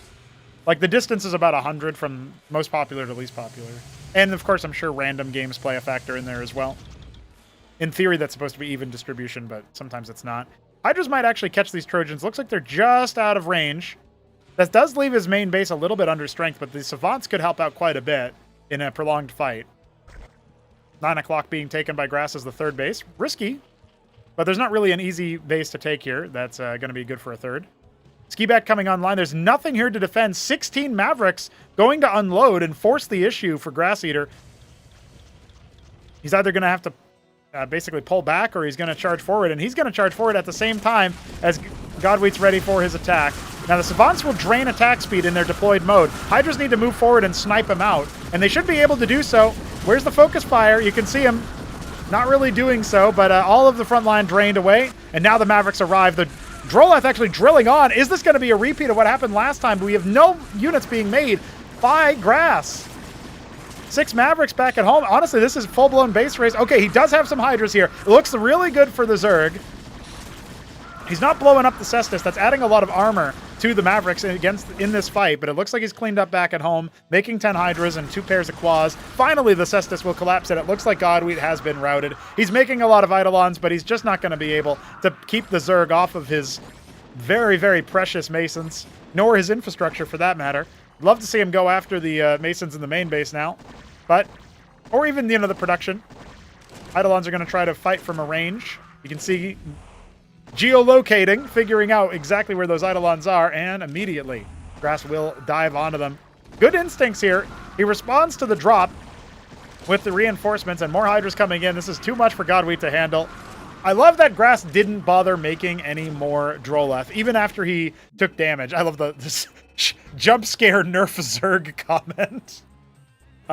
Even though like Godwheat did a lot of damage economically, like, there was a lot of money in the bank there for Grass. He just went straight for it, man. He was not going to stop, not going to slow down. So we're going to go to a different map now, but we do indeed have similar colors, at least for one of our players. I am the Weed of God is in the top right. He is our Dark Sapphire Terran. And in the bottom right, we have the Zinwaldite Brown Zerg. Once again, it is Grass Eater. Oh, I'm sorry to hear that, Smarty Cakes.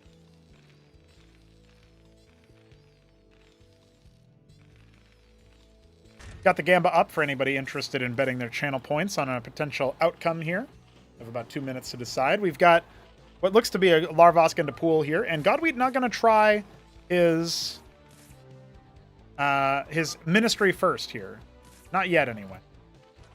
Oh, it's a Zork's opener. This is cheesy. Grass Eater not going to be bothering for what I thought he was. I thought it was Larvosk because of the gas mining. Not to be. Not to be.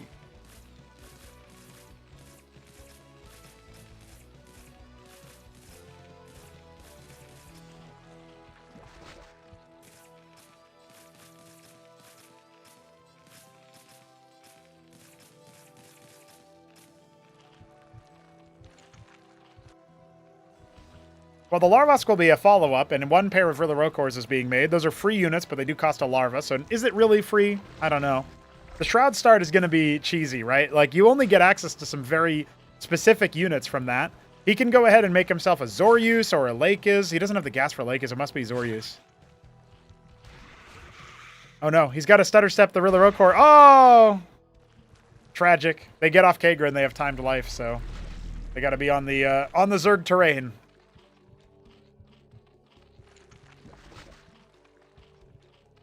All right, one Zoryus, two Zoryus. No, one Zoryus, one Lakis. Okay. A very technical Zerg army. You don't see this every day. With the Rilla Rokors gone, it's going to be a bit easier for the Maverick to come in here and do some damage. There's another one coming across the map, and they are just being single-handedly rallied across. The Zoryus is not going to finish in time to defend this for multiple Mavericks. When the second one comes in here, he's going to need to pull these workers and attack that. That's what he should do. Just to make it so that it's a little bit more costly, right? Like now we've got the Zoryus out and the Droleth can try to burrow to safety. Yep. Okay. Just barely deflected that. That was a lot closer than it ought to have been to a dead worker or a dead Larvosk, which would have been even more catastrophic. It's 125 Vespene per Larvosk, so you really don't want to lose those in the early game, or really ever if you can help it.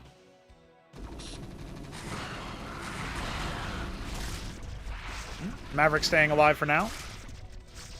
I say for now, there is a Lakis out after all. Should burrow the Zoryus, in my opinion, just so that you end up burrowing and regenerating life a little bit easier. Can also try to lay a trap if you want to. Lake is moving forward. This is a disaster, I feel like, but maybe I'm overestimating Godwheat's decisiveness. Stimming after that Lakis could have definitely been it. Second one up. Third one on the way. Another Zoryus coming as well for that front line. It's just Mavericks off of the double stockade. A Starpad finishing up here soon. Looks a lot better as a game for Godwheat to take. He has got way more army. Now, some tragicness can still befall him if he's not careful. But the Antseal is coming, and that will provide detection, allowing his Mavericks to kill the Lakis even when they're burrowed, without having to get standing right on top of them, which does reveal burrowed units in Cosmo. There's the movement speed trigger, and he burrows the Zoryus as well. I really think he needs to do that some more. You can see him trying to bait him forward. He's so close to losing one. 2 Maverick shots would have done it.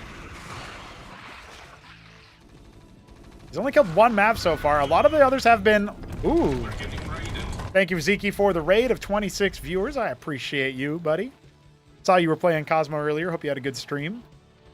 We're watching some TVZ. A little bit of a lower level than we normally cast on the channel, but good to see some of the up-and-coming players, maybe. You can see the Zoryus getting shredded finally, and the Antseal is here for detection. I think this is a wrap for the Zerg player, trying a very technical opening, and it's not working out for him. Instant evisceration. Really good concave, almost like a 180-degree surround. And Godwheat doesn't even need to take his expansion, but he will anyway. I think this is going to be a resounding success for our aspiring Terran player, who used to be a Zerg player. Grass on the other side is... well, you ever hear the expression, your ass is grass? It's happening, buddy. Good step back with that. There's 2 Lakis finishing up soon. Those Lurker equivalents will maybe help out versus all of these. But if the Zoryus go down beforehand, it's not really much that the Zerg can do. GG is called. We're going to game 2 with a 1-1 start here.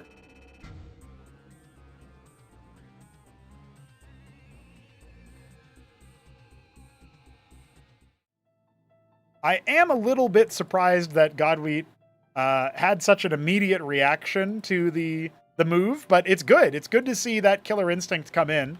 And it feels really, to me, like when you see a technical opening like that from Zerg, they're gambling that you won't scout them, or that if you do, it isn't going to be in time. Your reaction isn't going to be aggressive enough. It's not a good play, in my opinion, like from first principles.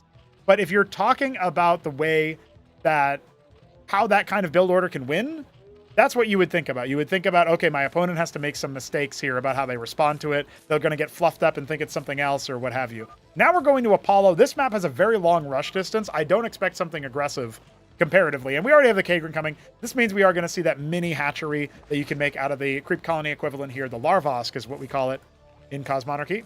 And Godwheat going to go bio. He is our... This isn't just regular orange, is it? This is... like faded orange, electric orange, maybe. I'm going to just say it's orange. It is orange. Okay, wow. I really psyched myself out there. Orange Terran. We got 100 player colors in this game, so a lot to pick from. Zinwaldite Brown, once again, for Grass Eater. Must be his preferred color. He's been rolling it many, many times. And the Mason moving across the map. Seeing a little bit of that snow tile set added into the space platform, that we can do that kind of tile set editing in Cosmo. Makes the game look a lot fresher with the maps. It is a Hydrith opener here for Grass Eater. I like it because Hydras were what gave him the win in Game 1. They gave him a lot of success there. I'm interested in seeing what ends up happening as the game progresses. There's a little bit more going on there. God, we took the last game. Let's get that prediction up for the next one. Got a minute to put your channel points on the line. We get a little bit deeper into this. The scout comes in, reveals that it's Hydrith. That is going to mean you have less units overall, because the Hydrith units are more expensive.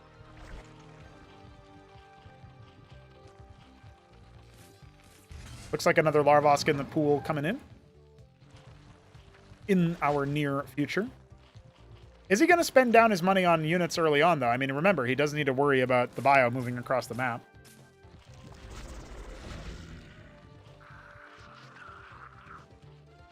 Yeah, he has no combat unit started right now, and the Maverick is already in his base. He struggles because he goes for the extra Larvosk here. He's going to go ahead and burrow to try to tackle that ahead of time, but he still hasn't queued up any military units, and this is where I really feel like Grass Eater needs to tighten up his build orders so this kind of thing doesn't happen to him. Now he's got to pull the workers to try to defend the Larvosk. The Stim Pack working out wonders here for Godway to render that Larvosk so close to death. And his Hydra and 2 Iziricors are going to take a long time to finish. That's a dead Larvosk. Well, maybe not. Maybe he just goes after the workers instead, which is honestly fair. 4 workers have already hit the deck. Disaster has struck for our Zerg player. Oh, okay. First Zeke, then Bonna. Thank you, sir, for the raid. We just saw a whole lot of Zerg units go down to a Bio Rush, and that's after a very greedy opener for our Zerg player. We're playing Cosmonarchy, or I should say casting Cosmonarchy replays right now. And so far, we are neck and neck between these two. A little bit more on the lower level than we normally cast, but it's a pretty good time anyway. Appreciate the follows here from Arena Ultra. Classic. Ultra, a very good Terran player who has been playing Cosmonarchy for a little bit.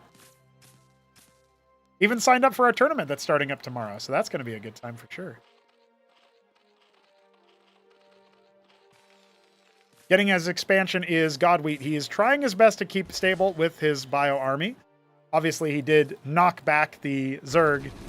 Not quite Stone Age territory, but definitely reduced their economy. They spent a lot of larva on that process of getting his workers back up to snuff. You know, this Larvosk staying up was definitely an unforced error. He could have just tapped it away on the way out with his army when he started to flee. Instead, he committed to the attacks onto the workers, and, well, there's plenty of larvae here to make more workers, so Grass is almost already evened out the worker line, so expanding a little bit late, but you can definitely shoot up. In fact, is he going for another expansion after that? I saw his camera swap over to that third base. Yeah, that's true, Lucy. It was a 69 rating party. That's nice. Very nice. Starpad starting. I think Godweed expects a Lurker equivalent coming out of Grass Eater as the follow-up, but he wants the Ant Seal for shielding anyway, even if he doesn't need it for the detection. Man, I really wish we could see the new model for this. It is live on the new version of the game, but this replay's a little bit older, so we are not seeing that. Game gets updated all the time. I tell that to StarCraft 2 players, and they're like, yeah, okay, well, we don't get very many updates. So I tell that to Brood War players, and they're like, look at me like I'm speaking another language, because kind of I am. Then again, who needs to update Brood War, right? Pretty good as it is. A lot of bio here. 13 Mavericks. The Cyprians are really, really solid at splash damage and crowd control. Very good into the Iziricor in particular. What's in this anchor? Just Mavericks. So the one Cyprian... I don't know. That anchor's going to get blown open pretty soon, but now we should probably dive back here if we're on the Grass Eater side. He's just standing his guard, standing his ground, and mulching through everything. Godweed's control sorely lacking here on the front. Not sure what else he was paying attention to. His star pad, very slow going. Now, he is going to go ahead and round out some Savants. So the Savant is a very mobile unit for the Terran Bio arsenal, and they also have a penetrating shot like the Cyprian, but they can deploy into a stationary gun. Imagine a siege mode for infantry, basically. And when they do that, instead of getting splash damage, well, we'll talk about that in a moment, because right about now, there's another dive in. 100 HP Hurakan. Fire bats are meta. But yeah, the deployment here, instead of giving them splash damage, gives them a single target attack with more range that siphons attack speed away from their victims. And that's what you're seeing right here. The deployment with the blue glow.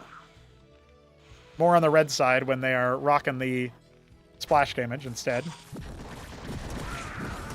Cycling out and killing the anchor yet again. Clearing out everything except for those savants on the high ground right about now, or at least threatening to.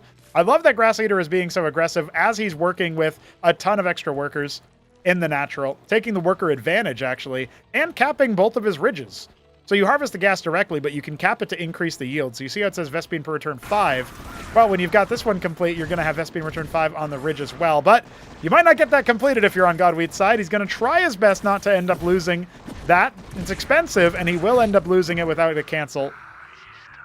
There's mistakes on both sides of the aisle here, but absolutely Grass Eater is having a little bit of a victory dance with the way that he's getting efficiency. Now, the problem is that the Savant stack is getting scary. And there are no lurker equivalents here to try to control the crowds as time goes on. That's a little bit spooky. That feels a little bit dangerous. I'll have to see if these Savants get out of control here pretty soon. There's the Sieve once again capping that Vespene Ridge.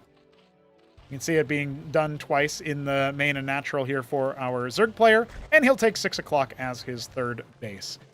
I'm a little bit concerned about the Antseal being allowed to just free reign scout everything, but apparently Grass Eater wants to keep it going, and he's going to jump in, cancel that stockade out, but he trades 3 Hydras for 1 Mason. I don't know if that was really worth it.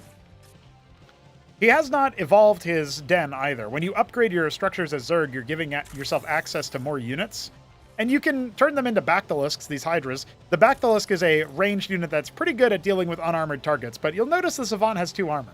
So he's a pretty tanky guy. Very expensive guy, but a pretty tanky guy. And now we are going to see that deployment come in, and you just can't handle this right now with the Hydra stack. You got to fall back. An Eidolon for good measure. Yes, you do make ghosts in Cosmonarchy.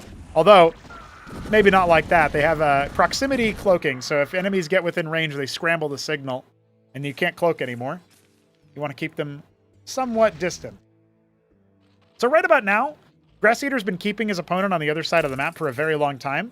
He doesn't really have the tools to deal with the military army, but if he can try to dog this move out, well, he's not really doing that right about now, but if he can try to maybe slow this push to the other side, or do what he's doing now by diving in, oh, that's really not it. That's really not how you do it. If he was waiting for him to cross the bridge and then he came up for the stab, forced the opponent to cycle the Savants further down, like a Savant monocomp is not that scary if you have the tools to deal with it. Grass Eater's not really giving himself those tools. No Zorkish Shroud to get access to lurkers. He's making Skithra cores, which are going to be a harassment-oriented unit. Not really good for a fight.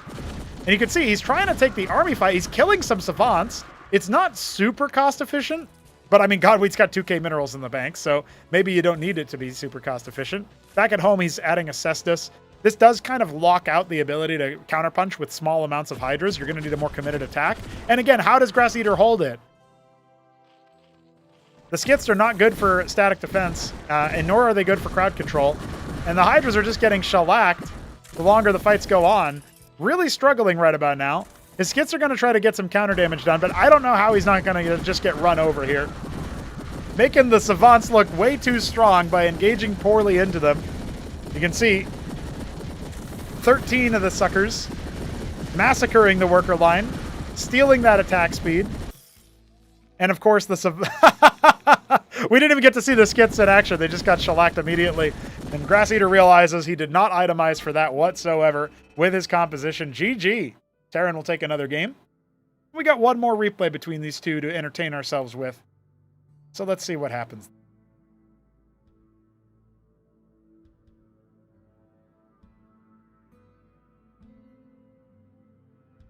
Oh, we get to see Monolith again. This is actually a map I haven't seen too much of, so let's take a look at that.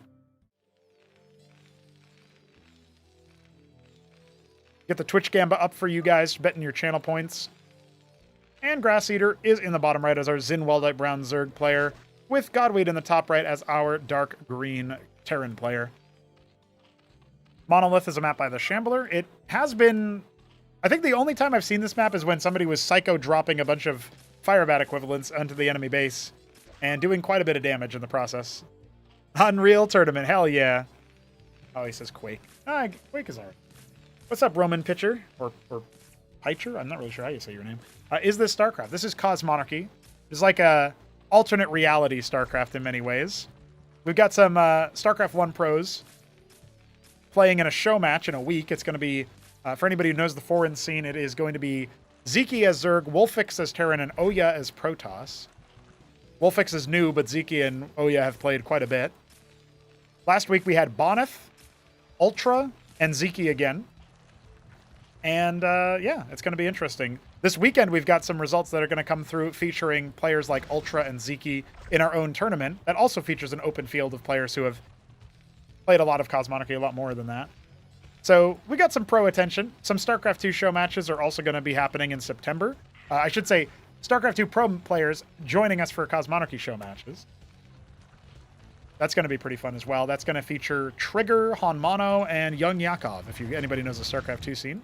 Trigger, a very well-known top 20 player in StarCraft 2, fresh out of Canada, has moved into South Korea, if I'm not mistaken. Taking it quite seriously. All right. Right about now, we've got the pool open. A very standard start here for Grass Eater. So this early Maverick is not going to get nearly as much damage dealt. Mason trying to battle, but the Quads are out. These are like mini Hydras. Pretty good versus light units like this. Any armor will start to dissuade them from attacking, but Quads in small quantities and even large quantities can be quite scary. Every unit that you make out of this structure here, that you make out of larva, gives you 2 per egg. So as that Mason is massacred, we are going to see a fast expand. Second and third stockades starting, so trying his best to switch into earlier moves. Hard to tell where ramp is with these tiles. Yeah, I guess if depends on your secret depends on your color settings, but this can be hard to see. Not very much unit production just yet for Godwheat. He could be under duress. Straight up upgrading the pool makes a lot of sense. So we are going to be able to make upgraded Zergling equivalents if we want to overwhelm the enemy. We can also make some flying Zerglings. That's the best way to describe them. Really good at anti-air, funnily enough.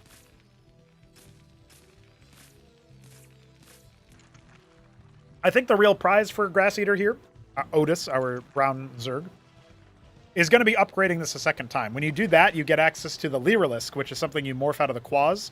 Gives you a very potent tool on the ground.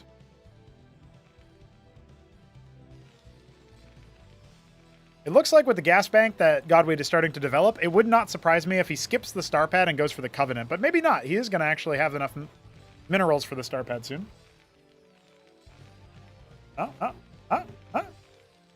No, he decided to spend too much money, I think, so didn't make. Star pad didn't make. There we go. So he's going to go for that Anseal Scout, I think. It's kind of important if you're up against the Lurker Tech. The fact that you can reveal them by standing on them doesn't really help you in your bio, right? A lot of Vorvs being made, kind of in the middle of the attack path. This does not feel very safe for Grass Eater. Is he going to have to cancel those? No, it looks like they will end up finishing up in a good amount of time, and he's got more Zets where that came from. So let's see. The Winged Zerglings are descending upon him. They apply Ensnare on a hit, so they're canceling out the effect of the stim a lot, and really good at surrounding armies, as you can see. And when they die, they turn back into the Zerglings, so really good as like a DPS delivery system you can think of.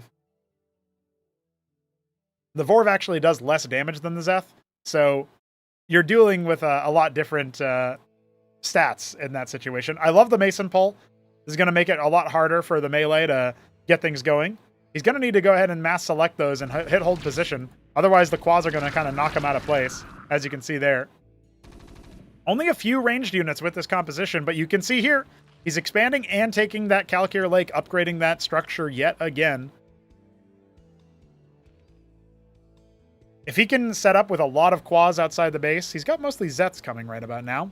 And if he can get his Lyriliscs in a position to start dealing with this Maverick force, it can be a really big difference. But we still only have triple stockade. There's not that much unit production, it has to be said. I mean, I know Mavericks only take 11 seconds to make, but you know, the damage density is going to leave something to be desired here.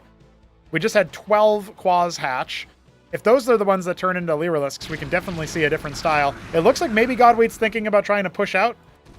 And we are going to need to see the Zerg player fall back a little bit, but instead he wants to go for the surround. Is this well advised? He doesn't have so many Vorvs, so the tankiness of his army is definitely in question. And behind this, he is not actually linking up with the rest of the units that he made. He didn't upgrade them to the tier 2 unit, or I guess the Apex strain. It's not quite tier 2.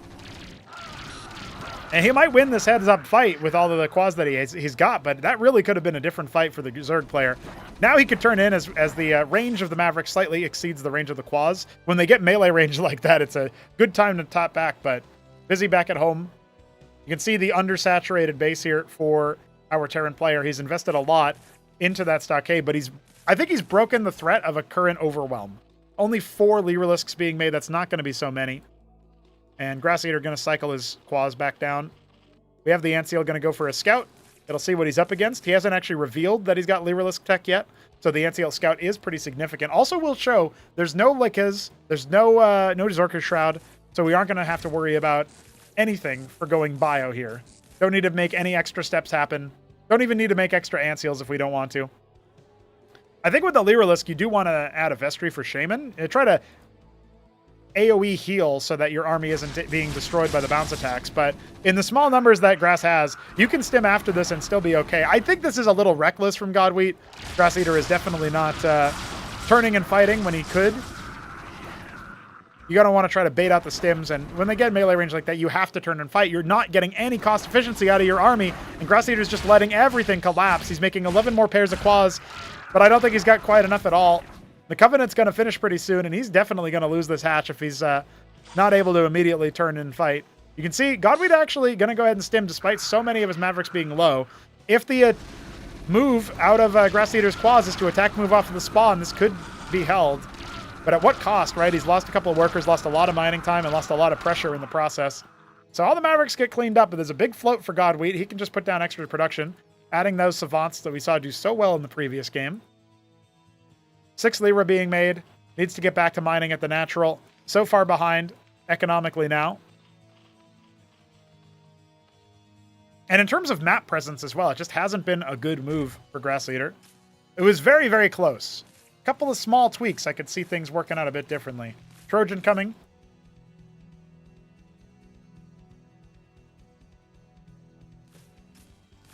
A lot of the times I have noticed Zerg players will morph their units. Takes a while to make them, and they morph them right at the front line sometimes, or right in the attack path. So, very dangerous gambit. Now he's going to morph them off to the side instead. You can see the Savants revealing themselves.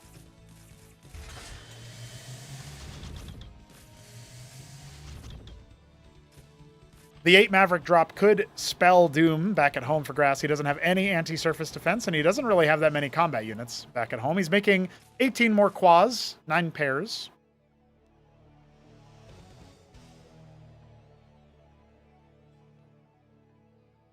He's got an okay Lyrilis count now, and he could try to overwhelm this position. Let's see if it's going to be good enough. You can see him trying to break down the Antseal first. He does end up losing a Lyrilis for his trouble. Coming up in a line like this is not what you want to do, and now the Mavericks are loose. Good mineral drill would help out over here, but it's not going to happen as he hasn't even noticed. He hasn't even responded. The next time he looks at his main base, it's going to be all gone, and he just calls it right there. Doesn't even try to break through. Oh, his spirit broken. GG. That, my friends, is a wrap. 3-1 score for Godwheat. And I guess I'm not really that surprised. At the end of the day, does seem to be a more solid mechanical player. Now, I do want to get to some games between Vilius and Grass Eater and Vilius and Sausage, but I think we'll do that another stream. We have been casting for almost 5 hours now. Or actually, no, that's a lie. 4 hours and 15 minutes doesn't really count. I'm going to take a look to see if any other replays are being uploaded live, but...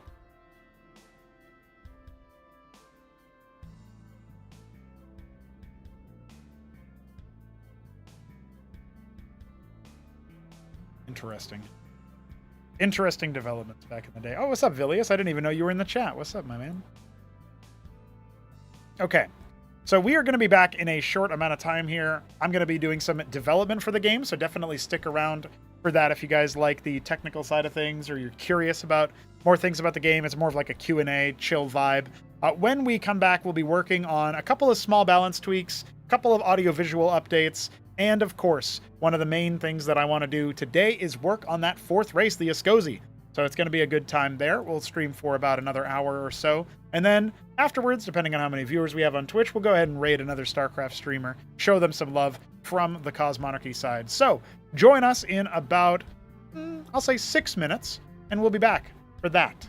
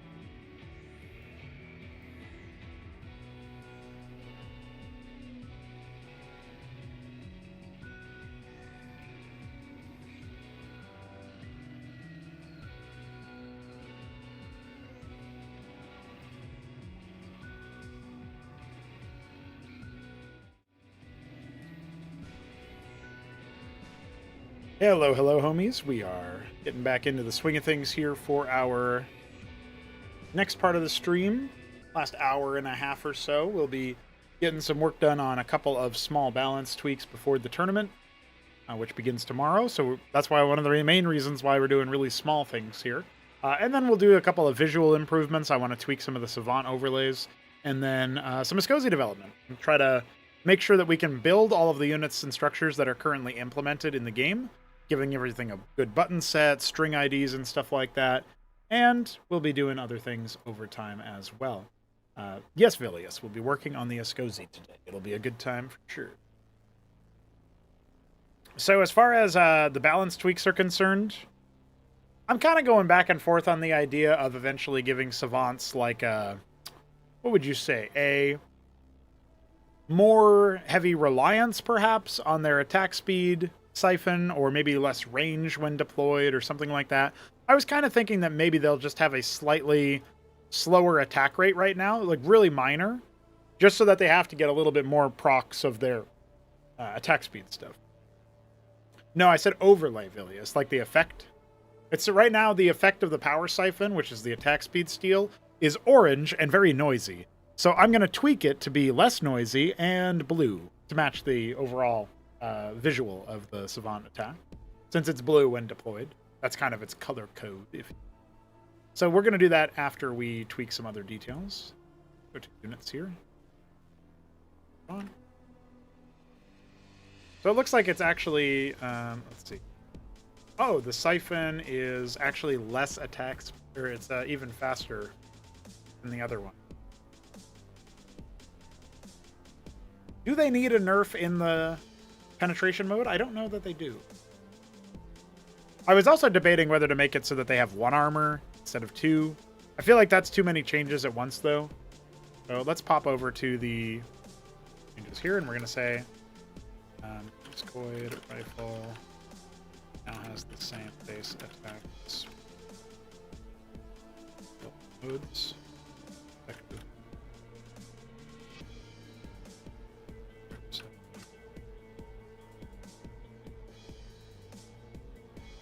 Say power siphon attack cooldown 0.75 to 0.83. Say matches and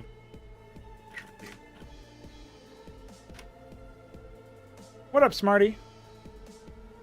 Covenant nerf was enough already. I don't think this is going to be a huge change. It's mostly just thinking about like giving the Savant, like it's a well-rounded unit.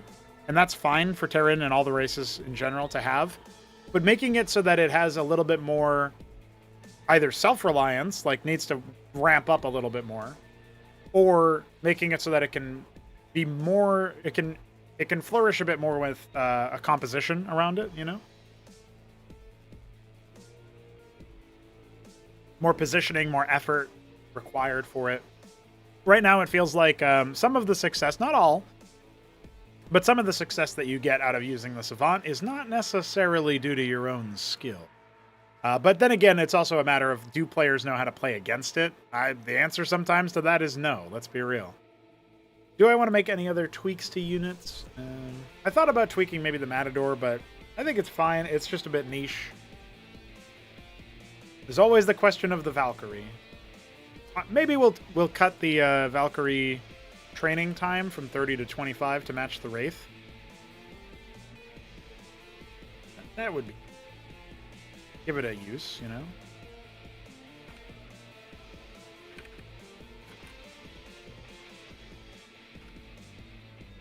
Make it a little bit easier to grab.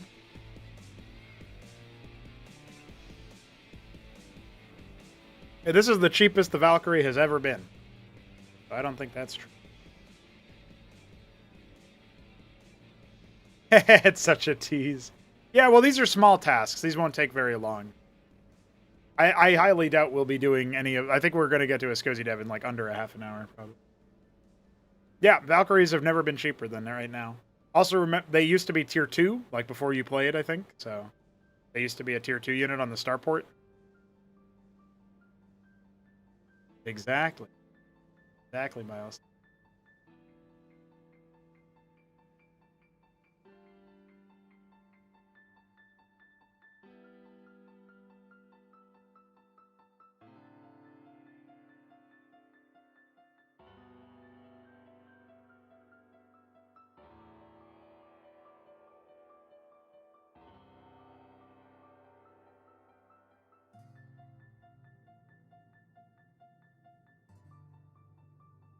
I can't really think of anything in the Protoss arsenal that needs significant change.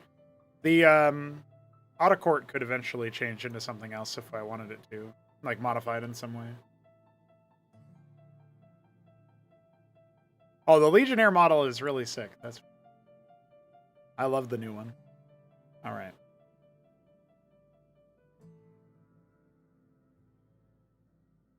I could and probably should update the Agroleth walk cycle. It's a bit jank right now.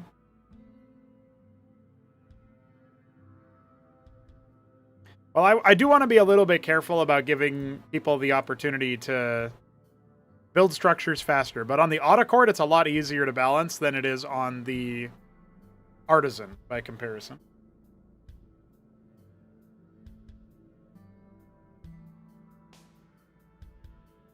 Before the Artisan had its warp back home mechanic for resources, it used to make structures, and it used to make them faster than the Scribe, and that just led to really silly interactions.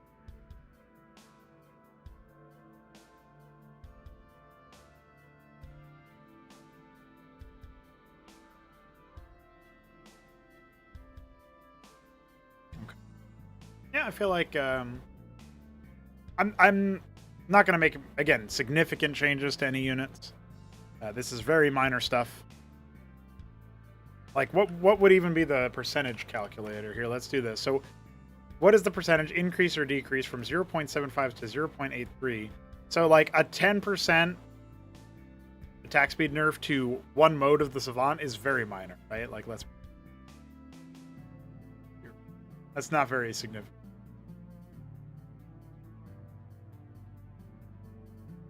It would be more significant on another unit, but the Savant increases its own attack speed, so not really that significant.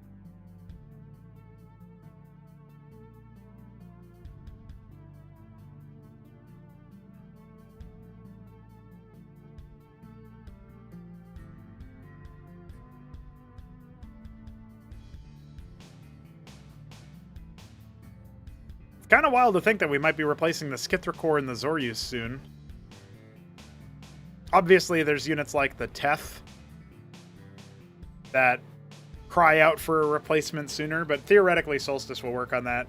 Maybe not immediately. He said like his next unit of choice won't be the Teth. He's going to work on something else. But I'm really grateful that he made the Iziracore. It looks really nice. And the Bactylusk should definitely be replaced. But choosing between these two, I guess maybe So the Zoryus feels like a lower grade model, but conceptually is pretty good. The Bactylusk feels like it needs some work, you know what I mean? Especially to make it look like the Hydra, so...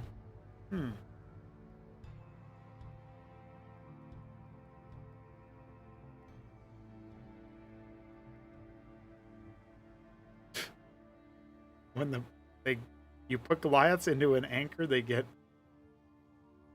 And they get out. They make a little dance?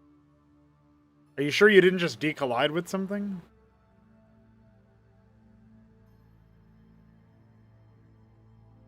That is true, Milestone. That is true.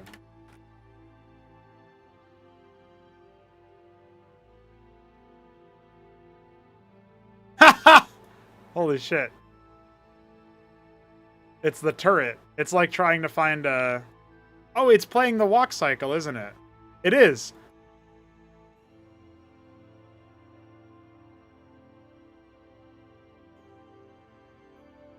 Like if you see the way the turret bobs, it plays the walk cycle, but that is wild.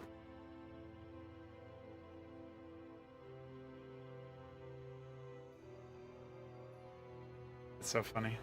I wonder if that happened. That probably does sort of happen to the Phalanx as well, right? I don't remember if the Phalanx even has a walk cycle, though.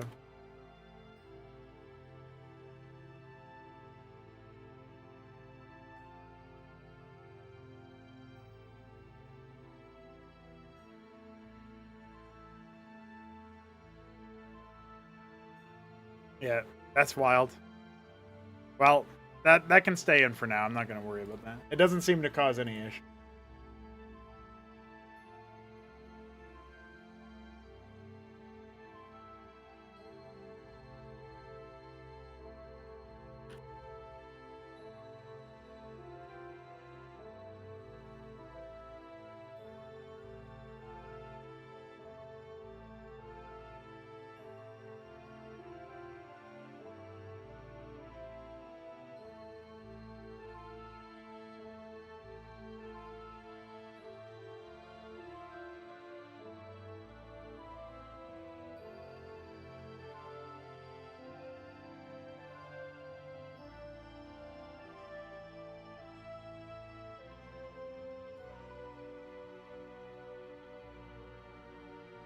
slash Dansk.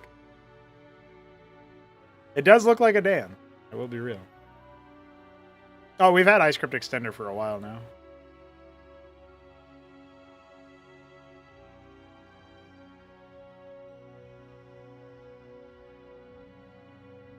All right. I feel like that was it, honestly, for balance. I don't think there's really anything else I want to tweak. I guess I want to buff Legionnaires because they look so cool now, but...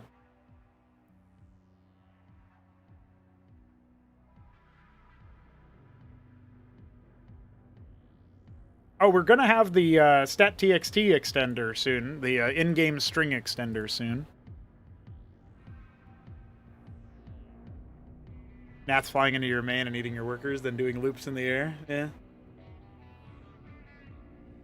The slash dance command from StarCraft 2 isn't, like, if you have the budget to make those kinds of animations, that does add some character, right? So, I actually don't hate it. I think some of the animations are maybe a bit extra, but you know how it goes. You're talking about the Cathrasta lore out of the Keskath lore? Yeah, it's been up there for a while. Haven't made it yet, of course. And I have a graphic picked out for it, but I'm not going to implement a whole new unit right before a tournament. So. No worries on that one, though. It will come. It will show up, I promise. I promise it'll happen. Yeah.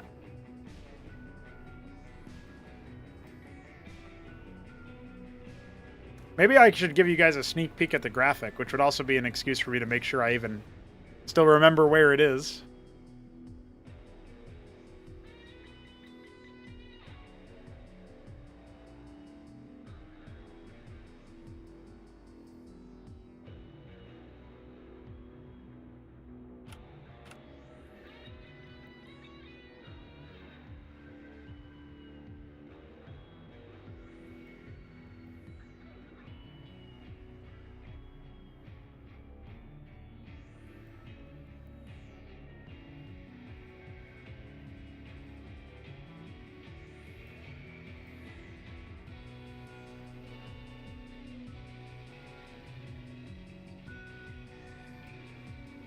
Sneak peek. There you go.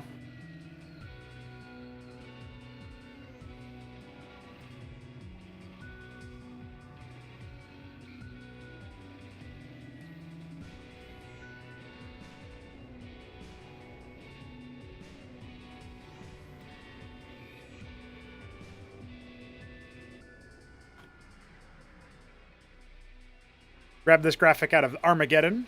It's a big eye.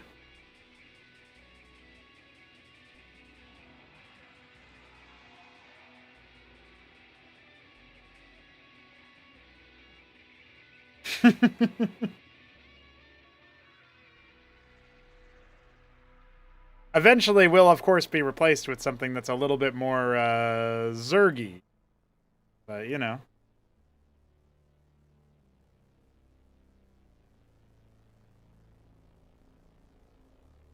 Yeah, but it's pretty easy to tweak this guy visually, right? So we could do this.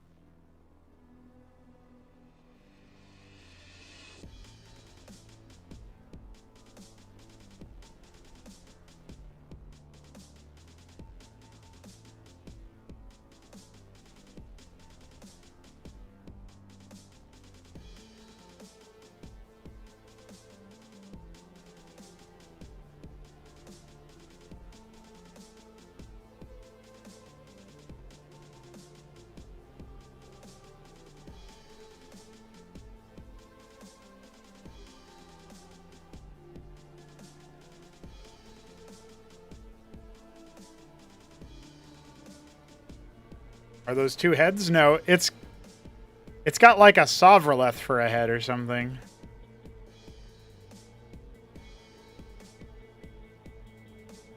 But yeah, it looks a little bit more Zergy now, in my opinion.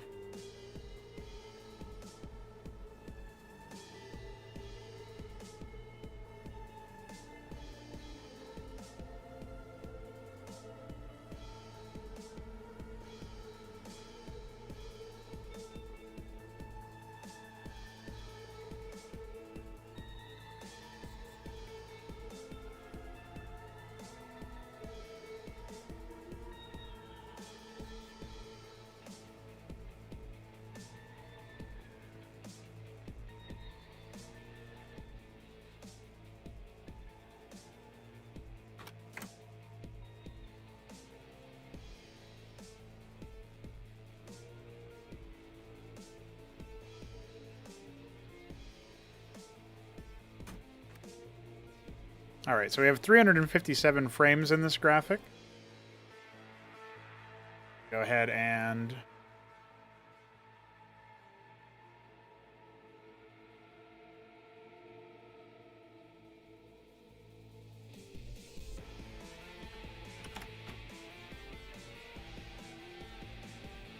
yeah, it's each individual frame of the graphic.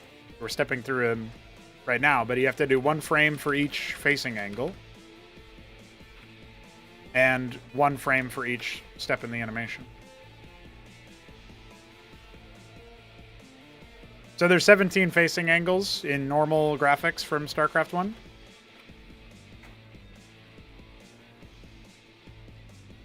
These are Zergified color scheme-wise. Probably could do a little bit more work on the color grading later, but this is fine for now. And now we're going to go ahead and do the... I don't think I'm going to do this on stream, but I'm going to show you guys what I would be doing here. So we're going to say... Kethros Delor. So we're extracting every frame in this animation, all 357 of them. And now it's done. So let's go to here and say Kethros Delor Shadow. Delete this. Take this, and we have a materials graphics folder. We're going to put that there. And what we would do now is we can go ahead and close this. We don't need that open anymore. We're going to go to our other desktop here. Here it is. And we will need to do a unit shadow. Probably the tall one. Let's see what it looks like.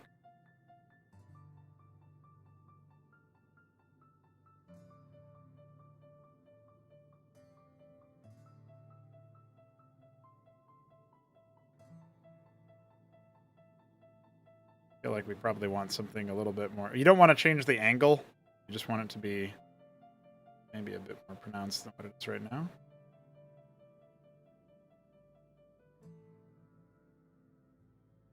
Yeah. That. And what we would do is we would batch action every single frame in that folder. I'm not going to do that right now because I got to use Photoshop for other things, but that's what I'll run that after the stream or something. And then there will be a shadow. Good to go. Esque.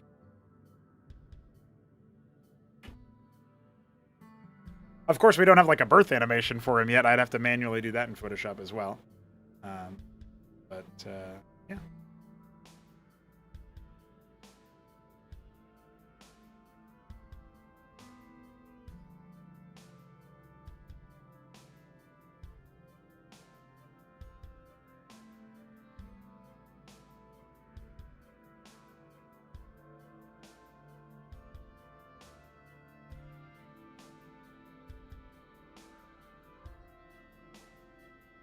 This is Zerg.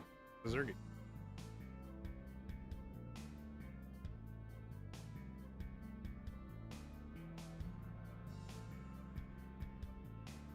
How large is it versus Ultra? It's probably like 3 times the size, maybe?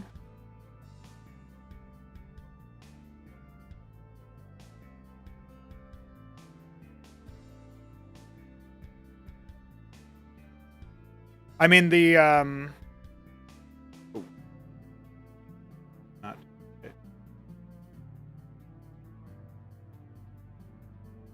The Kiscathalor is really meant to be much bigger than it is, so the size increase here is obviously a bit weird, but 28 is our width.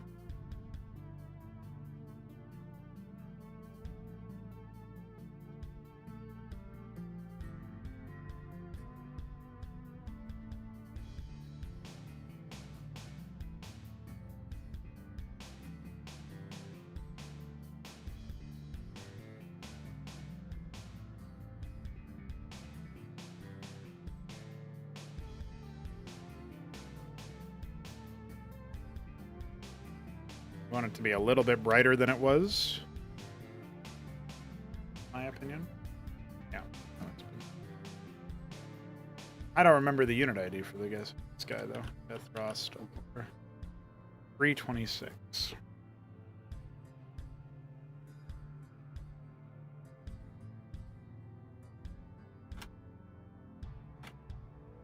It might actually be kind of close to the diadem size.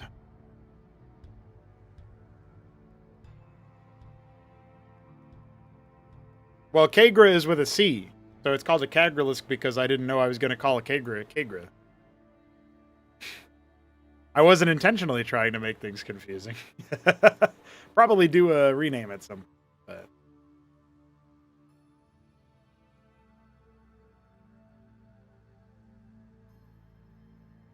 However, my lore for Plague is that it is a reconstituted Kagra, so it's not terrible that there's an overlap there, it's just not something I've actuated.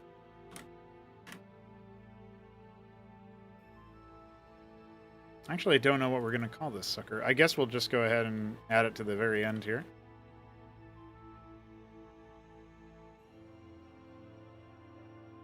What is the current 338?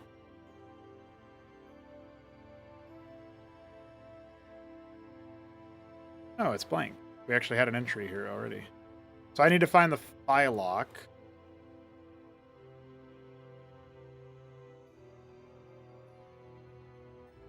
Four, 7, 8.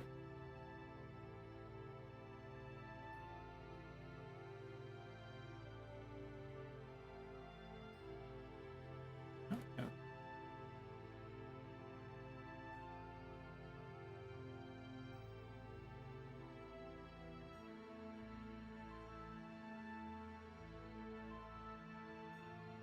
So 4, 6, 7.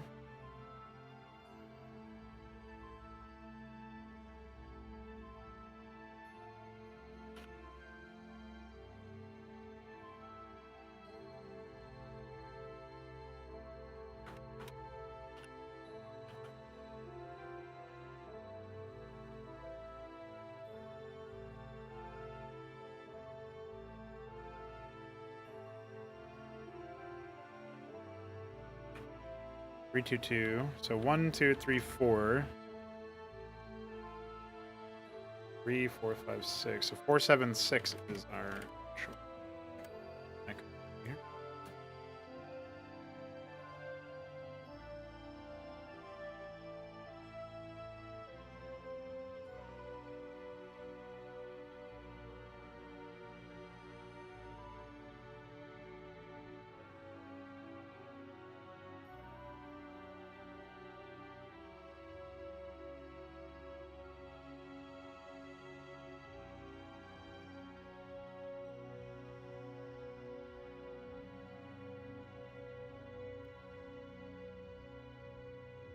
What?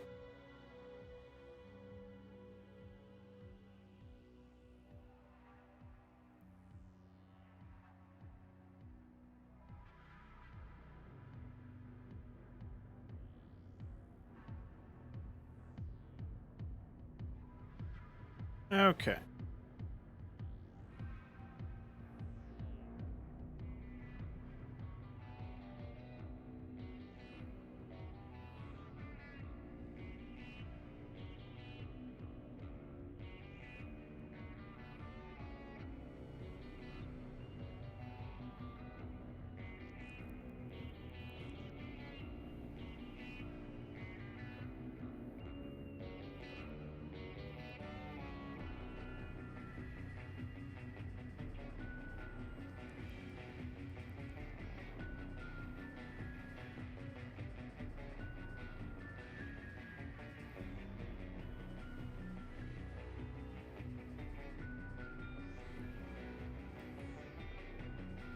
Oops.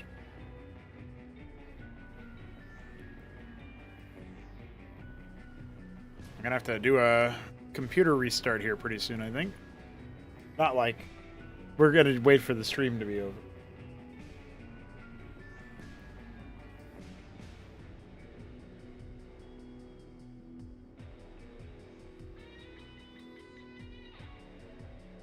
Okay. So right about now, I think we are all set to check out our icon.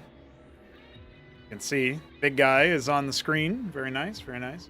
All right, that was a total aside, though. We have to work on those overlays that I mentioned.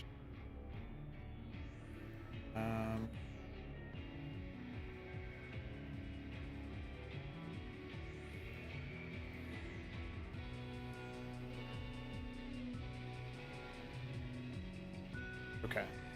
This is the old Savant graphic? Yeah, still loose in the game. Okay, so what we're looking for is actually going to be the feedback hits from the original game. We'll go to here. Go to Brood App. Unit. Thingy.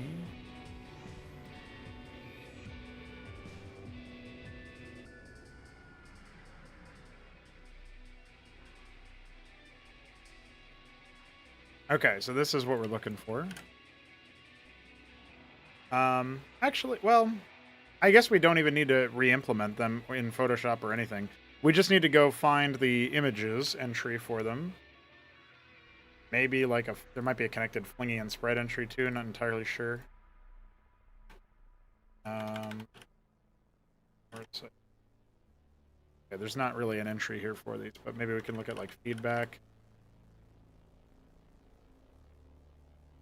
909. This is going to be a feedback or a power siphon hit small.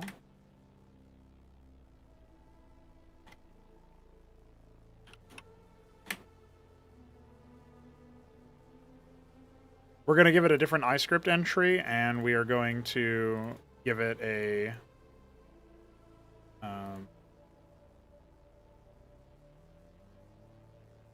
different coloration. It's going to be BXable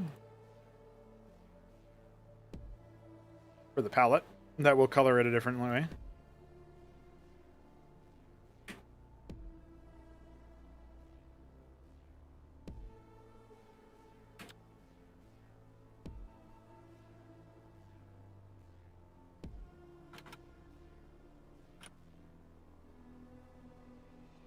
And these entries are 186, 188.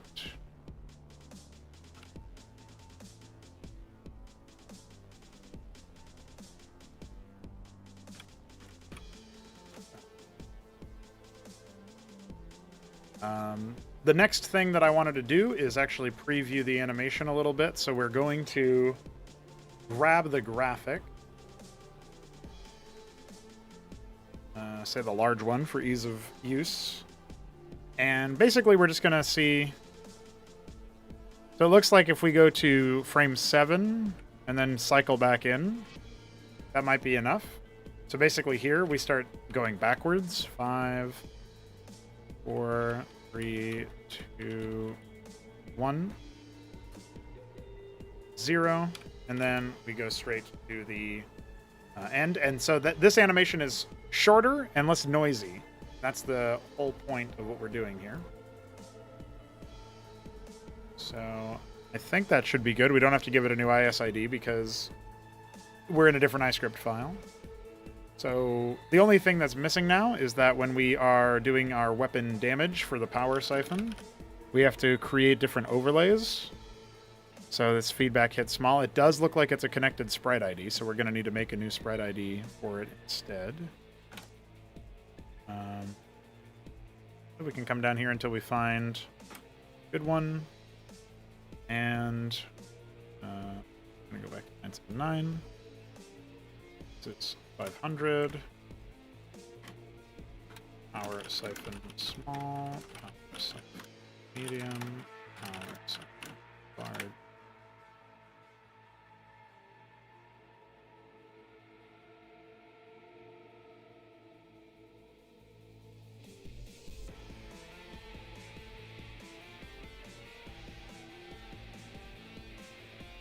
All right, and defining these as 1032 through 1034.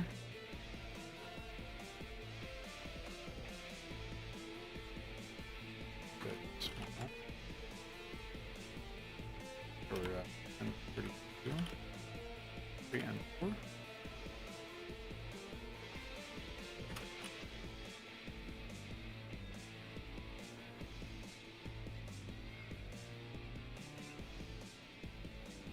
And that should be it. Just need to compile this and we're good to go.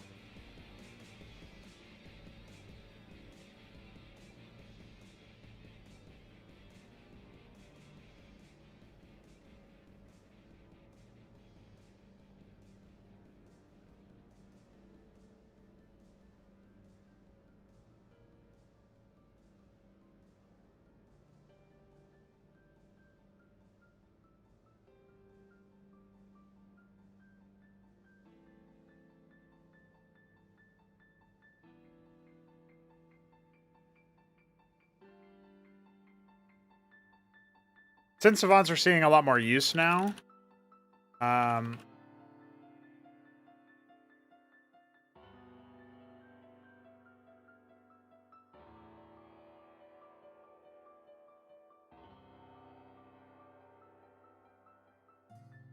just makes sense for me to tweak them a little bit there. But I still feel like the animation could be tweaked a little bit. It's very subtle at the start, and I don't think we need those first or last 2 frames before we go.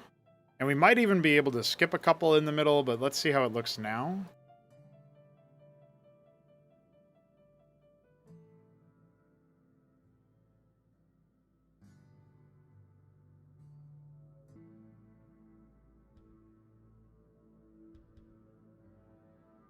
Yeah, I think that looks much better.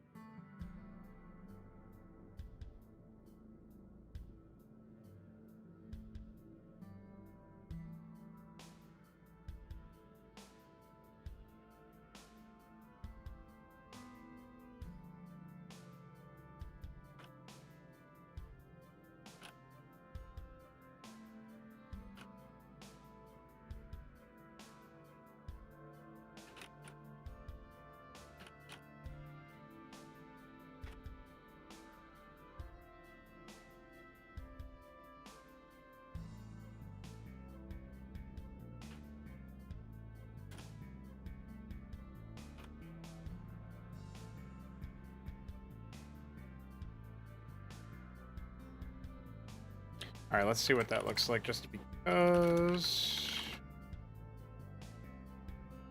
Yeah, that makes it really obvious what's happening instead of it being like hidden under the unit.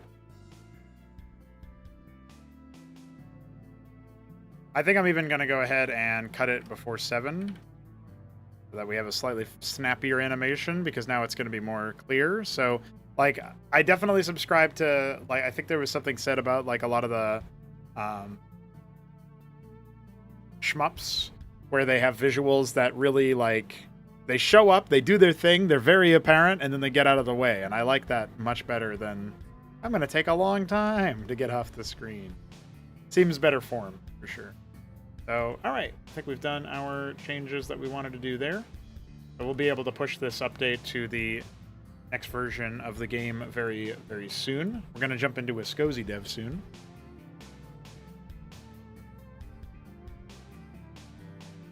Trying to think about what actually is left to do for some of the implementations, but I know that one of the changes that I needed to make was related to the SCSI facilities here. It looks like we might have the wrong, like, entries for creating structures or something like that for IDs. Let's take a look. Unit ID. All right, so there's the chantry is 459. That's what the button says, but it looks like the graphic isn't implemented correctly then. Well, that would be why. It's pointing to the radix. Chantry itself is pointing to everything correctly, so there's that. All right. Well, with that small change, let's see what happens with the stuff here. So, got the Pilgrim. We've got ourselves the Chantry. Got ourselves the Radix, and we've got Arch. So we do not have the function on the command card, so we should add that.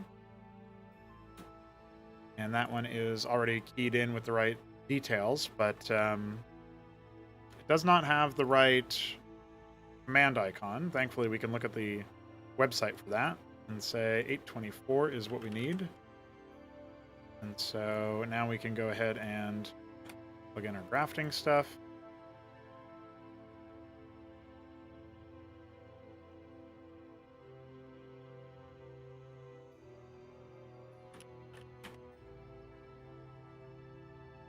Seems like it's correct.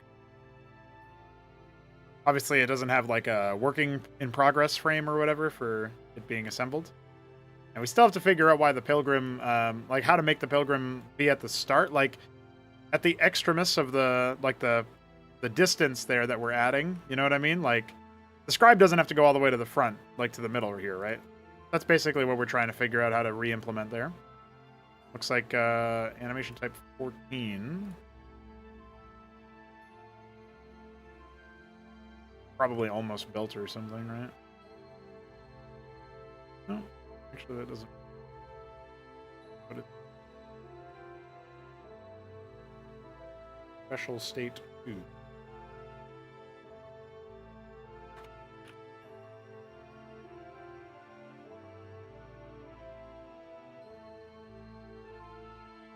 All right. So the function is not actually going to train any units yet because we don't have any of the mechanical units implemented for the Ascosi, but we do have it for the Radix. So we'll just go ahead and speed through the construction of this guy. It's another case where they need a special state 2 for whatever reason. Probably something to do with like construction hardcode, but we'll figure that one out later.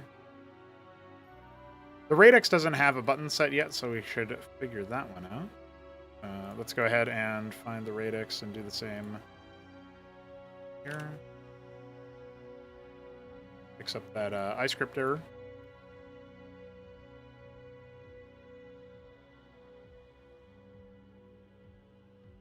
Okay. So I think what happened here is that I made the Radix entry, but I have not given the Radix unit ID a button set in the grafting. So that is 460 is the unit ID. 60, 0. Let's go Zed. I'm adding them right now. Not the whole thing, but over time we will be having many, many more units added.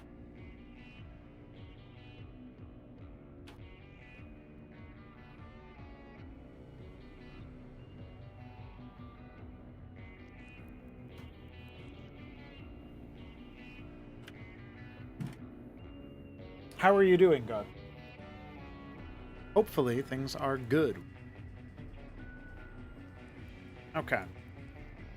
I'm going to take a look at the Cardinal. Does look like it's hooked up somewhat, but it's not using the right flingy entry. That's going to be 580. And the Vicar is kind of in the same boat. Actually, that's not even started. Yeah. Cardinal is 10.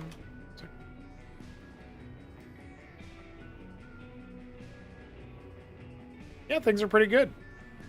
Getting a lot of attention from the Brood War pros. We got raided by Bonath and Ziki today. Yesterday we got raided by Bonath, and then the 2 days before that we got Ziki and DeWalt in the same day. So we're getting up plenty of attention from those guys, which is very nice. Seems like lots of people popping into the Discord server as well. And take a quick look, actually.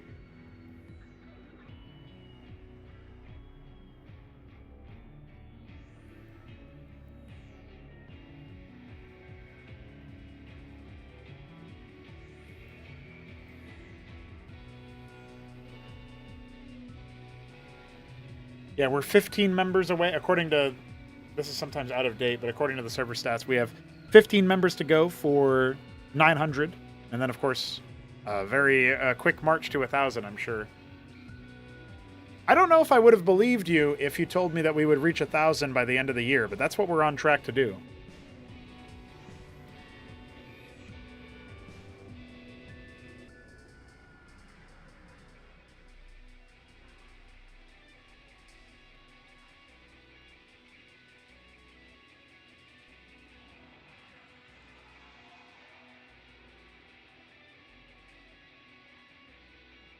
All right, Cardinal is 2077. So, maybe.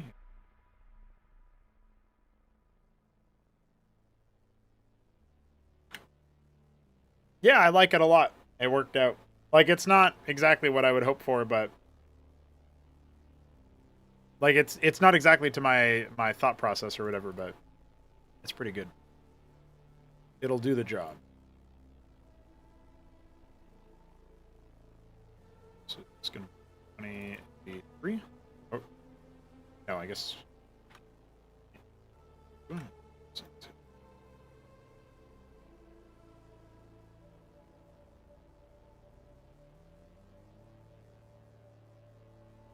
It is a placeholder, but all of the portraits are placeholders, right?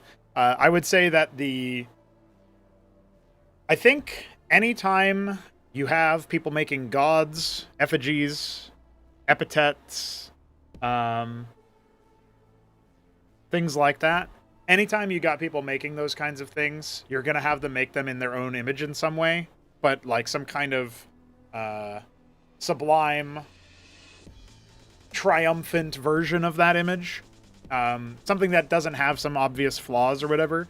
And so that's essentially what I want to go after. That's right, you do, Grass. I mean, God. I almost called you Grassy, dude. God Eater. Got him. It's from that is the. It's a Starcraft 2 portrait from Slain in Legacy of the Void. They have the Solarite worms or whatever that eat the sun or something and poop Solarite. And it's just like a ridiculous slapstick carnival ride. Yeah. No, I don't remember all your usernames. I mean, I do, but I don't bother thinking about them in the moment. But yeah.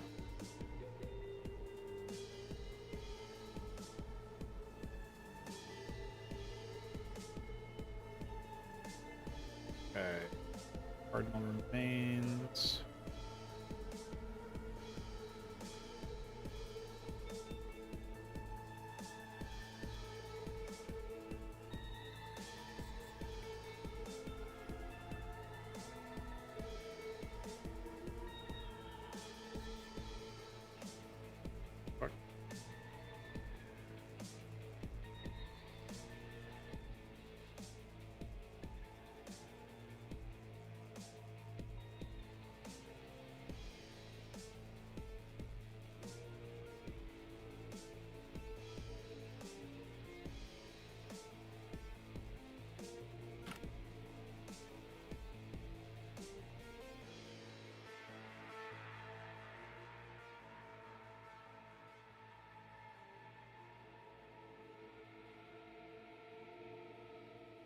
Oh yeah, people were asking about the Agroleth.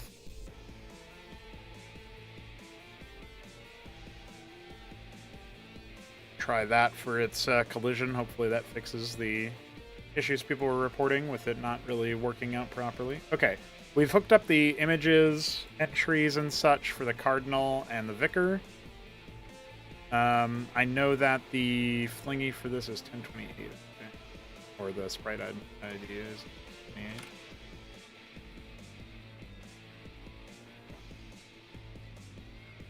So Vicar, say 0 for it to use the weapon ID range. 1, 2, 2.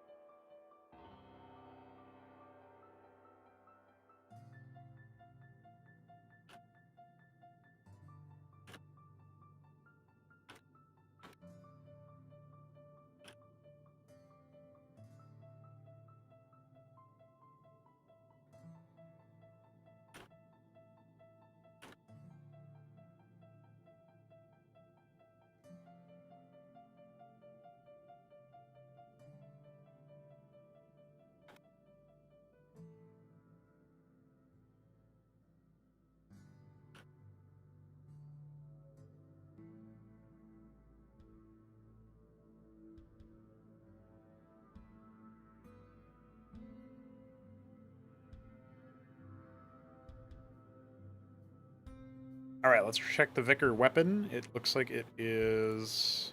Oh, this one's supposed to be instant hit. I don't know if I would do this as instant hit, honestly. The Vicar is... Yeah, it has this power, which is pretty good. 224, that's 7 range is pretty good as a general unit, but, huh. It's target allies, so I guess it's a bit different. Yeah, that makes sense. We've got 3 AP. It is 2x7.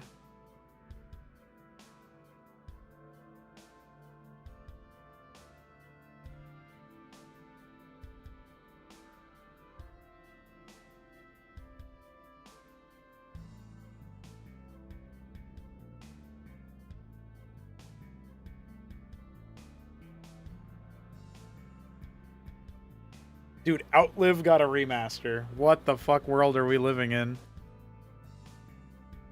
The original Cyprian and Shaman graphics came from this game.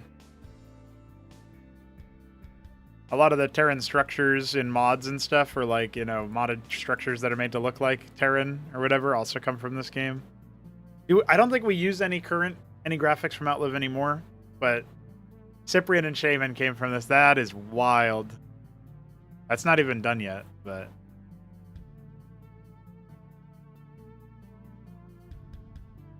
Oh, the original Simulacrum came from this game, too. You can kind of see it some places. We recolored it, of course, but...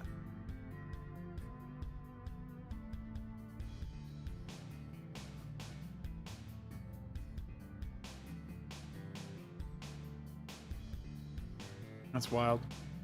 Well, hopefully that's successful. Well, it's good, I should say. Yeah, that's right, Lucy. I already had it. Remastered Simulacrum before GTA 6. Funny.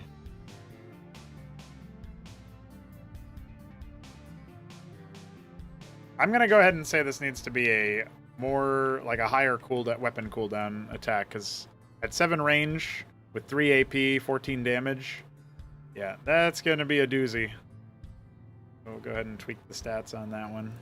I could always tweak the damage instead, but fine for the Skozi don't have a heavy hitter at this stage of the game besides this guy, but that doesn't mean that he should be fucking insane. Cabra Homie says the game is a success already. Fuck yeah. All right. What's up anyway? By the way, Cabra Homie, welcome. So we've got the weapon implemented there. Let's take a look at the Cardinal. Okay. The Cardinal currently is going to use an old Golem graphic, which is a bit jank. I don't think I have any iScript for that sucker, unfortunately, lying around, so I will have to make it myself. This is going to be...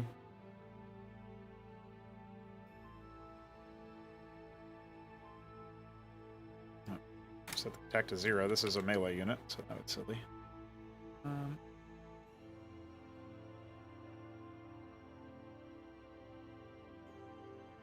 This looks like neither of these are Omni, so that's easy enough.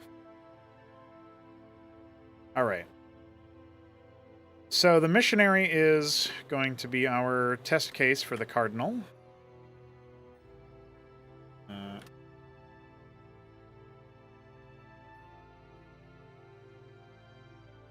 So 7, we're using 2078 for the Cardinal Shadow.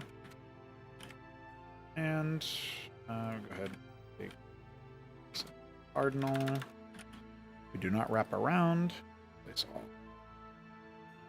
Okay. Let's see. We're looking at Aurora probably. Oh.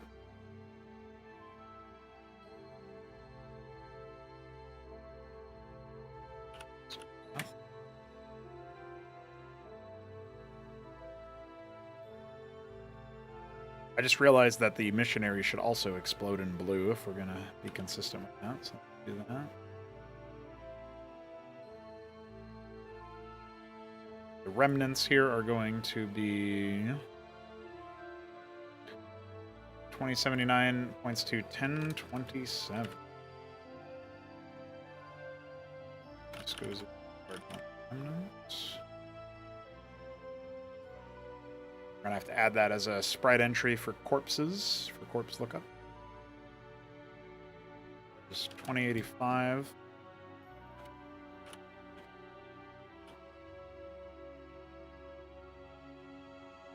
Into this.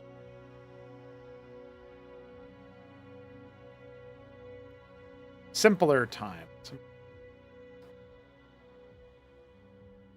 We could probably take the Zav Death graphic, which is the Scree Record Scourge, and probably go into our MPQ rip.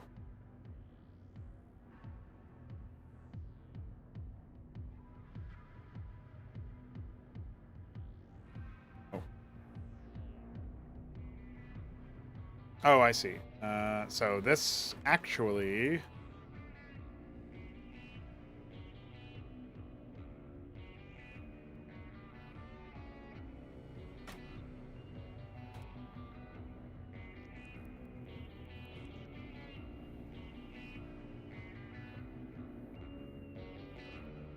Zerdithus. Okay. Grab these two.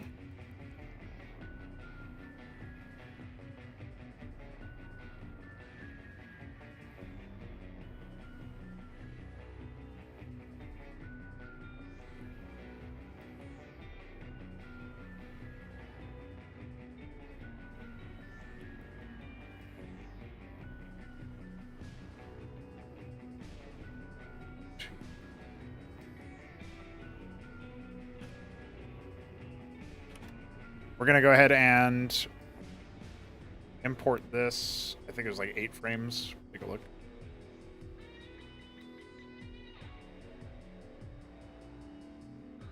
Yep. All right.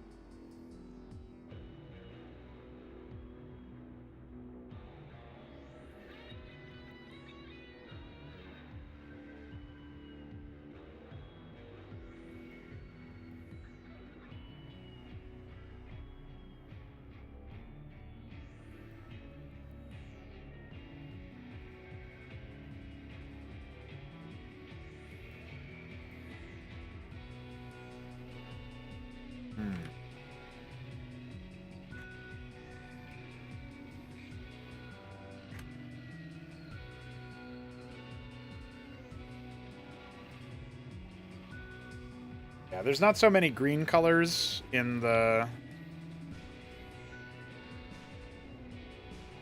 like green and turquoise colors.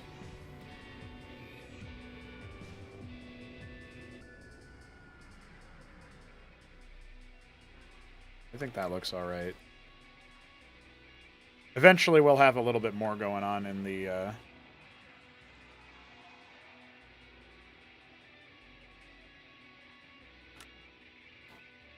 not in the palette, but in the... like, we'll render out a custom graphic.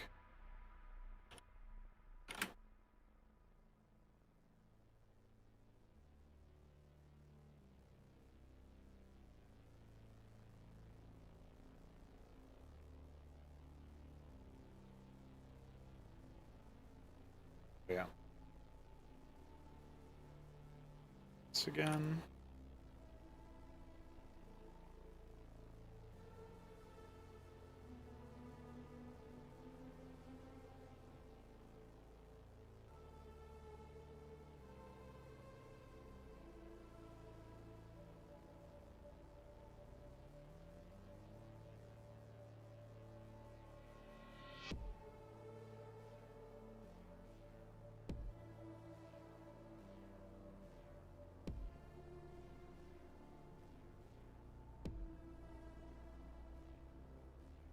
Oh, this one looks way worse, unfortunately.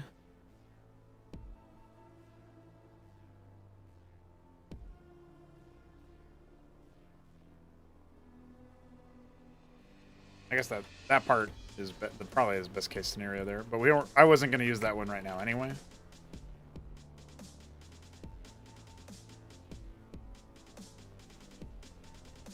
Where did I even save this?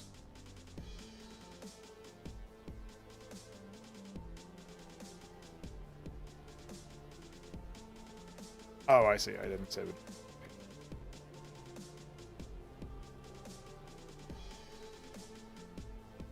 Good in the hood.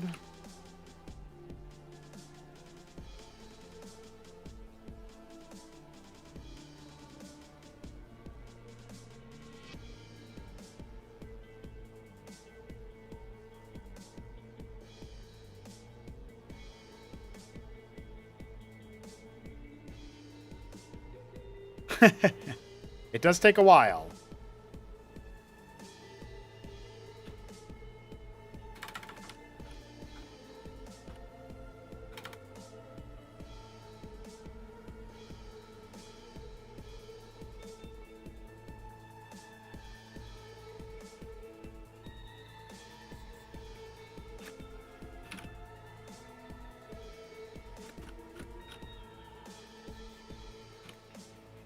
All right, we have this one here.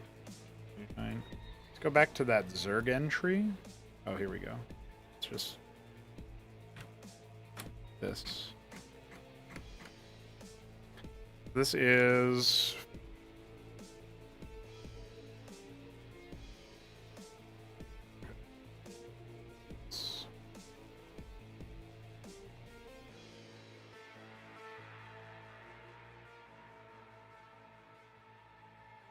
I think it's fine to leave these actually as they are.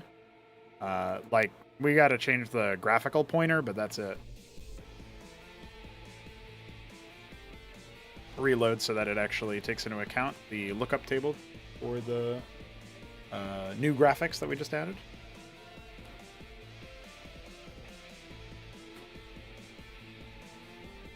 Come on down here and say this. So. And we can keep it in the Zerg file, that's fine, but we have to overlay the 2089 one. Go back up here, under the death. This is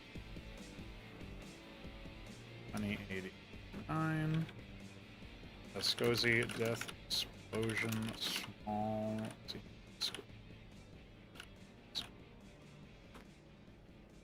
And then we come down here. Do the cardinal, and we go ahead. All right, so now they'll have a nice bloody explosion. Exactly what we're hoping for. The sound is going to be Ahmed for a little bit, but that's okay.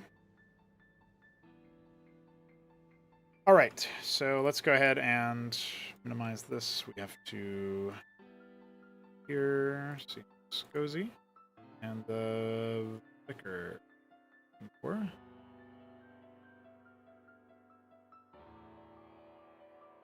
So it looks like frame 2-2 is the idle.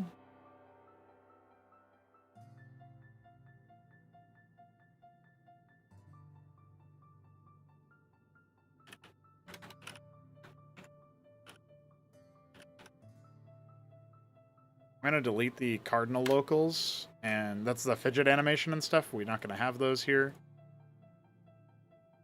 Okay. And the walk cycle, we know it's going to start at 3-3, 4-4, and we'll see how far it goes. Oh, 7-7 could also be the idle. Let's see what 2.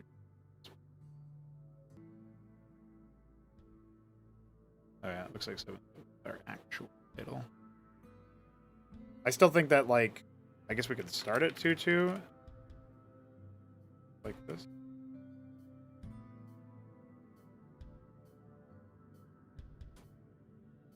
Go.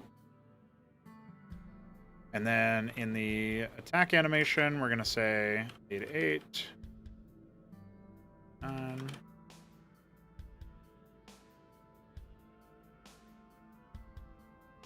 Oh, it looks like we probably want to skip 8-8. Well, or no, we skip 9-9, I think, and we just go straight to AA.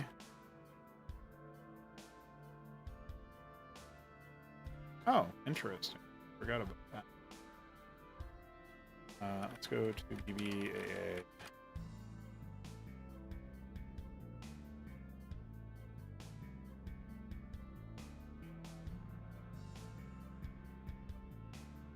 Okay, I think that's a good IA script. I don't actually think we need to change anything else about it. Wait.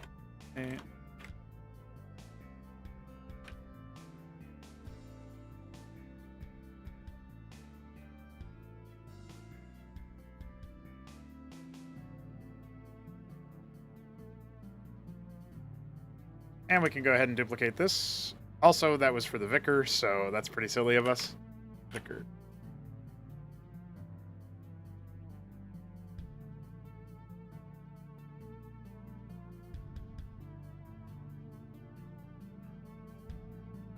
Let's grab the ISIDs from our images. 8, and I know that the other one is 497.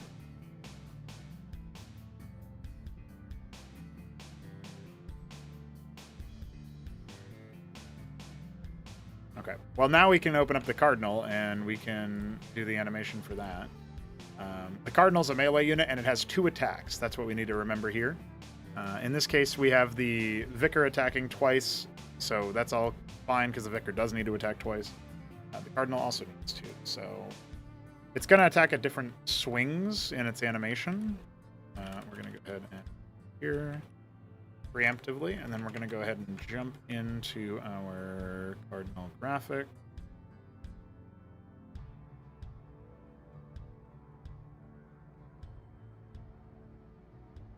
Okay, it looks like our walk cycle ends at 8-8. Starts at 1-1.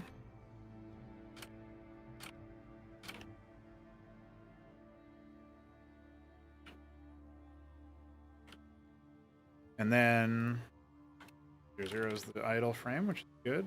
Like that. And Scozy Death Explosion is fine. Oh, Vicar Remnants is going to be 2082. No, it's not. It is.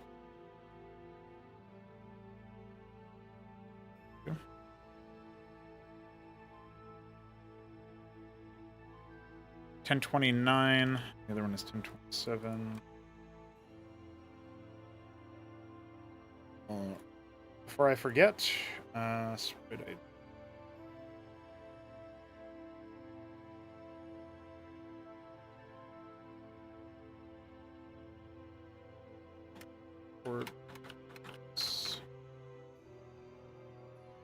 Cardinal, Vicar.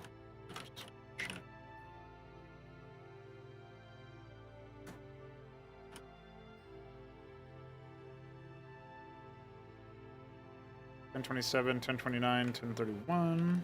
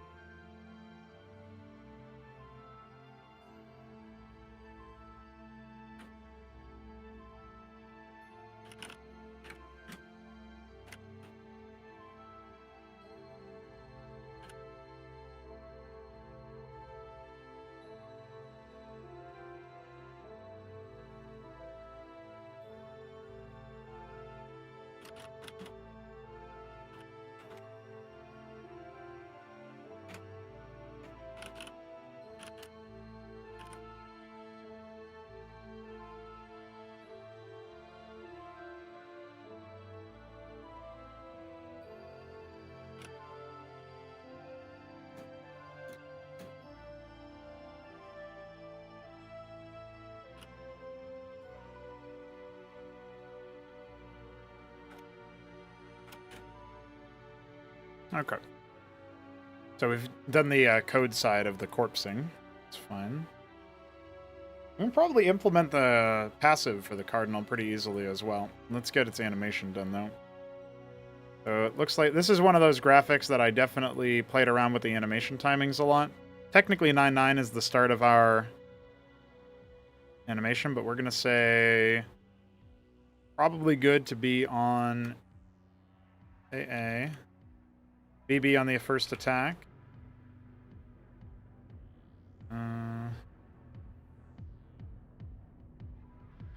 I guess CC is technically the first one, but we don't want to start on BB, so we might try between AA and CC. That's a pretty harsh cut, though. And then we have EE, FF.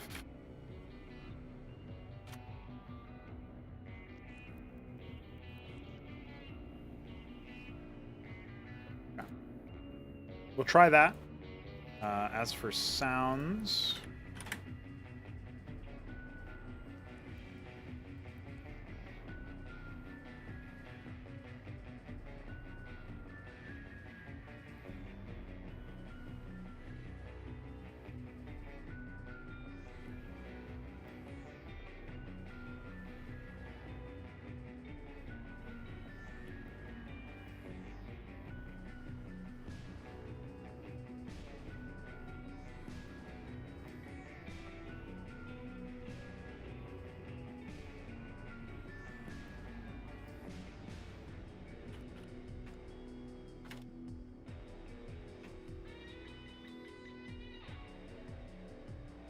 And then when we attack the second time, this is when we sig order 32.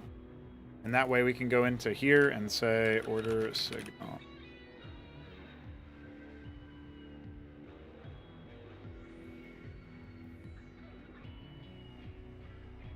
We're going to say Viscosi Cardinal. Where is second string?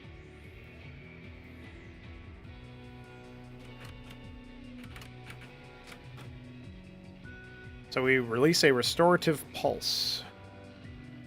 Okay, so we're going to say... This.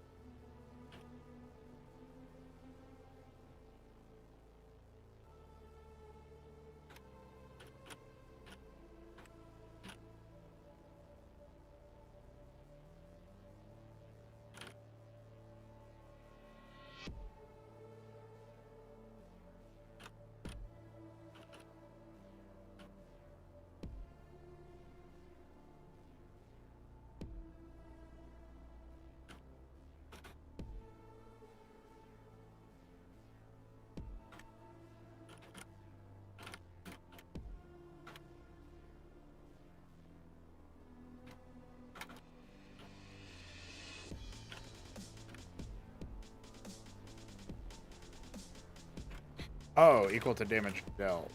Okay. Huh.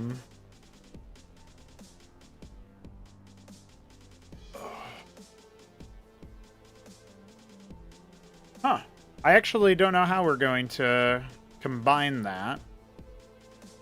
Because normally for like lifesteal, for example...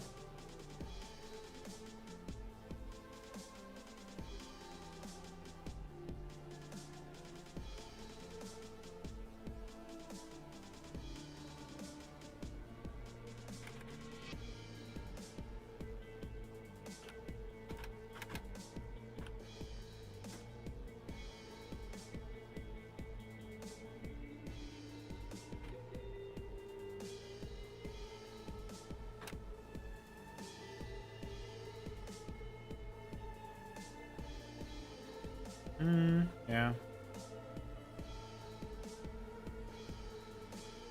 Like, I could do it right here, but the problem is that, like, how do I detect if... Well, I guess... That's not really that hard. Probably will work.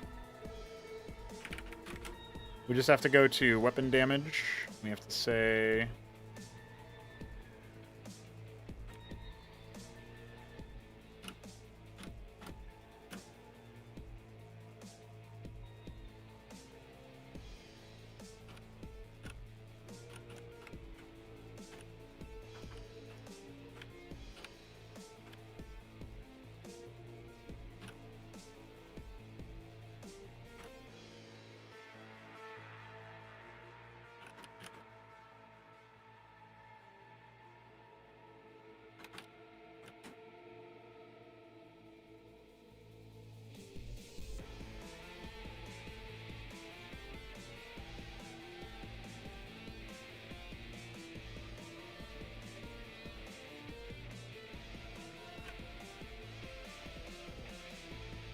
Okay. This should work. We just have to take the sig order and put it before the attack. I think. Should.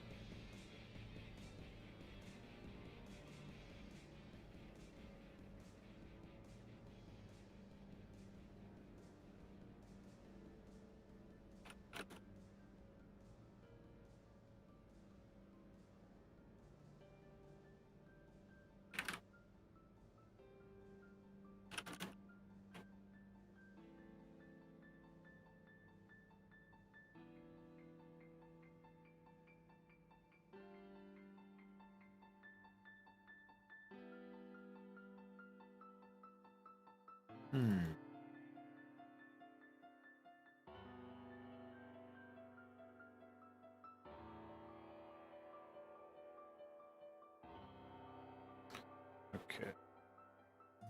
Oh, it might be one of those things that can't proc on your own units. So that would probably explain why it wasn't working.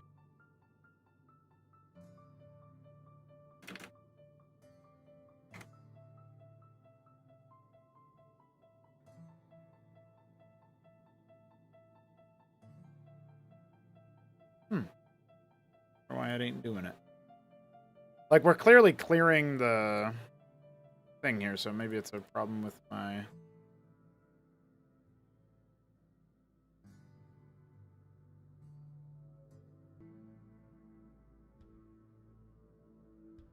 Oh. Apparently the heal source player in this case is the target ID?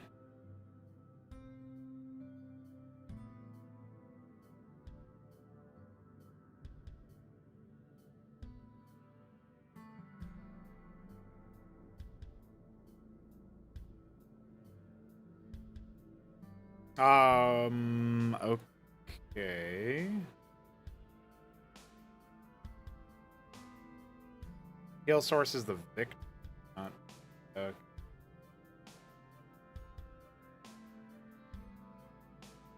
target. Yeah, it's a... Well, it's supposed to be... It's not supposed to be. It is supposed to be around the attacker. Oh, well, maybe that's what it was. I was passing the ID and the unit ID, which is definitely not going to work out. So we can definitely say that the weapons are implemented. Let's go to Cardinal Melee. Let's go to Card Passive.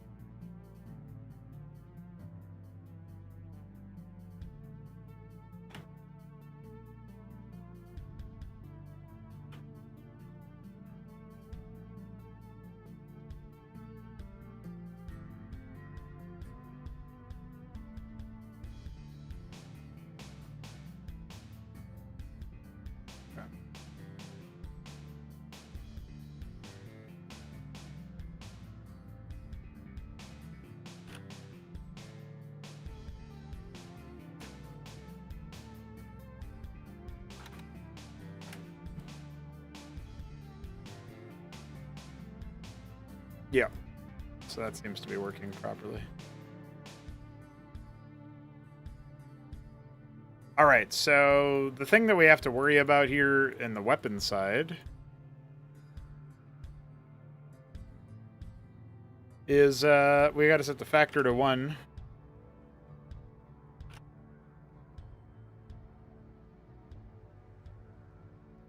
I guess we can do it to 2 here, and then we can go to Vicar, ground attack, and net, and just delete the second attack with. I'm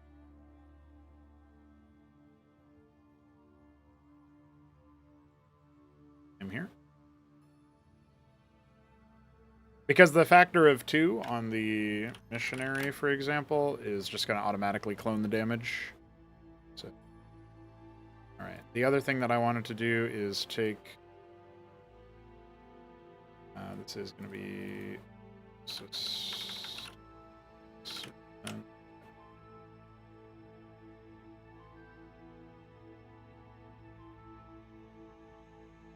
Oh, have an icon ID for sustaining.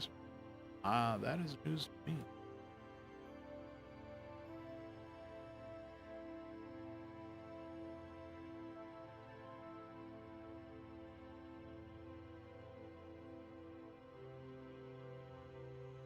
Is that real? Big if true. Oh yeah, I guess so. Let's go to buttons.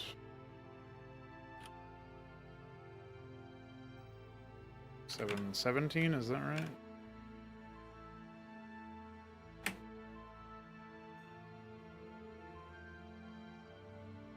Alright, we can enable these buttons. We gotta go to missionary and cardinal. Cardinal's 5.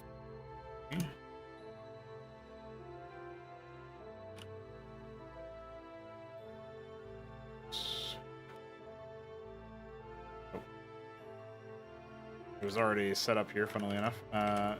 Then 447. Mimic. And we'll do basic commands.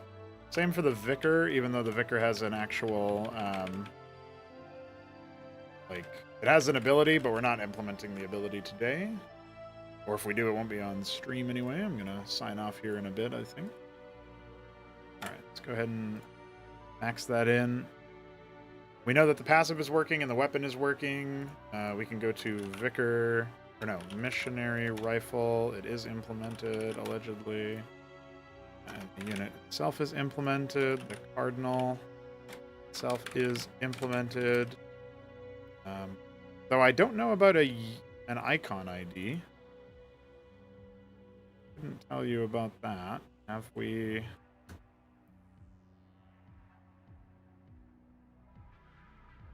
Oh yeah, this is bisecting blades. Okay. 70.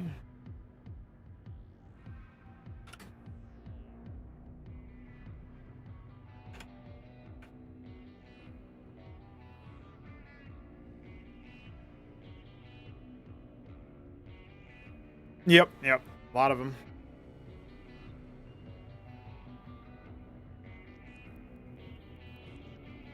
Which definitely feels pretty good. Alright, it doesn't look to me like we have... as far as I can tell, we do not have the...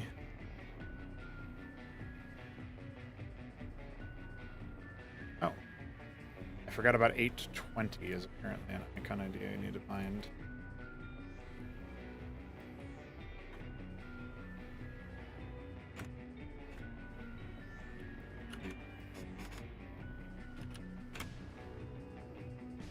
Yeah, it doesn't look like we have icon IDs for the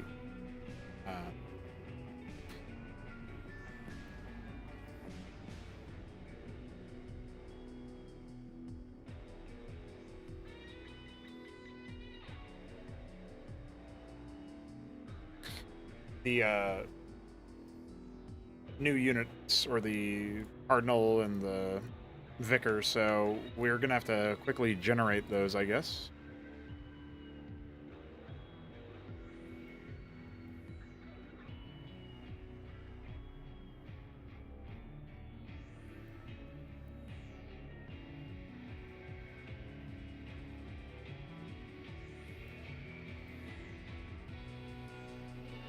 What's up, Tyler? Yeah, we're about to finish it off here today, as far as the stream goes.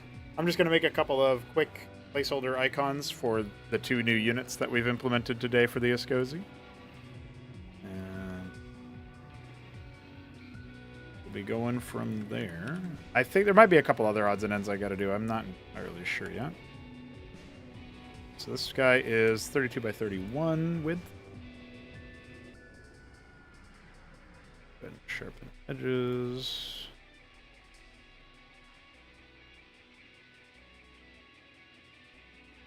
Yeah, I think 160 might be fine here. It's always like, it always looks too bright in the preview, and then it looks fine in game. 2826, I believe, is what we're on right now. And then production icon, we'll go ahead and do icons. I forget the unit ID here. We have the units open. We do not. Vigor is 448. So that's going to be 460.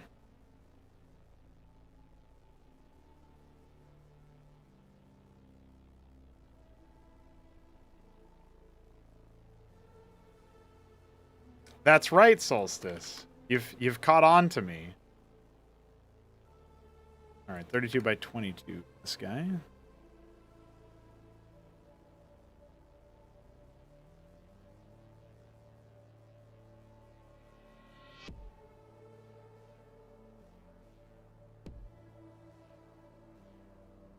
So this guy is 0 to whatever. We'll figure that out later.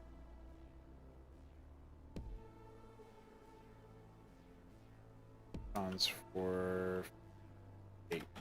2 unit IDs less than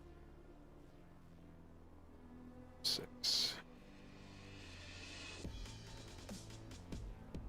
Unit icons for 8.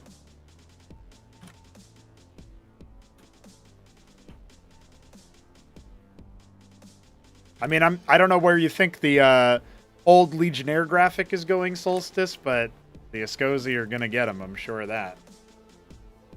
Alright, so we're going to take this guy and see. We got 825.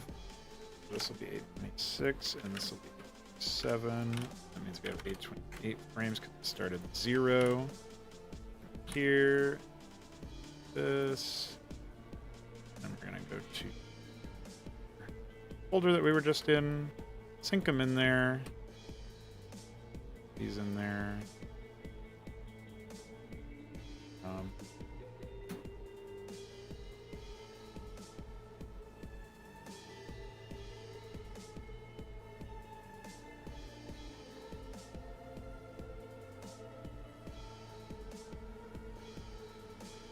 What is the ID? Stop. 326, so it should be 338. It looks like it's just blank.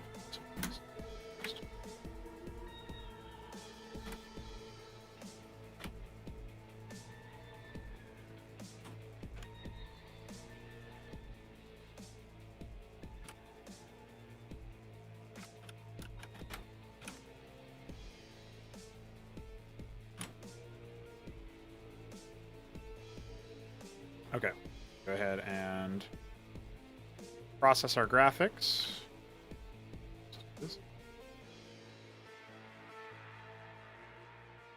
Okay. Yeah, it's a good time saver.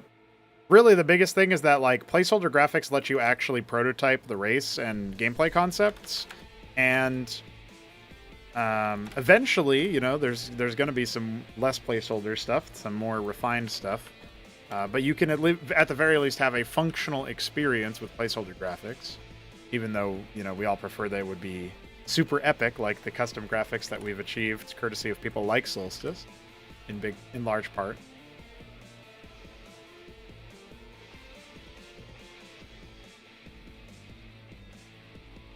All right, so we're gonna jump into here. We do not have wireframes for these guys. We can pick some wireframes out of the old placeholder graphics from previous versions of the MPQ later. Or more likely, I'll just message Junthriong Sersky and I'll be like, hey, wireframe man, do you have these on standby? He could send me the stuff he's already done. But if we go ahead and spawn the Radix now. Oh, okay. Currently it does not. I don't think we did run our grafting, so I wonder why our buttons. Oh, I know why our buttons aren't working. I can tell you exactly why. Let's go to missionary. Find the... Okay, the missionary is not in the list for whatever reason. Missionary. Okay, so we are tech active on this. The Radix. Oh yeah, we did all of our requirements work already. Well, that's interesting. Base unit ID radix. Right? And then we're going to break these. So, more or less, we're going to go ahead and copy our syntax here from this, but obviously it's going to be a little bit different because what we're actually doing here is iterating over different things. Instead of the unit ID, it is a button requirement. Instead of returning, we are setting the button state to something. But active is just enabled here. And then disabled is locked. And invisible equates to hidden, so we do this. And we also make sure that we break between these cases. Since we're not returning, we have to break. Otherwise, they'll fall through. Fall through should probably have been its own opcode instead of break, since break is much more common. But let me do unit player instead of that. Okay. So the quick flash on that one should work. And now we are doing land lock, which is the town center. So we know that for the pilgrim, which is the basic worker, we're always going to enable that. For the for the proselyte, we need a cipher. No, we actually need a function, which is the factory equivalent, you could kind of think of it as, or the radix, which is the bio production. And then for the... Oh, it looks like we already have the landlock. So... Oh, we do, but it's not actually using the newfangled stuff that we've got here. So it's good that we're updating it. And then instead of Vicar here, we would do dyad. And instead of just gauntlet, we would also add the cipher as... I think those are like the advanced tech for the Escosi. So the dyad requires the advanced tech. Now we can go ahead and duplicate this for the function, which is our factory equivalent. We know that the rove and the... I know intendant is the last one. And then we have the... object is the other one. Object. Rove, object, intendant, and scepter. I believe the Escosi scepter is our cipher requirement. Yeah. So, just like that, we've plugged in our button set logic. Hopefully that overwrites whatever code is failing to render those buttons for us. A lot of this stuff is after many, many times.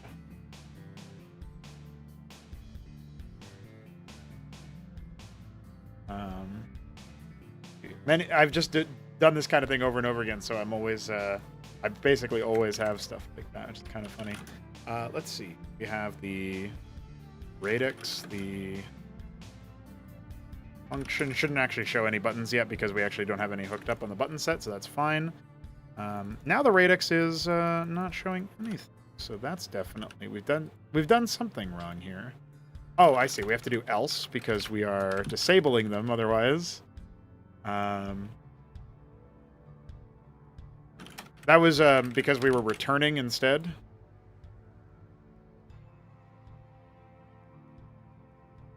And then I guess we would do case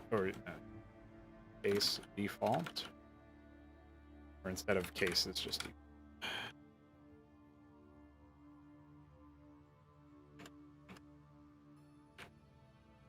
All right, is this? Actually, we should do this, and here, and delete that line. But still, it's the disabled stuff is good to fix as well.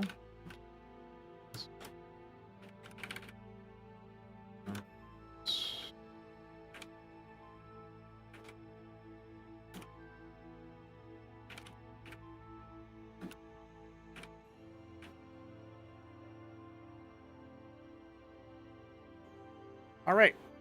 I don't usually use the switch statements for these in a lot of the code for button sets, so the template wasn't really in front of me, but it's a superior way to organize when you've got a lot of different unit IDs, in my opinion.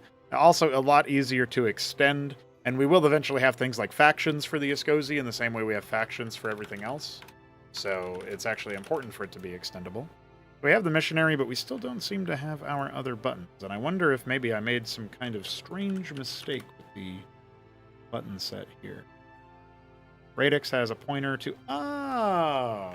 Well, it would definitely help if we had 826 for the Cardinal, and I believe 827 for the Vicar for the icon IDs, but also 446 and 448. And this one is 447, of course. Mimic, which was not implemented yet.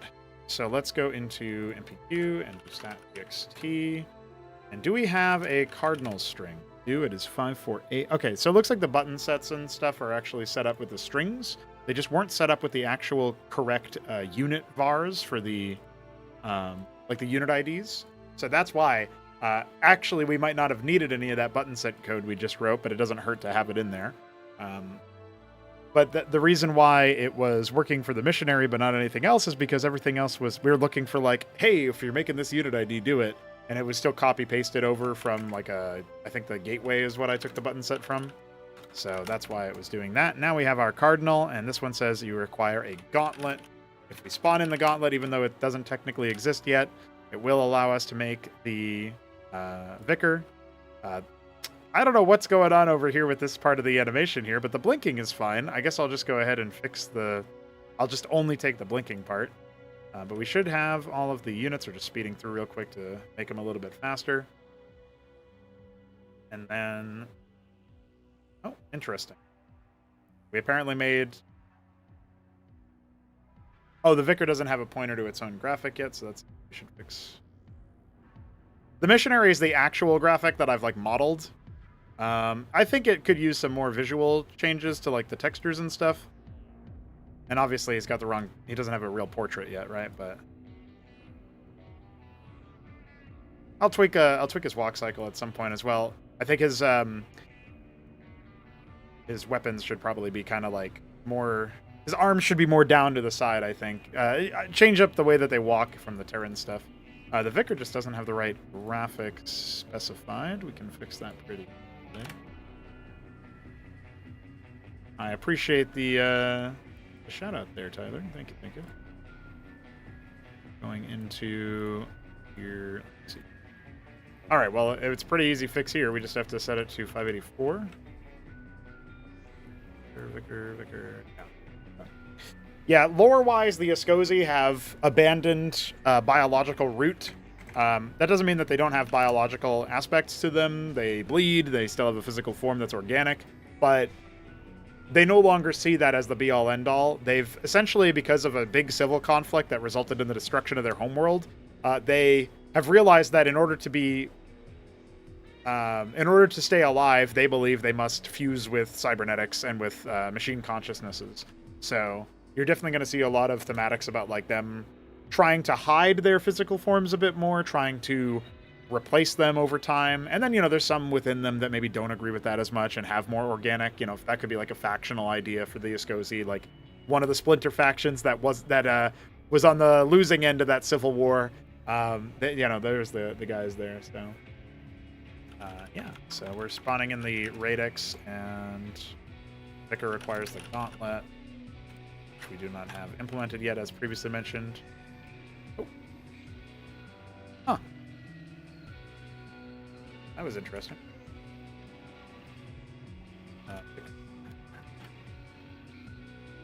Interesting.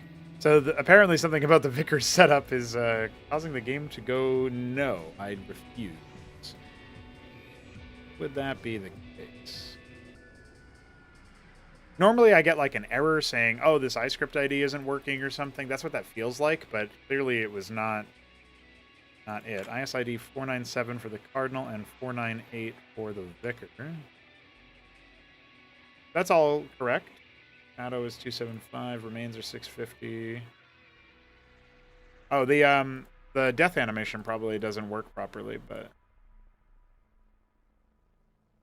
that's really odd. Let's go ahead and attach with Visual Studio. Maybe that'll give us a lead as to why the Vicar decides to break everything when it starts being trained. I don't think it's a visual thing. Could be. Oh, it is something related to iScript, indeed. Well, that's probably something I gotta ask DF about, because that looks like a iScript related issue, but why, I couldn't tell you.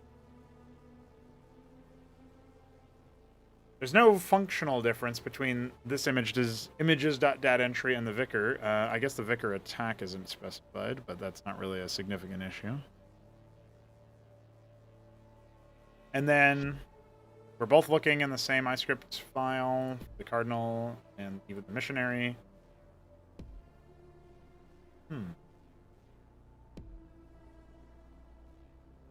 Any differences here? Oh yeah, we can. This is like circle. Not really anything to write home about in there either.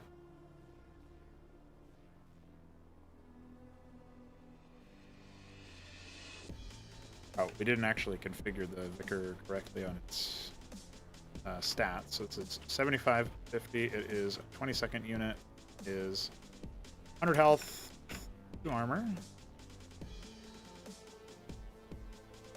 8 vision range.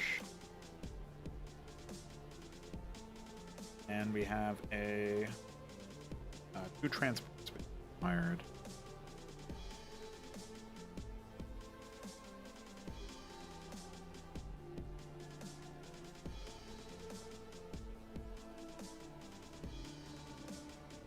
Interesting stuff.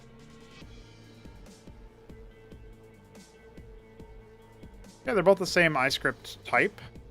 Type 12, same sort of style for the ISID. I don't see any obvious issue here where it's like him going a really bad image ID or something. Shouldn't be doing that anyway because the unit's not spawned in yet, but it's hard to know for sure.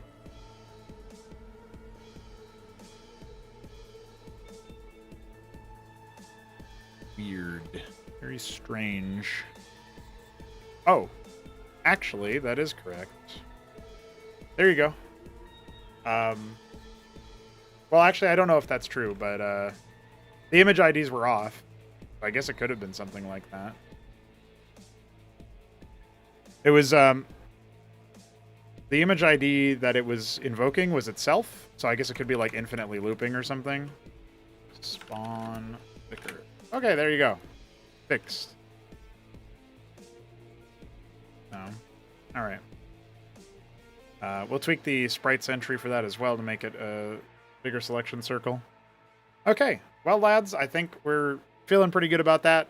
Our next move is to pull on the website so that we have the latest icons, and we've marked the Cardinal and the Vicar as implemented. Again, the Chantry passive is in, although I haven't exhaustively tested it yet. I think my next target is going to be the Proselyte. It's the iconic Viscosi unit. The whole point of this unit is that when you are able to get within 5 range of an ally, you can spend the bulk of its energy on a jump to an allied unit. And that means team games, that means neutral units and structures. Anything that's on the ground can be targeted. So you leap towards it, and based on that, you are basically, it's like a reposition, a blink, if you will, but towards a target. And so you can do that up cliffs. That's a situation where if you're ever in a position where, let's take a look at like a generic Cosmonarchy map so that I can show you guys what all I am talking about. Not this one. Okay, so in Acid Test, it might be a little bit hard to find a spot that... Oh, actually, that's not really true. So if we have... I'm going to use the Missionary for this example. We're playing a SCOSY. We got a Missionary out here, and we've got our Pilgrim Worker Scout off to the side. Like, it's really obvious that we didn't go back to the ramp. We went over here. If somebody doesn't check us, our Proselyte could come over here and leap over this cliff. This is definitely within 5 weapon range. Anything within that red box, I could leap to with the Proselyte instead of the Missionary. So, you know, like, this is a situation where I could do some really exciting microplays even in a 1v1 by leaping to my Scout Worker that I've used to scout my opponent, and suddenly I've got however many Proselytes I sent over here, right? 1 or 2.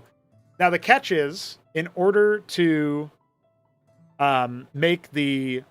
What do you call it? In order to make the Proselyte in the first place, you need one of your production facilities, and it comes out of your landlock, which means to build them, you are sacrificing build time on a worker, which is a really big deal. It takes almost as long to make a Proselyte as it does to make a Pilgrim. So to make your workers steadily, and still be making proselytes, you're going to need to make an extra landlock. That's a little bit easier because it's 300 minerals, but as you can see, it takes 90 seconds. You're going to want to team build it. That's more opportunity cost away from your economy. So there's going to be a lot of stat crunching and like figuring out exactly what the costs are going to be for this stuff to make it feel balanced and good. But I like the idea that Escozi players can choose to make proselytes and throw them out there as options in the early stages of the game or even the mid game. When they need all hands on deck, they can start making combat units out of their town center if they absolutely need to. For reference, a Maverick, the Marine equivalent, is 11 seconds, so it's almost the same time cost as that. But obviously, it stops you from making the combat unit, right, or the worker unit, right? So, and then the Dyad as a constructor unit doesn't actually harvest resources. But yeah, there's a lot of thoughts there. We'll see how it goes. I really like the idea that it could work out really nicely. Let's go ahead and control F5 here. Oh, it doesn't look like we've specified the new icon IDs. Let's go ahead and find, first of all, Fan of Teeth, which is using a different icon ID now. It is 820. And then I also wanted to go to the Escozi Cardinal. 826. I don't remember the exact icon ID. And then 827 is the, so 827. So technically implemented, just doesn't have his passive yet, so not fully implemented.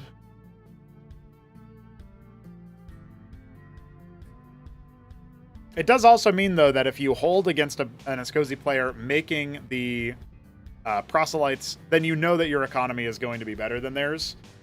Essentially, based on the proselyte count, you can subtract that many proselytes from their worker count, approximately. If it's like early game stuff. You see 4 proselytes, they've got 4 less workers than you do, assuming you're like not Zerg, in which case who knows what's up. But there you go. We've fleshed out the Cardinal and the Vicar. The Cardinal has its passive implemented and everything, which is nice. The Vicar needs its active ability implemented at some point.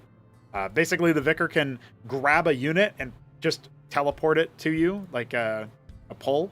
So it's an ally, not an enemy. But it means that within 4 range, you could basically reposition your own army, kind of like an inverse of the Proselyte, right? So if your Vicar is like close to the front, which it shouldn't be, it's a 7 range unit. But if you're trying to escape with a couple of your units, you can quickly grab a couple of them with your Vicars. They only have 50 energy, so you can see it. They can only pull 2 units max. Speaking of, I guess I could go to energy.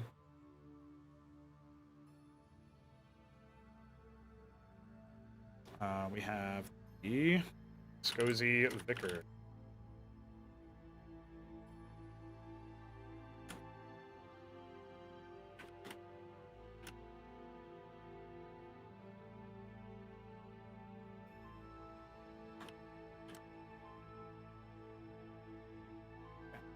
Just adding definitions there, and then of course we go to the Vicar and mark it as a spellcaster.